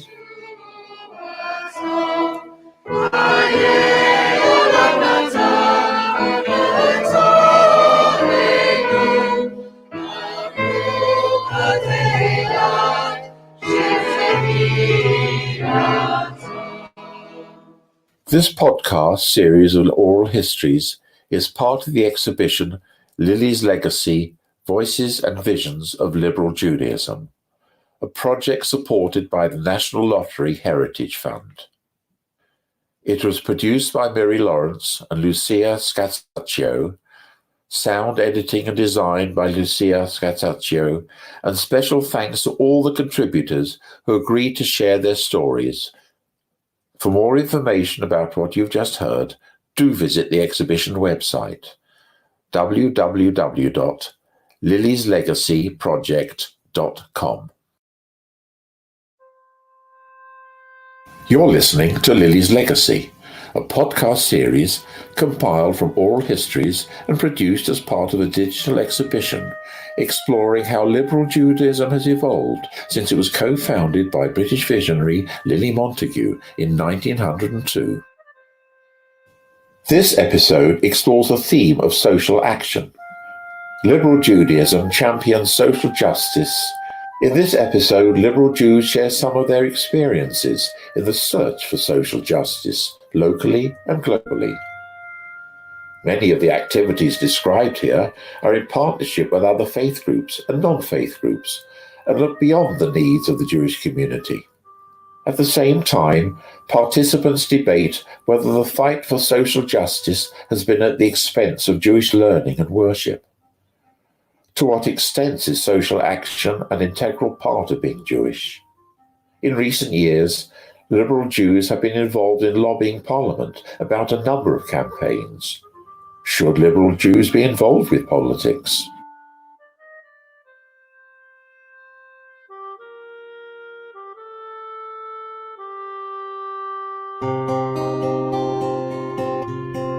We have the same ideals. A lot of them started by Lily, Miss Lily. Social justice, looking after other people, worrying about refugees, asylum seekers, looking after members of the congregation who you might not have seen for some months. Mattock understood in particular that that was his congregation, needed to hear about social issues, particularly when the people carrying out some of the immoral issues were Jews, and he actually confronted them with it. He talked about Jewish landlords at one point, and he was right. Don't call yourself a Jew if you're not doing certain things. We were able to change a little bit with, of course, support of many, many other people. The vocabulary about Syrian refugees, particularly the narrative. We haven't done as well as Canada. I mean, Canada's narrative about people who come into the country is that they will always bring something in.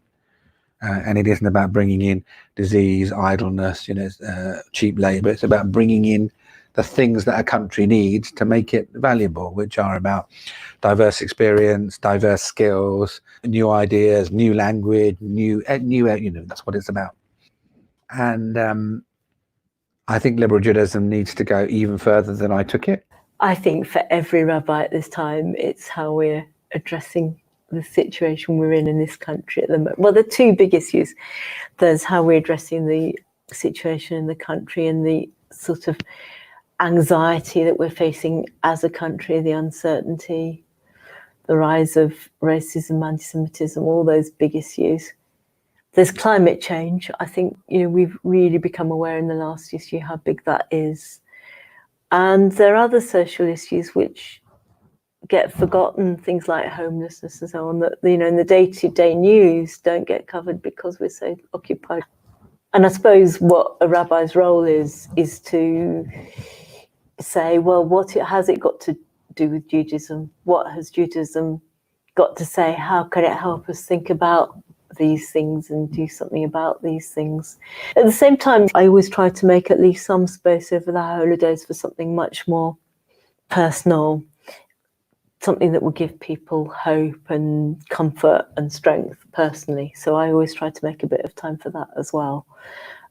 But I think Judaism has got something to say about the world as it is. It's finding the words that then are Jewish and not political, and not something that could be said by a news commentator. It's finding a way of doing things that comes from within Judaism. The other interest which has snowballed from my membership of a constituent member of liberal Judaism is the fight for social justice.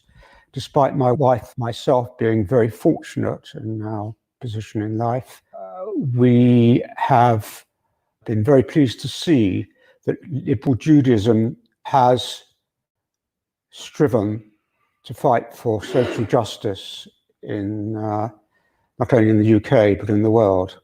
And through our connection with the synagogue, we have become members of the Citizens Brighton and Hove Alliance, which is a non-partisan organisation which tries to contribute to the well-being of members of the community which we live in. Do my best to help Citizens Brighton and Hove contribute to issues such as mental health and homelessness. I was in Durham, North Carolina, which is hardly a hotbed of Jews, and nonetheless, turns out that if I was working in the soup kitchen or human rights watches or on a protest of any kind, most of the people I met were Jewish. So I went along to the local rabbi and said, hey, do you think this has anything to do with them being Jewish? Because when I'd asked my friends, they said, yeah, it has everything to do with being Jewish, has nothing to do with God. And they were angry a lot of the time. But the rabbi said that as far as he was concerned, those very people really were living out a Jewish story. They said that they've so internalized the Jewish story that they've forgotten it, because it's a story of moving from slavery to freedom, to accepting responsibility, to saying we were slaves, and not just that we shouldn't be slaves again, but that nobody should be slaves again. Because that's the trajectory of Judaism. And I thought, woo, I want to be part of this. One of the founders just suggested to me, why did I not take on the role?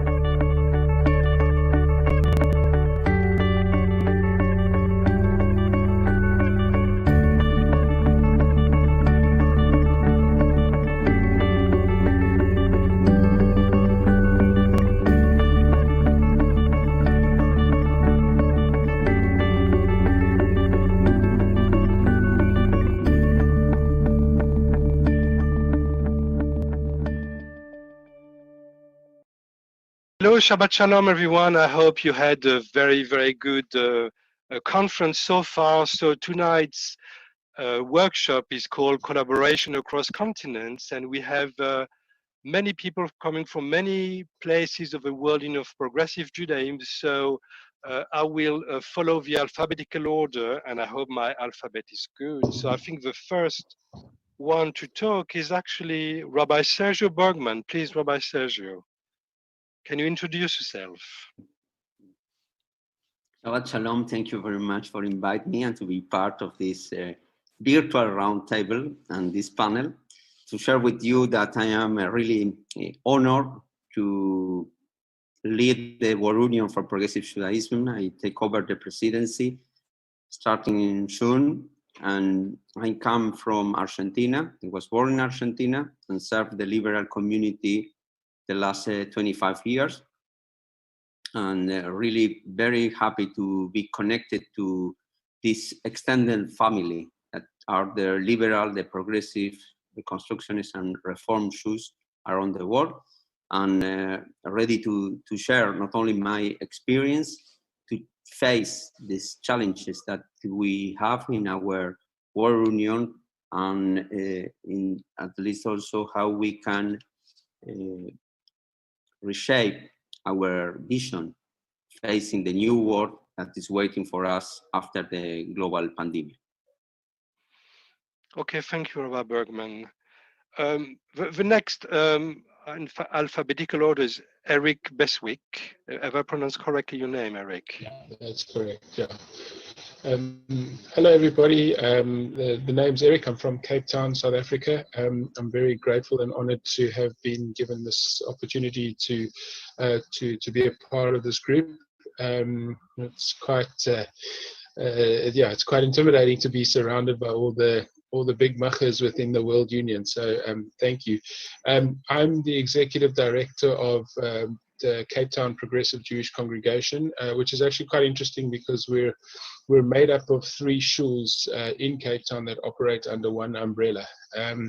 And basically my role is to look after every facet of the shuls running, in particular, obviously, the finance and fundraising and looking after my staff and rabbis. So, yeah, that's my job. I've held it since February 2008. Okay, thank you, Eric. Next in line, I think, is Sonia Güntner. Hello, Shabbat Shalom, everybody. It's a great pleasure to be with you, digitally at any rate. I am the chair of the European Union for Progressive Judaism, have been for the past 2 years.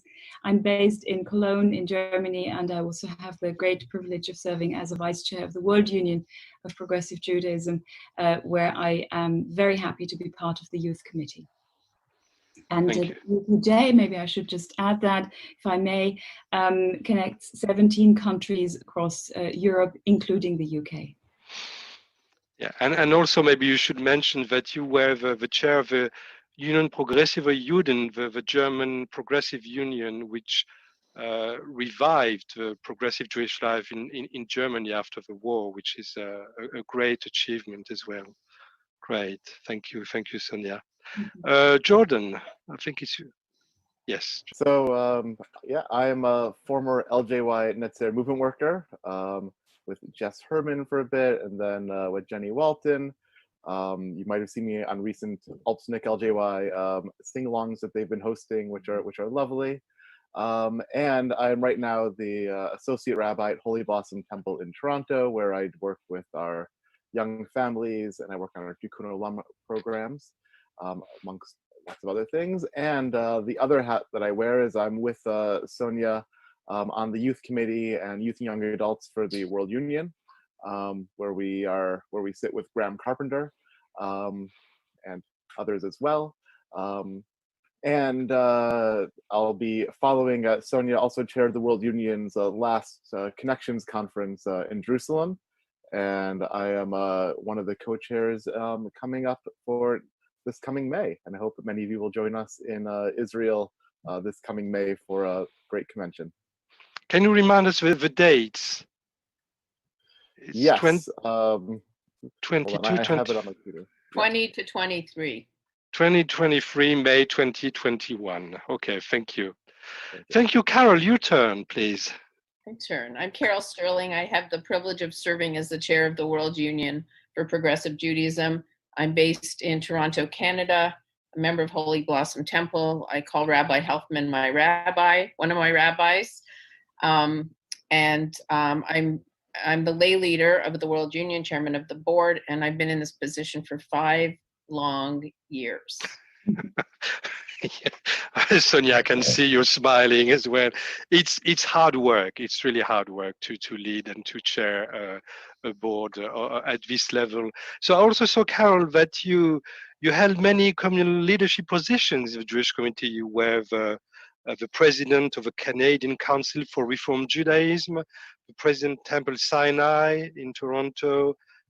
You were vice chair of the World Union before that, etc. So, so we have people from all over the world. So my apologies for our friends from the other regions of the World Union, which could have been here, but because it's a limited amount of time, we couldn't have, people from FSU, people from Australia, people from Asia, but we have communities all over the world. So Carol can remind us how many communities, if you have this on top of your head? I sure do. We're 7 regions. Australia, as you mentioned, which includes Asia, the former Soviet Union, which we have communities in Ukraine, in Russia, in St. Petersburg, in where else? We have quite a few. Also in Europe, as Sonia mentioned, North America, Israel, which we're very proud of, the IMPJ and the good work that they're doing there. South Africa, Eric almost forgot, but we couldn't. Wonderful community in South Africa as well. How many is that? Israel, North America, Israel. You mentioned where Rabbi Bergman. Yes. Latin America. Latin America, yes. You're not talking to me, so I can't. Of course, Latin America, and Rabbi Bergman has been a huge inspiration and leader in that region. And we're very proud of our communities there as well. Thank you. Sorry about that. Okay. Thank you. So, and I'm Rabbi René Pfertzel. I'm a rabbi of Kingston Liberal Synagogue, and at the same time, I'm the chair of the EUPJ Rabbinic Assembly. And I started actually at the same time as Sonia. We were elected both in Prague in 19, so it looks like a long time ago, and it's yeah, it feels long to you. So it's an interesting combination, because in Europe we don't have one movement. We have one movement, but we have several rabbinic bodies, and some rabbis are in countries where there's no rabbinic bodies. So we have to really take into account local traditions and the differences between the theological differences between the UK, which is the main European body now, and the other countries like Germany, who has a very thriving movement, France as well. We have emerging communities I mean, Sonia, you will talk about this more than me. So guys, thank you for this presentation. As I said earlier, I have 3 questions for you. And maybe we can start with the first one. Actually, you responded already to the first one. What is your role in your different organizations? So, because the theme of this biennial is collaboratory, and the theme of this workshop is collaboration across continent, I will be very interested in, and the people who are listening to this session will be very interesting to hear what you believe is so important, why it is so important to collaborate between the different regions of the World Union, even though we're really aware that some of the members don't always remember that we belong to a larger organization worldwide. So maybe I should start with Carol and Sergio. So how do you see collaboration between all the parts of the World Union? Carol, would you mind starting? Sure. So one of the privileges I've had in my term as chair of the World Union is to travel and getting to know people in our global family, which is amazing. And to see that in many of our communities, the challenges and the opportunities are very similar, but in many places it's different. And for our smaller communities that are a little bit more isolated, it's very important for them to know that they're part of a larger family, that there are other people around the world, their brothers and sisters who care about them, who think about them, who work for them, so we work together for each other. And I think that's been very, very touching and very vital for me in my work as the chair. Thank you, Carol. Sergio, you're just starting your role of president of the World Union. So in a nutshell, what's your vision of the World Union, as collaboration between all these different people coming from different backgrounds, and yet all sharing the same values in a way? Yes, I think that it's important maybe to share part of my personal story. I grew in a Reform community in Buenos Aires, the only one that we have. And you know that be part of Latin America, it's not only so excited, it's a wonderful thing. We are a part of the world that it's amazing, but we are on the bottom of the world, and so isolated that the belonging to the World Union is the sense that you are part of a global network and also an extended family. And we are a few Reform shoes because I think it will be part of our conversation. Because in Latin America, the Reform and the conservative movement takes the same sociological part of the community. That means that all our people on the field, Argentina, Latin America, was first of all secular, socialist, and Zionist community. And religious was only from the immigrants, the Orthodox and traditional way. That means that conservative and Reform movements opened the synagogue like a Jewish community center that offer not only the place to fulfill the religious, is also to offer you the identity, because we feel and also we believe, this is our common values, that Judaism is not only a religion, that we need to open windows to every Jew that want to come back to the sources, to live in our communities, in communities of praying, of practices, to study, to be together, to build families, to extend the family, and to go out from your community inside the general society, because this is also part of our progressive approach, that we are not afraid to assimilate. We are commitment to integrate the Jewish voice in the universal and general voice. And then the World Union was everything for me that teach me different part of the world with the same message. Is, like I said, is the biodiversity of the Jewish people. That means that it's very important to respect the autonomy, the local identity, and to build the collective imaginary that we say that we are one people. That is amazing how we are one people if we have different languages, different countries, different food, different customs. But this is I think this is the power of the Jewish community. And here I can share with you that really I am proud to lead the World Union, but for us is how we can grow in the voices of the Jewish community around the world to build this value proposition that we are not modern. I think that we are traditionals in the Jewish roots. Because all the time, from biblical times, the Judaism was open, was not closed. And also to teach our people that we respect Orthodox, because our identity is not because we are not. We need to be proactive and a positive way to explain that we respect any denomination, any voice of the Judaism, but we need to build our self-respect. We need to be proud to be Reform, liberal, progressive Jews. For me, this is the future, the integration, and how we can deliver to the next generation to be faithful to the roots, but creative, open mind, to recreate and to give a new interpretation, new meanings to the old tradition in a modern world. Thank you. That's fascinating. I'm very much looking forward to the presidency and this perspective that you're going to bring to the Jewish conversation. And as you were talking, I was thinking of this perception where you live. You know, the perception from you said we are the bottom of the world, and I guess Eric in South Africa somehow sometimes you also may have this feeling that the centers are I don't know 6,000 miles away. And yet there is a thriving Jewish life in South Africa. So can you tell us a bit about collaboration from your perspective?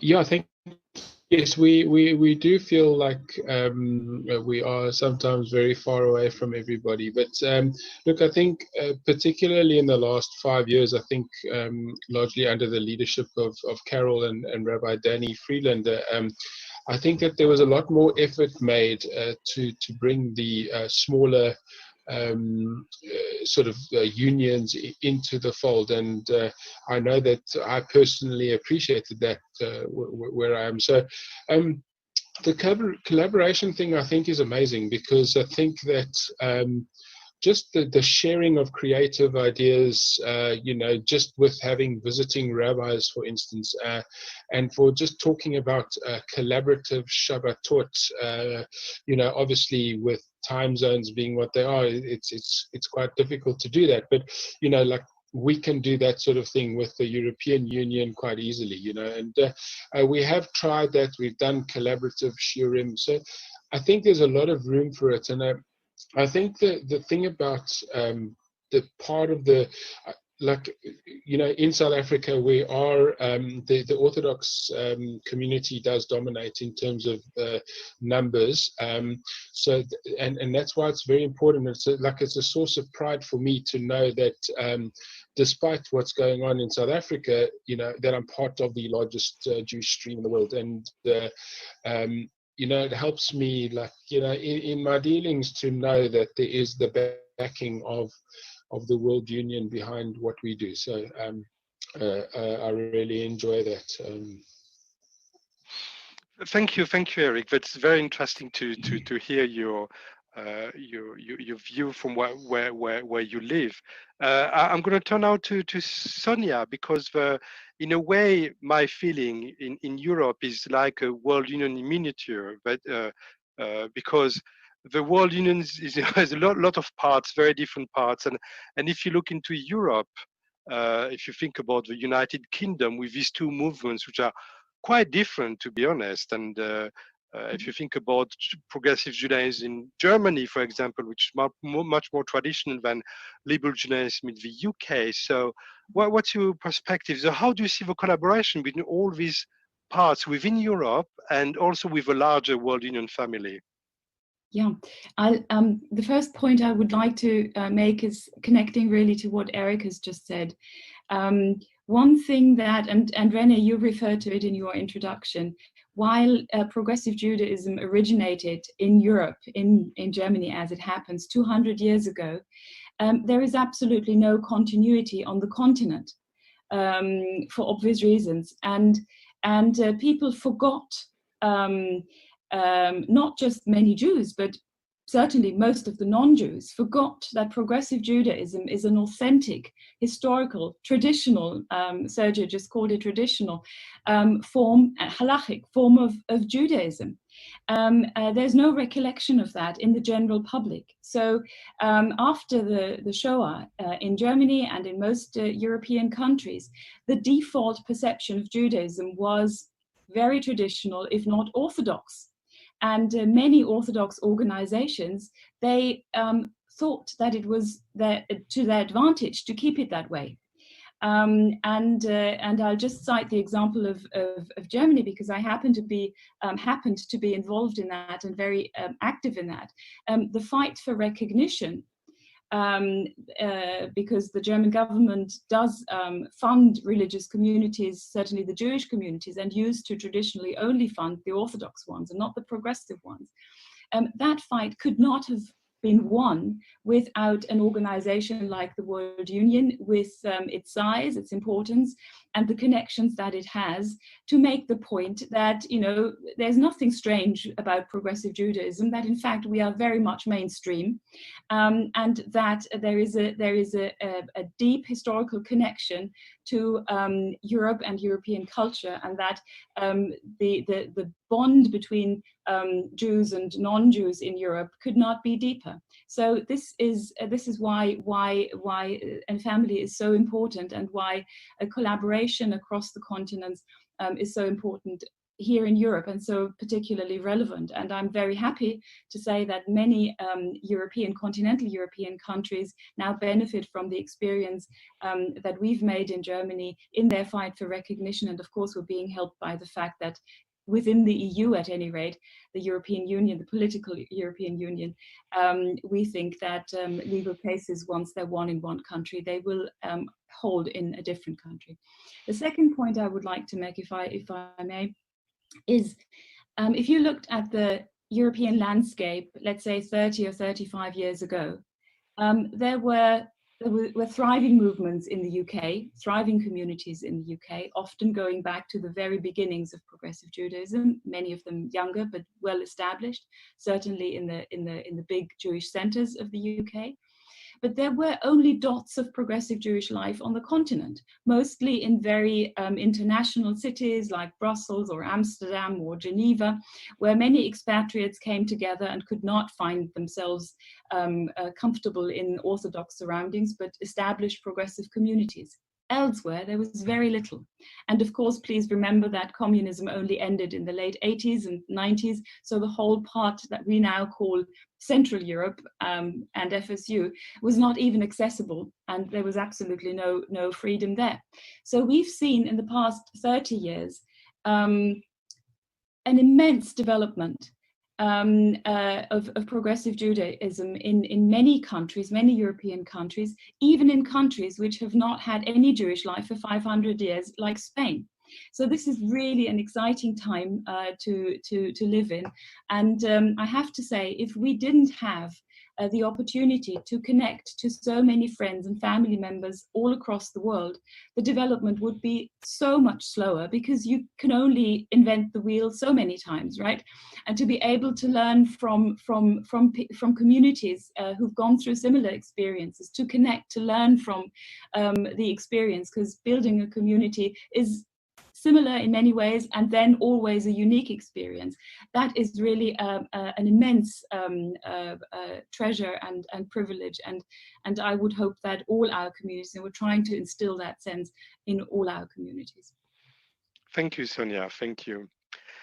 Jordan, so you're dealing with young people and young adults, young families, and so do you feel that how important is it to connect and to collaborate between the big parts of the World Union specifically for this age group? Yeah, so I think it really comes to economies of scale, where there are certain things that my community and your community can do for ourselves. And then there's certain things that we really need to work together in order to make happen. So for instance, the LJY-Netzer program, the gap year program in Israel, is really only possible as an international movement, because that gets us to the ability, the number of participants to run that fantastic life-changing program in Israel. Similarly, when I was in Singapore recently, the community there asked me about religious school curriculum, and I was able to say to them, listen, are you in this community of practice through the North American community? Are you in this international group? The World Union is able to answer and provide you with these resources as well. And you know that in the United Kingdom and LJ having your own education officers at different points connecting different communities, but especially for young families and communities in really the exploding parts of the world, having these networks really build. I also just want to mention that, so we've heard a lot about kind of from the small communities gaining from the global movement, but I also want to say that the large communities gain so much as well. So sitting here at in Toronto and growing up in the United States, my high holiday prayer book was Gates of Repentance, right? And those in the United Kingdom, those at LJ, some of you grew up with Gate of Repentance, right? With John Rayner and Chaim Stern, who then produced this volume for the North American scene. And in fact, its royalties maybe still today support LJ and its operations. And there's so much that we gain from being part of, as a larger movement with the World Union. I'll say I saw many of you on a Havdalah ceremony last at the end of Shabbat this past week, where we all connected and heard different melodies, and the melodies and the cross-pollination, especially for the youth, right? It creates this sense really of tenuah, of movement, of like we're going somewhere, we're sharing and cross-pollinating and really building something special together. And the last thing I want to mention is that we are building something special together. For instance, the IMPJ, right? There are parts of the movement which would not be able to be supported and function. And really the heart of our progressive world right now, the Siddur that's coming out in Israel, I know is also influencing the Siddur at LJ through Rabbi Dahlia Marks, and that the community in Israel isn't able to grow without all of our support around the world. And we learn so much from each other. So it's really lovely that we're all so connected, and conferences and other occasions to get together and Zoom Havdalah ceremonies are great chances we can have to see each other, learn from each other, and grow as a community. Yeah, learning from each other. Thank you, Jordan. I think that's very important. And if you look at the dynamic between the World Union, you have all these different parts. Of course, North America is the biggest part for historical reasons, but I never had this feeling of a top-down hierarchical relation. I never had this feeling with my dealings with World Unions. It was always cross-pollination. That's the word you used. Yeah, it's really brilliant. Thank you. So yeah, so I don't know how much time we have, but let's go now to the last questions. And I think this question is it's probably a bit of guess, especially in time of coronavirus. But there are a lot of things happening at the moment. There's a lot of changes. How do you see the future of the World Union? How do you see the future of our movement? How do you see the future of our type of Judaism, progressive Judaism, as a constituted open movement? It's an easy question, I know. So I'm going to leave the floor open. The first who has an idea, please. I think it's interesting now we're seeing a lot of opportunities, but a lot of challenges for Jewish organizations generally, and of course for our movement in particular. I know Rabbi Jacobs talked recently about the existence of the Union for Reform Judaism, and the post-denominational is there opportunity for mergers of different streams. And I think we will need to be open-minded and to be really considerate of the many options that appear to us. But I also think that this sort of isolation that we've been in while we've been able to communicate and share Havdalah and services and Seders on Zoom and other such devices and mechanisms, I think the longing for community, the longing to be with each other in real time, in person, has grown. And I think that will bode well for us as we go forward because of the kind of sacred work that we do in building and strengthening holy communities. I think that's optimistic for us. Yeah, the big winner is community. I agree with you. We've seen this all over the world. Sergio, you wanted to say something? Yeah. Sure. I feel that we are chasing here a challenge that means we are in crisis, but we are Jewish people. That means that we have a very long story and memories about how we pass over crisis and then give us the opportunity to fulfill our vision and to translate the values in our sacred text in our context with creative and open mind opportunities. That means, for me at least, that also is part of our identity. I always say we are not survivors. We have only survivors that live with us from the Shoah. But in Jewish life, our identity is not to be survivors or professional victims of the reality. We are resilient people. And then the Corona crisis gives us the opportunity to develop this resiliency. That means that you change yourself without changing your roots, your identity, and be flexible to the new context. Carol said about merging, what will happen with our communities, institution, is the same. Here, the question is not how we can keep the institution like the sacred thing. The sacred thing and the values and the continuity, the new generation, the message, the content. This is sacred work that we are doing. And then if we need to merge buildings, if we need to merge institutions, so what? There are skills. There are not the meaning of our identity. And on the other hand, we need to work not to survive like institution and to have the idolatry of the institution, of the tax, of the denominations. We need to be really part of this common vision. And the World Union, I think, we have a huge opportunity. Why? Like Carol said, technology gives us the opportunity that we are liberal Jews. We have any problem here with halachic concern because we, in very advanced, we fulfill a new halacha. That means we are not the light version of Judaism. We are not modern because we use modern things. We are liberal. We are reformed. We are reconstructionists. We are progressive. That means that we are open to use any skill of the modern world to deliver the roots of the tradition and to build together communities of practices and new meanings for us and for our kids. And this is Jewish continuity. Here we have a huge opportunity for us, and also this is very important. I heard very well it from each of you in this virtual panel, that for me it's very real, because this virtual panel shows that we are the World Union.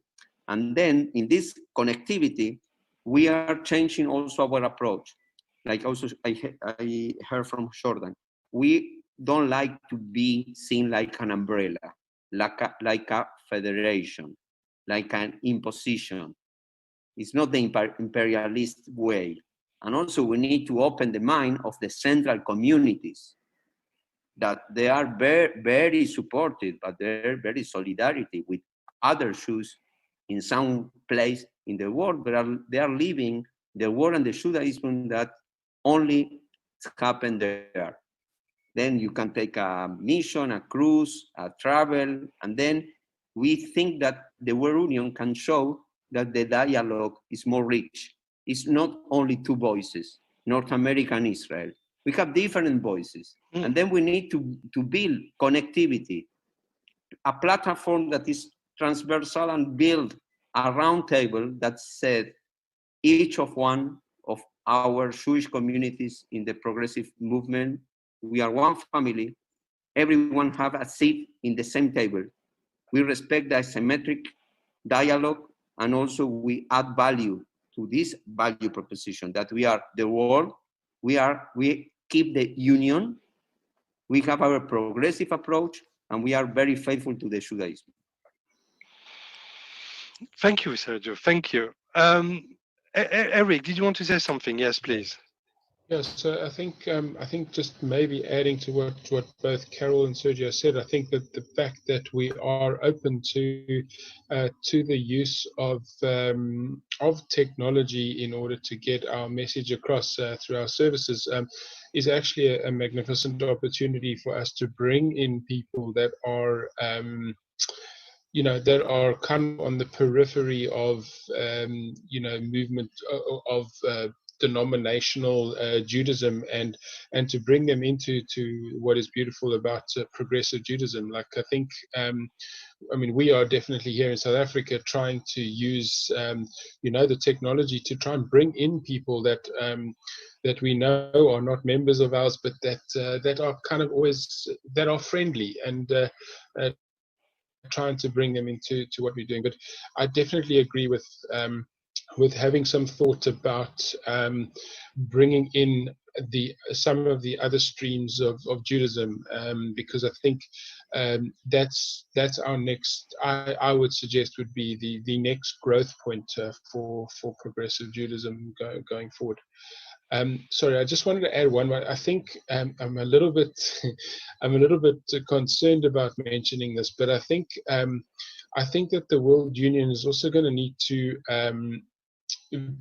sort of have a look at its situation around Israel and Zionism. I think that in my opinion, the recent election and the formation of the new Knesset is a disaster. I think that, and I'm particularly worried about these talks about annexation happening in the next couple of months, and I think that progressive Judaism, I think, needs to. I know that there are various stances out there, but I think we need to. I don't quite know how to do this, but to get very clear on what we view as what is, that is a democratic and human rights abiding way of having a Jewish homeland. I'm very concerned about how that's going to play out. So you know that we have a Zionist organization called Artseinu, and it's chaired currently by Rabbi Leah Mühlstein from Northwood and Pinner. And I know they're working very hard on making the progressive voice heard. And I don't remember when there's a workshop on Israel during this conference, and I'm sure these questions will be raised, because it's a real concern for a lot of Jews around the world, the situation in Israel. Yeah, thank you, Eric. So I have Jordan and then Sonia. I also want to just mention on that I'm sure it was recorded that LJ had it's one of its hot potato conversations on the future of liberal Zionism that people can look back at, chaired by Rabbi Baginski. And in that, and in Eric, and in the comments I'm hearing kind of two different things. One is about reaching out, about amplifying our voice, and maybe doing that with more partners in a bigger conversation. And the thing I want to kind of put a needle in her pin is also on the doubling down, on the reinforcing who we are and what we stand for. That we shouldn't just look to other institutions coming and saving us through larger conversations, but also I know in the UK, the college, the Leo Baeck College, I know is in need of support. Liberal Judaism is in need of support, and we want to also, the World Union, of course, and we want to make sure that we strengthen our institutions that we care about, because through that strengthening, both, of course, financially, but also ideologically, and by joining those conversations, because by making our voices stronger in the many ways that we can, we're able to have a stronger position when we reach out, and we're also able to have a firmer view of who we are in that connective tissue. Thank you, Jordan. Sonia, can I ask you, yes, how do you see the future of the World Union from the EUPJ perspective? From your own perspective, actually. My own perspective. The one angle, I agree with everything that has been said. The one angle I would perhaps like to add is a political one. What we've seen in Europe is how societies have become more radical, how political views have become considerably more extreme. People who 20 years ago would not have had a platform in some of our countries are now solid factions in parliaments, and I am very concerned that in parallel to that, and in some way connected to that, we also see an easy equation of people who have a religious worldview, a religious identity, are being seen as extremist, fanatic, somehow not part of a democratic discourse. And I worry greatly about that. Especially about these two aspects in parallel, and I think that one part, I would hope that one part of the future mission and current mission of the World Union could be to highlight the fact that you can be a religious person with a religious mindset, a religious definition of values, and embrace diversity, embrace pluralism, embrace democratic values, and actually have a model. I'm just saying, you know, as a woman, complete egalitarian approach to everything, and have a model of how to live it in full respect of the historical traditions. And I think we should, I think we would really do a great service, not just to the Jewish community, but the world in a wider perspective, if we were able to really, as Jordan said, give a stronger voice to that, an ever stronger voice, and really highlight that. There are many other religions in similar phases of their development, and I think the world would be a better place if we found a common language, and if even non-religious people understood that it is important to look at the detail and to engage in a dialogue. I think we need that more urgently than ever. Thank you. I think that's a brilliant way to conclude our session today, to talk about the message that our community has to offer for the larger world, for the wider world, that diversity is good, variety is part of human essence, that we are complex human beings, that we can be many, many things and yet being centered, that we have something to say to the world, but don't be afraid of those who are different from you, because they are, in essence, your sister and your brother. And I think that's very much at the center of the progressive Jewish message.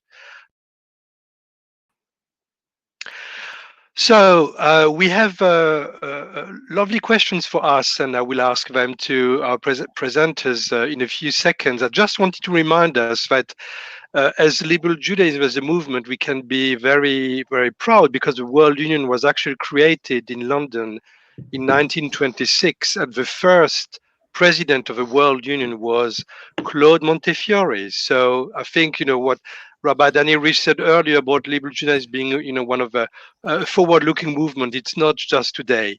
I have a few questions for you, and I will just throw them to you, and anyone who feels like answering them, please say. So the first question is: are there lines over which a community could step? That means we wouldn't collaborate with them. It's on your screen as well. That's an interesting question. As a movement, how do we allow that? Or is it possible for a community to say, guys, we don't want to do that?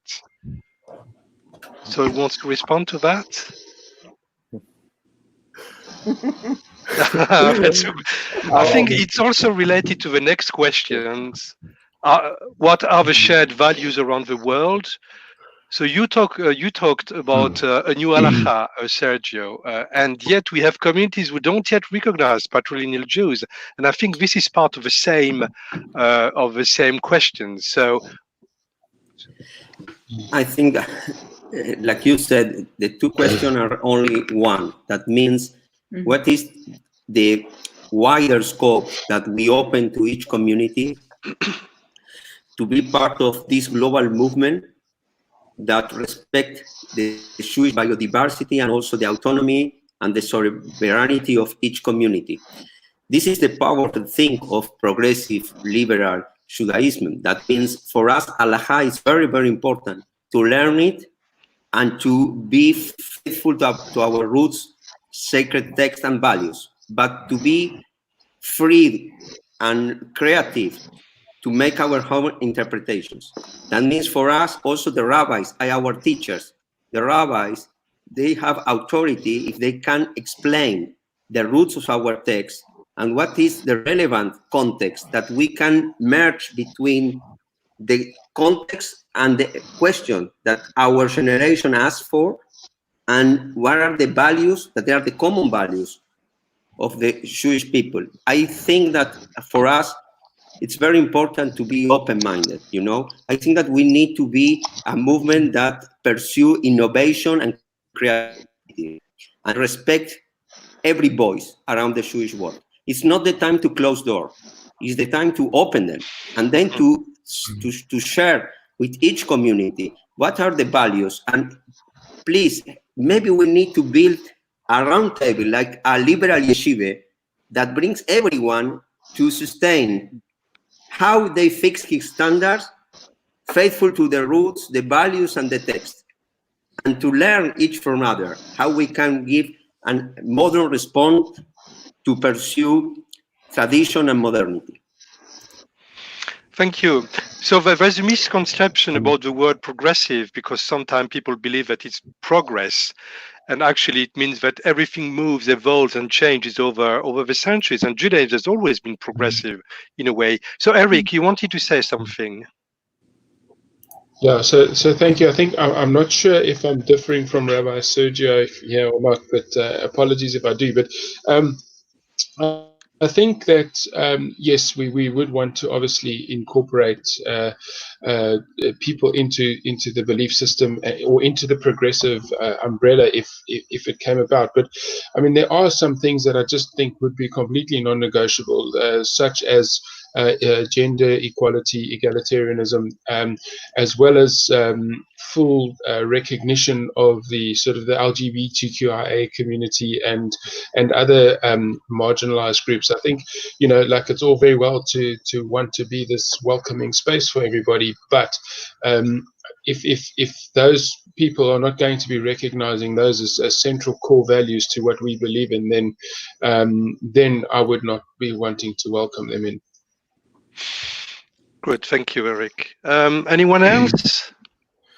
I mean, I'll just add that I think it's a evolving process, and that we are a movement and we keep on changing, and that part of that, what that means is that there are different branches of the movement that move at a faster pace and are more progressive.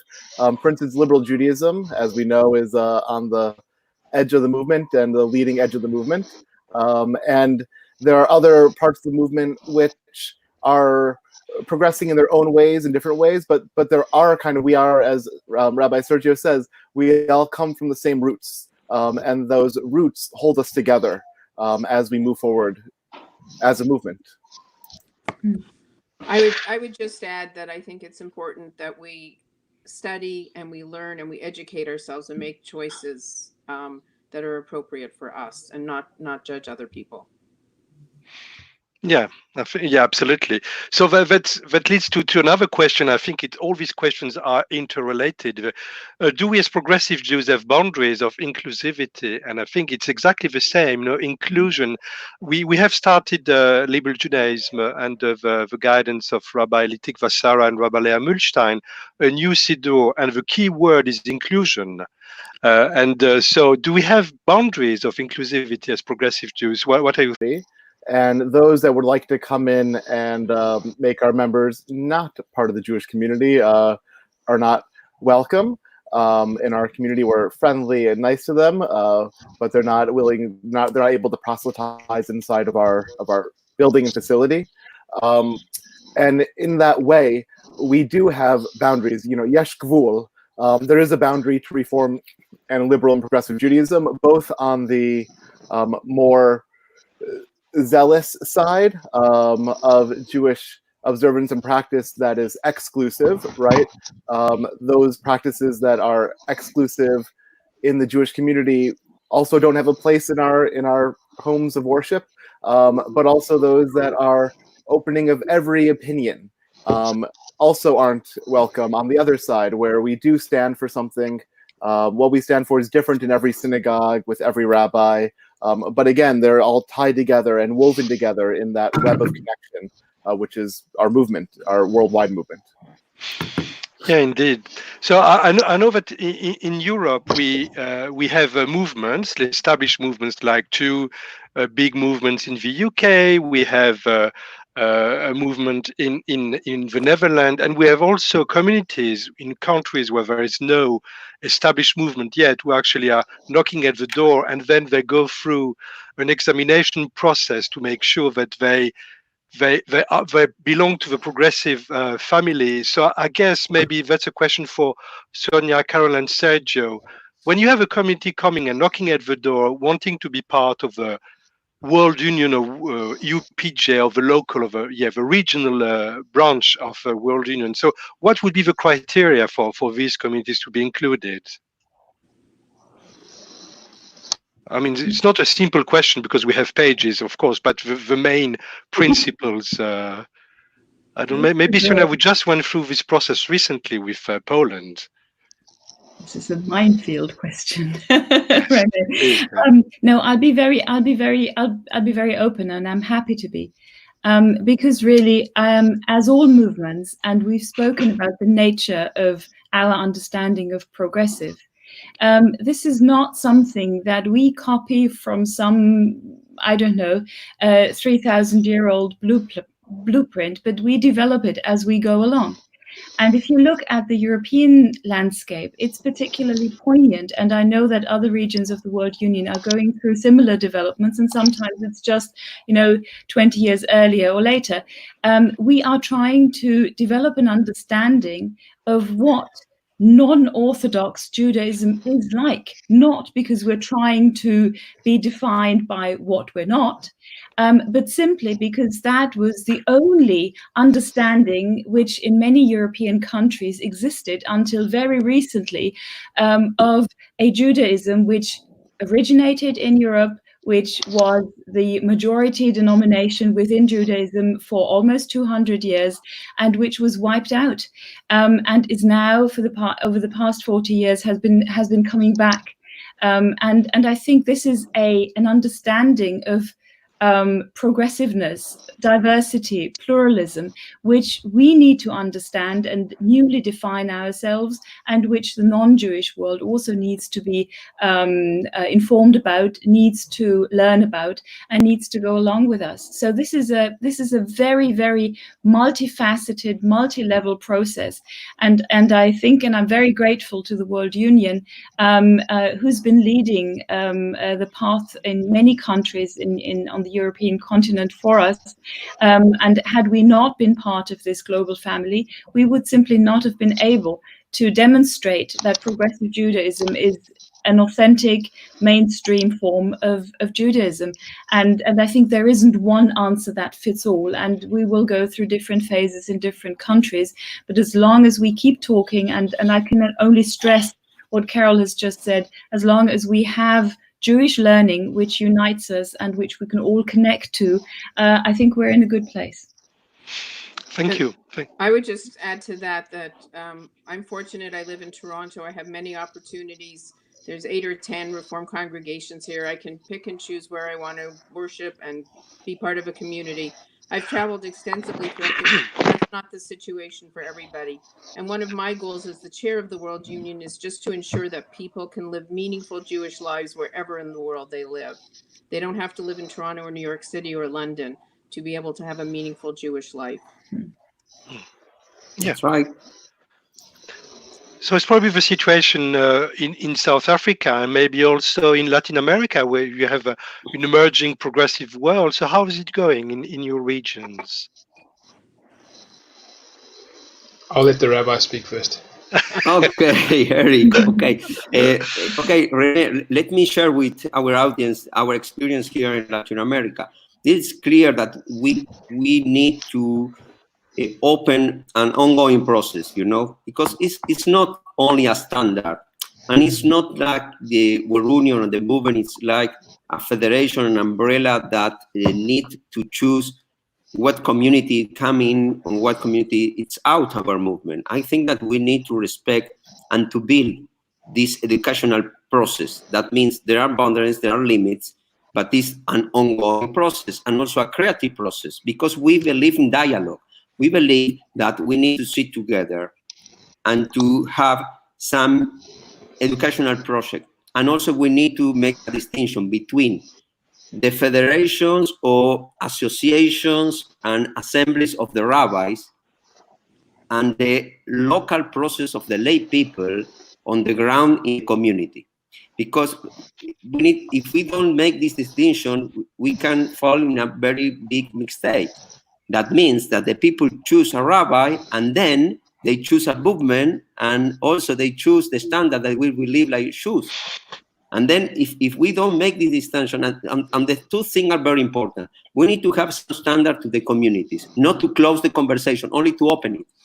And also the rabbis, we have some standards that we need to fulfill. That means the two things are very, very important. In Latin America, we have 7 points that is like a start-up position of checking with the community if you can sustain these 7 points that there are, like also Eric said before, there are values that we need to accept.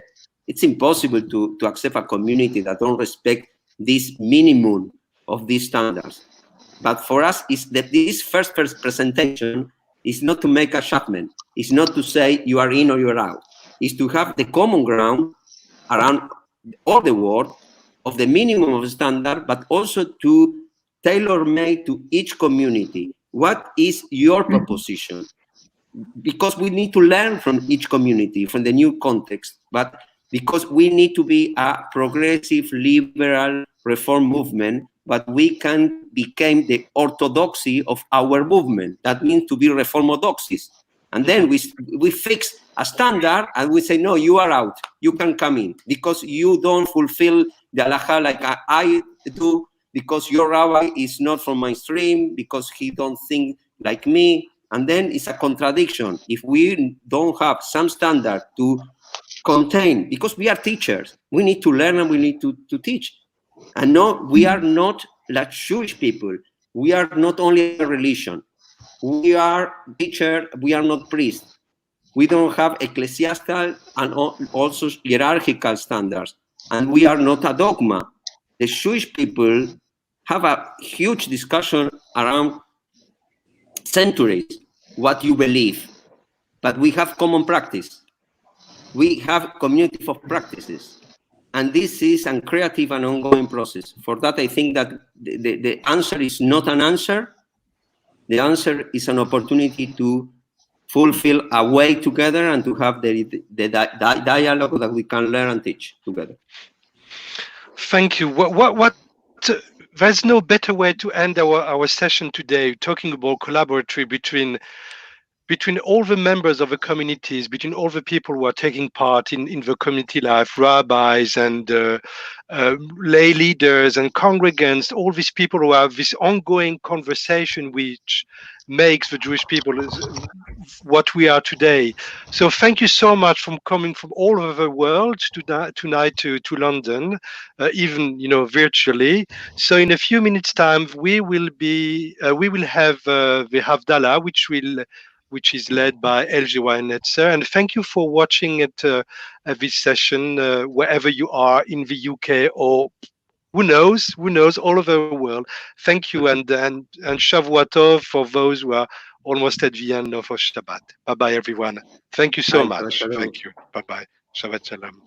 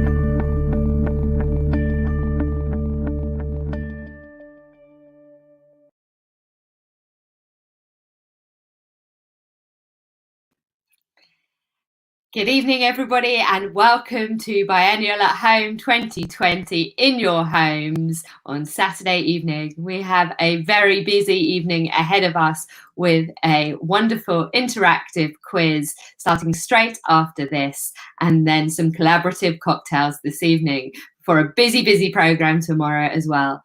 I really hope that you have had a wonderful weekend so far. I know I've been thinking the whole way through this weekend that the person who would be missing most of all the in-person social aspect and the huge pride that he feels at these liberal Judaism gatherings would be our former chair, Simon Bencher. I can only hope that he has been watching this weekend's proceedings with a huge amount of pride, because I know that so much of his love and passion for liberal Judaism has made the foundation blocks for this weekend, has allowed us to have the confidence and the pride in ourselves to create such an exciting program. It is with absolute pleasure that I introduce this segment of the evening, which is just a chance for us to pay a small tribute to the man who used to say that he could fit me in his pocket, our former chair, Simon Bencher. Hi, Charlie. Hi, everyone. Hello, Simon. Thank you so much for being with us. Can I first say that we are so glad that you are with us.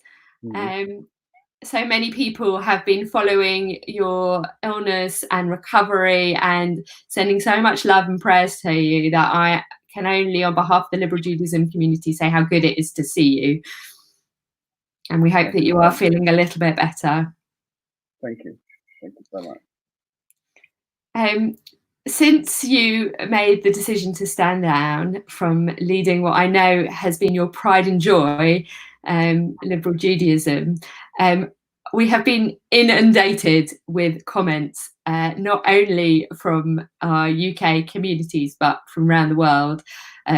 Carol Sterling was on line earlier and from the World Union of Progressive Judaism, and she shared with us how many people from the World Union have sent you their thoughts and have wished you only the best, but also thanked you so much for your contribution to not only to liberal Judaism, but to the World Union.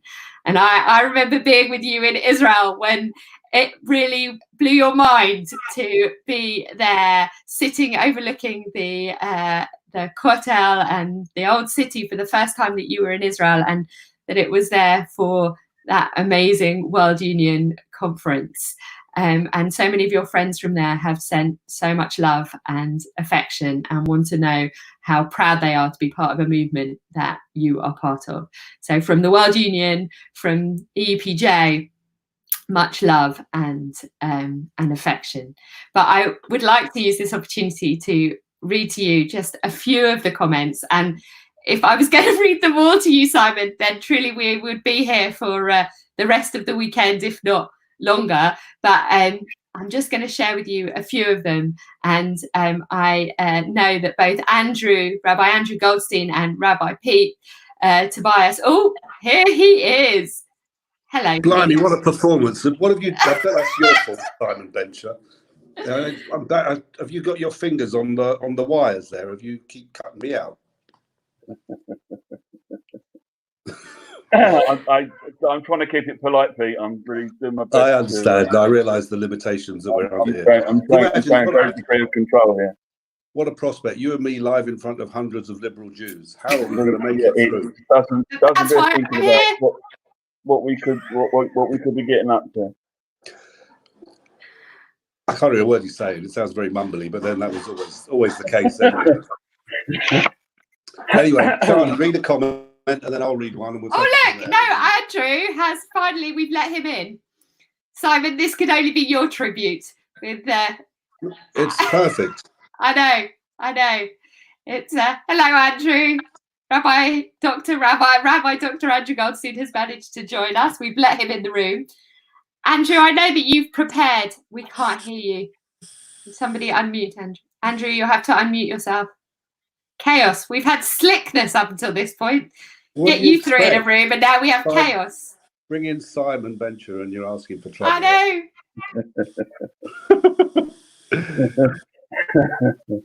Andrew, we still can't hear you. Well, Andrew, and he's beginning to make us feel a little seasick as well. Yeah, it would be nice if you tributes are always the your best. camera slightly. Oh, Andrew. No. That works. I'm going to start. Right. I'm going to read some of the comments. Pete, are you going to join me in this? Yeah, I'll do it. I'll read them at the same time as you do. No, so don't read them at the Simon same really time. does. Alternatively. All right then. I'm going to start. Go. Simon, there is no doubt in my mind that Simon has the biggest liberal Jewish heart. Thank you for being at the heart of liberal Judaism for so many successful years, Rabbi Aaron Goldstein. There you go. This one's from Rabbi Dr. Margaret Jacoby, who, as you know, is Rabbi of Birmingham. So I'm going to do this in a Birmingham accent just to make it sound authentic. Says, thank you very much for being such a warm and enthusiastic leader of liberal Judaism. You're a real mensch. What does that mean? That was from Rabbi Dr. Margaret Jacoby. Sounds just like her, Pete. Thank you for all the attention you gave us whilst chairman of Liberal Judaism, visiting our community on numerous occasions and giving us your support. We are also delighted that you've passed through a serious illness and have been restored to good health. May you enjoy many, many more years in good health with your family and friends, which include all of us. We very much hope to see you at our community again. Jeffrey Ben Nathan, President David Young, Chair Naomi Fellerman, Vice Chair Rosie Ward, Treasurer Hilary Fox, and Honorary Secretary of which community, Simon? That's Bedfordshire. Very good. That's your starter for 10. Well done. Okay. Actually, I found the audience. I found a friend before I did that. You haven't got any friends, you know that. No, I've got people out managing. Based on all these tributes, you've got lots of friends, mate, and I think that's a fair point to make. This one says you've been a very good friend of honour to the community and have attended many of our functions. We will miss you, Simon. Thank you, says Chrissy, who is the chair of... No, come on, we can't keep doing this to him. Okay, sorry. I don't know who it is either. PLJC, Peterborough? Peterborough. Okay. Yes. Read the next one, Pete, as well, because it's a bit longer. This is a very long one, but it's good because the one afterwards is from Manchester. I don't do Manchester accent. So this says, Simon was thrust by circumstances into becoming co-chair of Liabeck College for a time. Something well out of his comfort zone, as he frequently admitted. But I'm just reading it, mate. I'm not making any comments. But so typical of Simon, he listened. He asked the idiot question that everyone else wanted asked and thoughtfully reflected the answers back. Again, typical of Simon, whose benign presence encouraged everyone to give of their very best for the benefit of the college. Your heart never sank when you got a call from Simon, as you knew he would be positive, sympathetic and generous as he is in all aspects of life. Liabeck College sincerely thanks Simon for his time as co-chair and for helping in the transition to a new governance model. And that's from Dr. Stephen Herman, chair of Liabeck College. Thank you, Pete. We're going to speed up a little bit because I think otherwise we're never going to get half of them in if Pete keeps doing them in accent. Many thanks, Simon, for all the support you gave to Manchester over the years. And that's from Phyllis Alden, who I know also was, great help on biennials past. A huge thank you to Simon for his dedication to liberal Judaism and his stalwart support of Rabbi Danny Rich in his role of chief executive. And that's from Rabbi Eli Tikva Sarah. Thanks for everything and best wishes from Edinburgh. From Nick Silk from Edinburgh. And now it's you. I just wasn't going to risk you doing an Edinburgh accent. Good idea. Actually, Nick doesn't have an accent. I know him. Simon was a wonderful chair for LJ. His commitment to furthering progressive Jewry was outstanding. Simon was able to visit one of our Shabbat morning services here in Stevenage and impressed our members with his friendliness. He'll be greatly missed by us, and I suspect all liberal Judaism. Go on, you can have another one. This one's from Ruth Seeger, the current acting chair of LJ. Simon loved liberal Judaism. He was unbelievably generous with his time, and his commitment was second to none. You don't come across that level of devotion very often. Thank you, Pete. Thank you for all you've done as chair and for your support for emerging small communities. And that's from Natalie on behalf of 3 counties.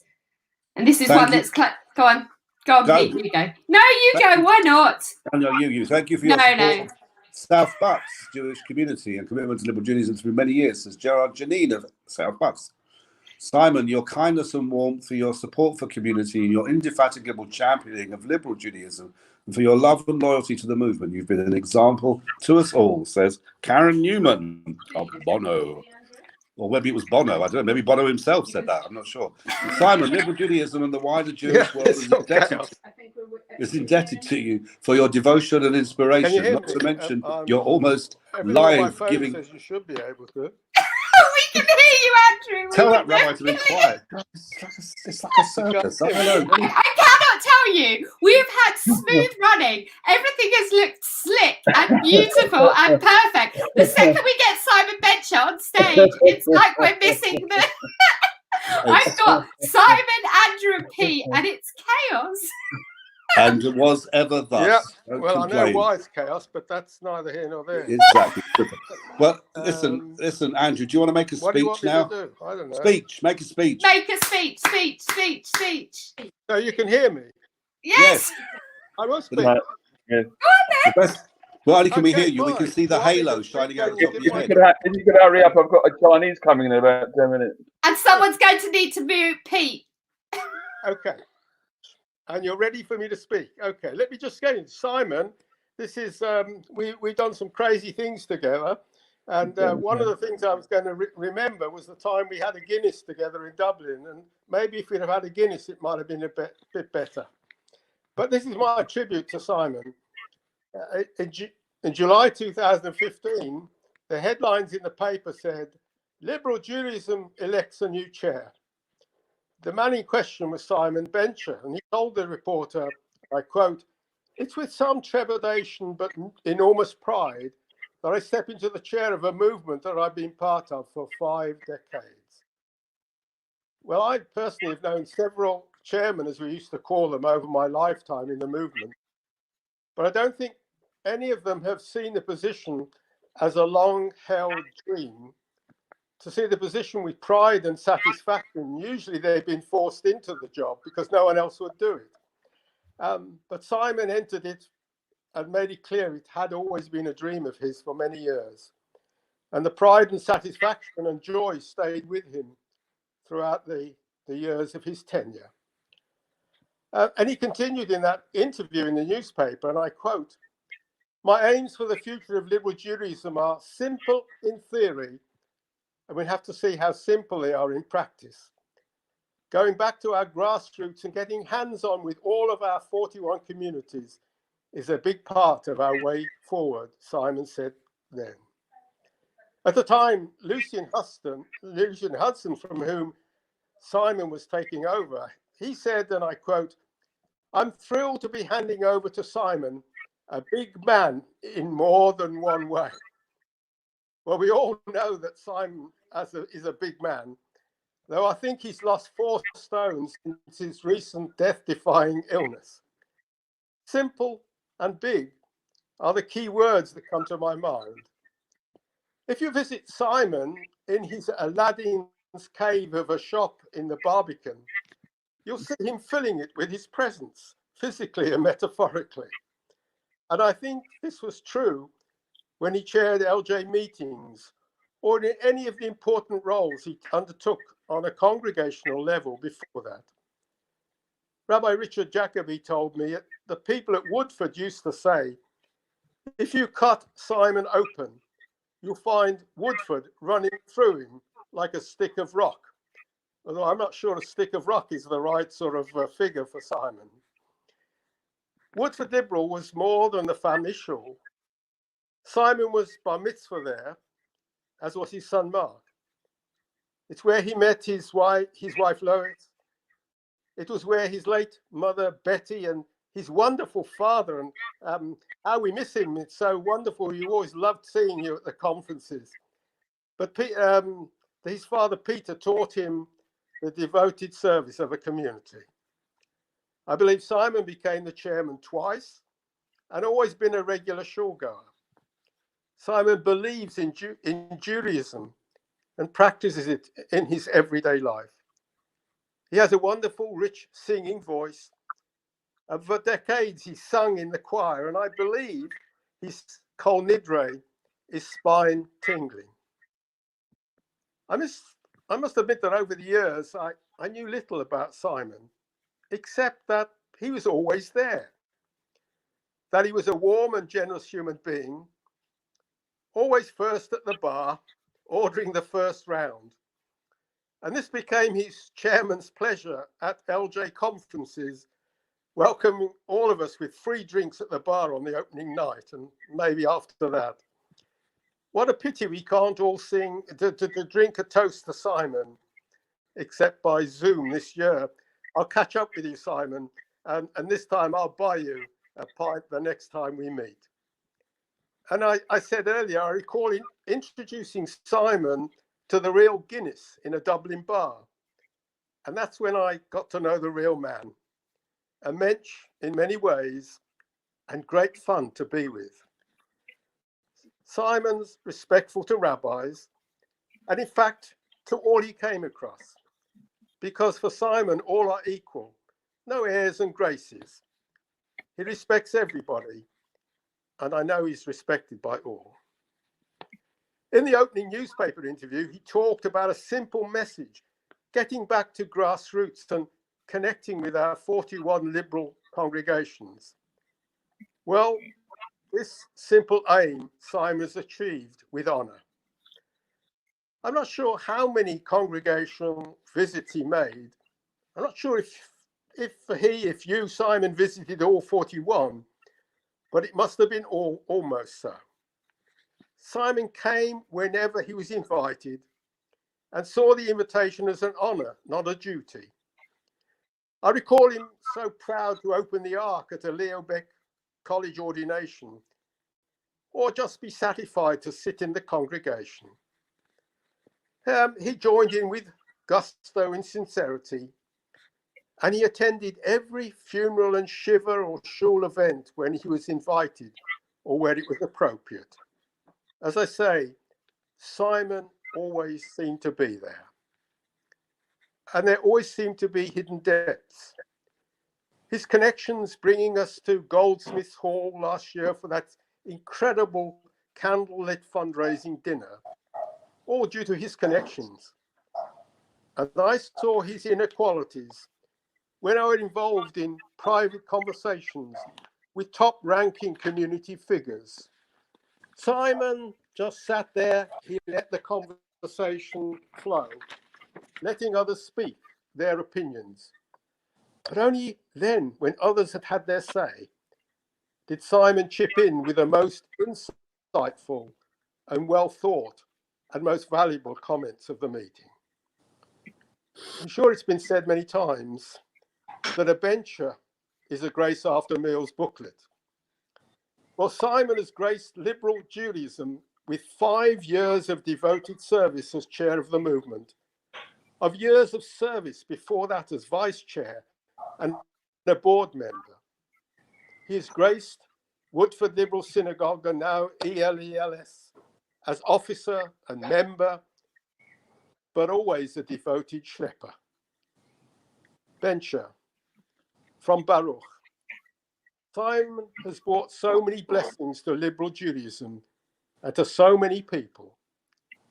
We honor him by making him vice president, but he's honored us for decades, and may this long endure. Well, Simon, I made it, and that was just my own tribute to you, and I know that while you've been waiting for me to get online, many others have been read out, and if you haven't finished with those, let's hear some more of the incredible tributes that so many people are making to Simon Bencher. Do we have time for any more, Charlie, or are we done? Over to you, Thank Kim. you. We don't have time, because if I was going to carry on, then it would LJY, and I know that I'm running our quiz, and I also am not sure that Simon can take any more after that quite wonderful tribute from Rabbi Andrew Goldstein, and they're still coming. They're still coming in on Facebook, right across, Simon. So I know that you'll go and check it out what I would like us to do is to raise our metaphorical glasses and to say that our toast, Simon, to you from all of your liberal Judaism family is a toast to you, Simon Bencher, as Andrew said, from the root meaning to bless. Thank you so much. The toast is Simon Bencher, L'chaim, Simon, from all of us. Thank you. And look after yourself, you old bugger. Good night. Please join us for the LJY quiz that you can find on the Zoom link if you've registered. If not, contact one of us and we will make sure that you get it. God bless Simon, a wonderful man with a big heart, from your very good friend, Jackie Richards. Good night for all of us here, and we will see you on Zoom.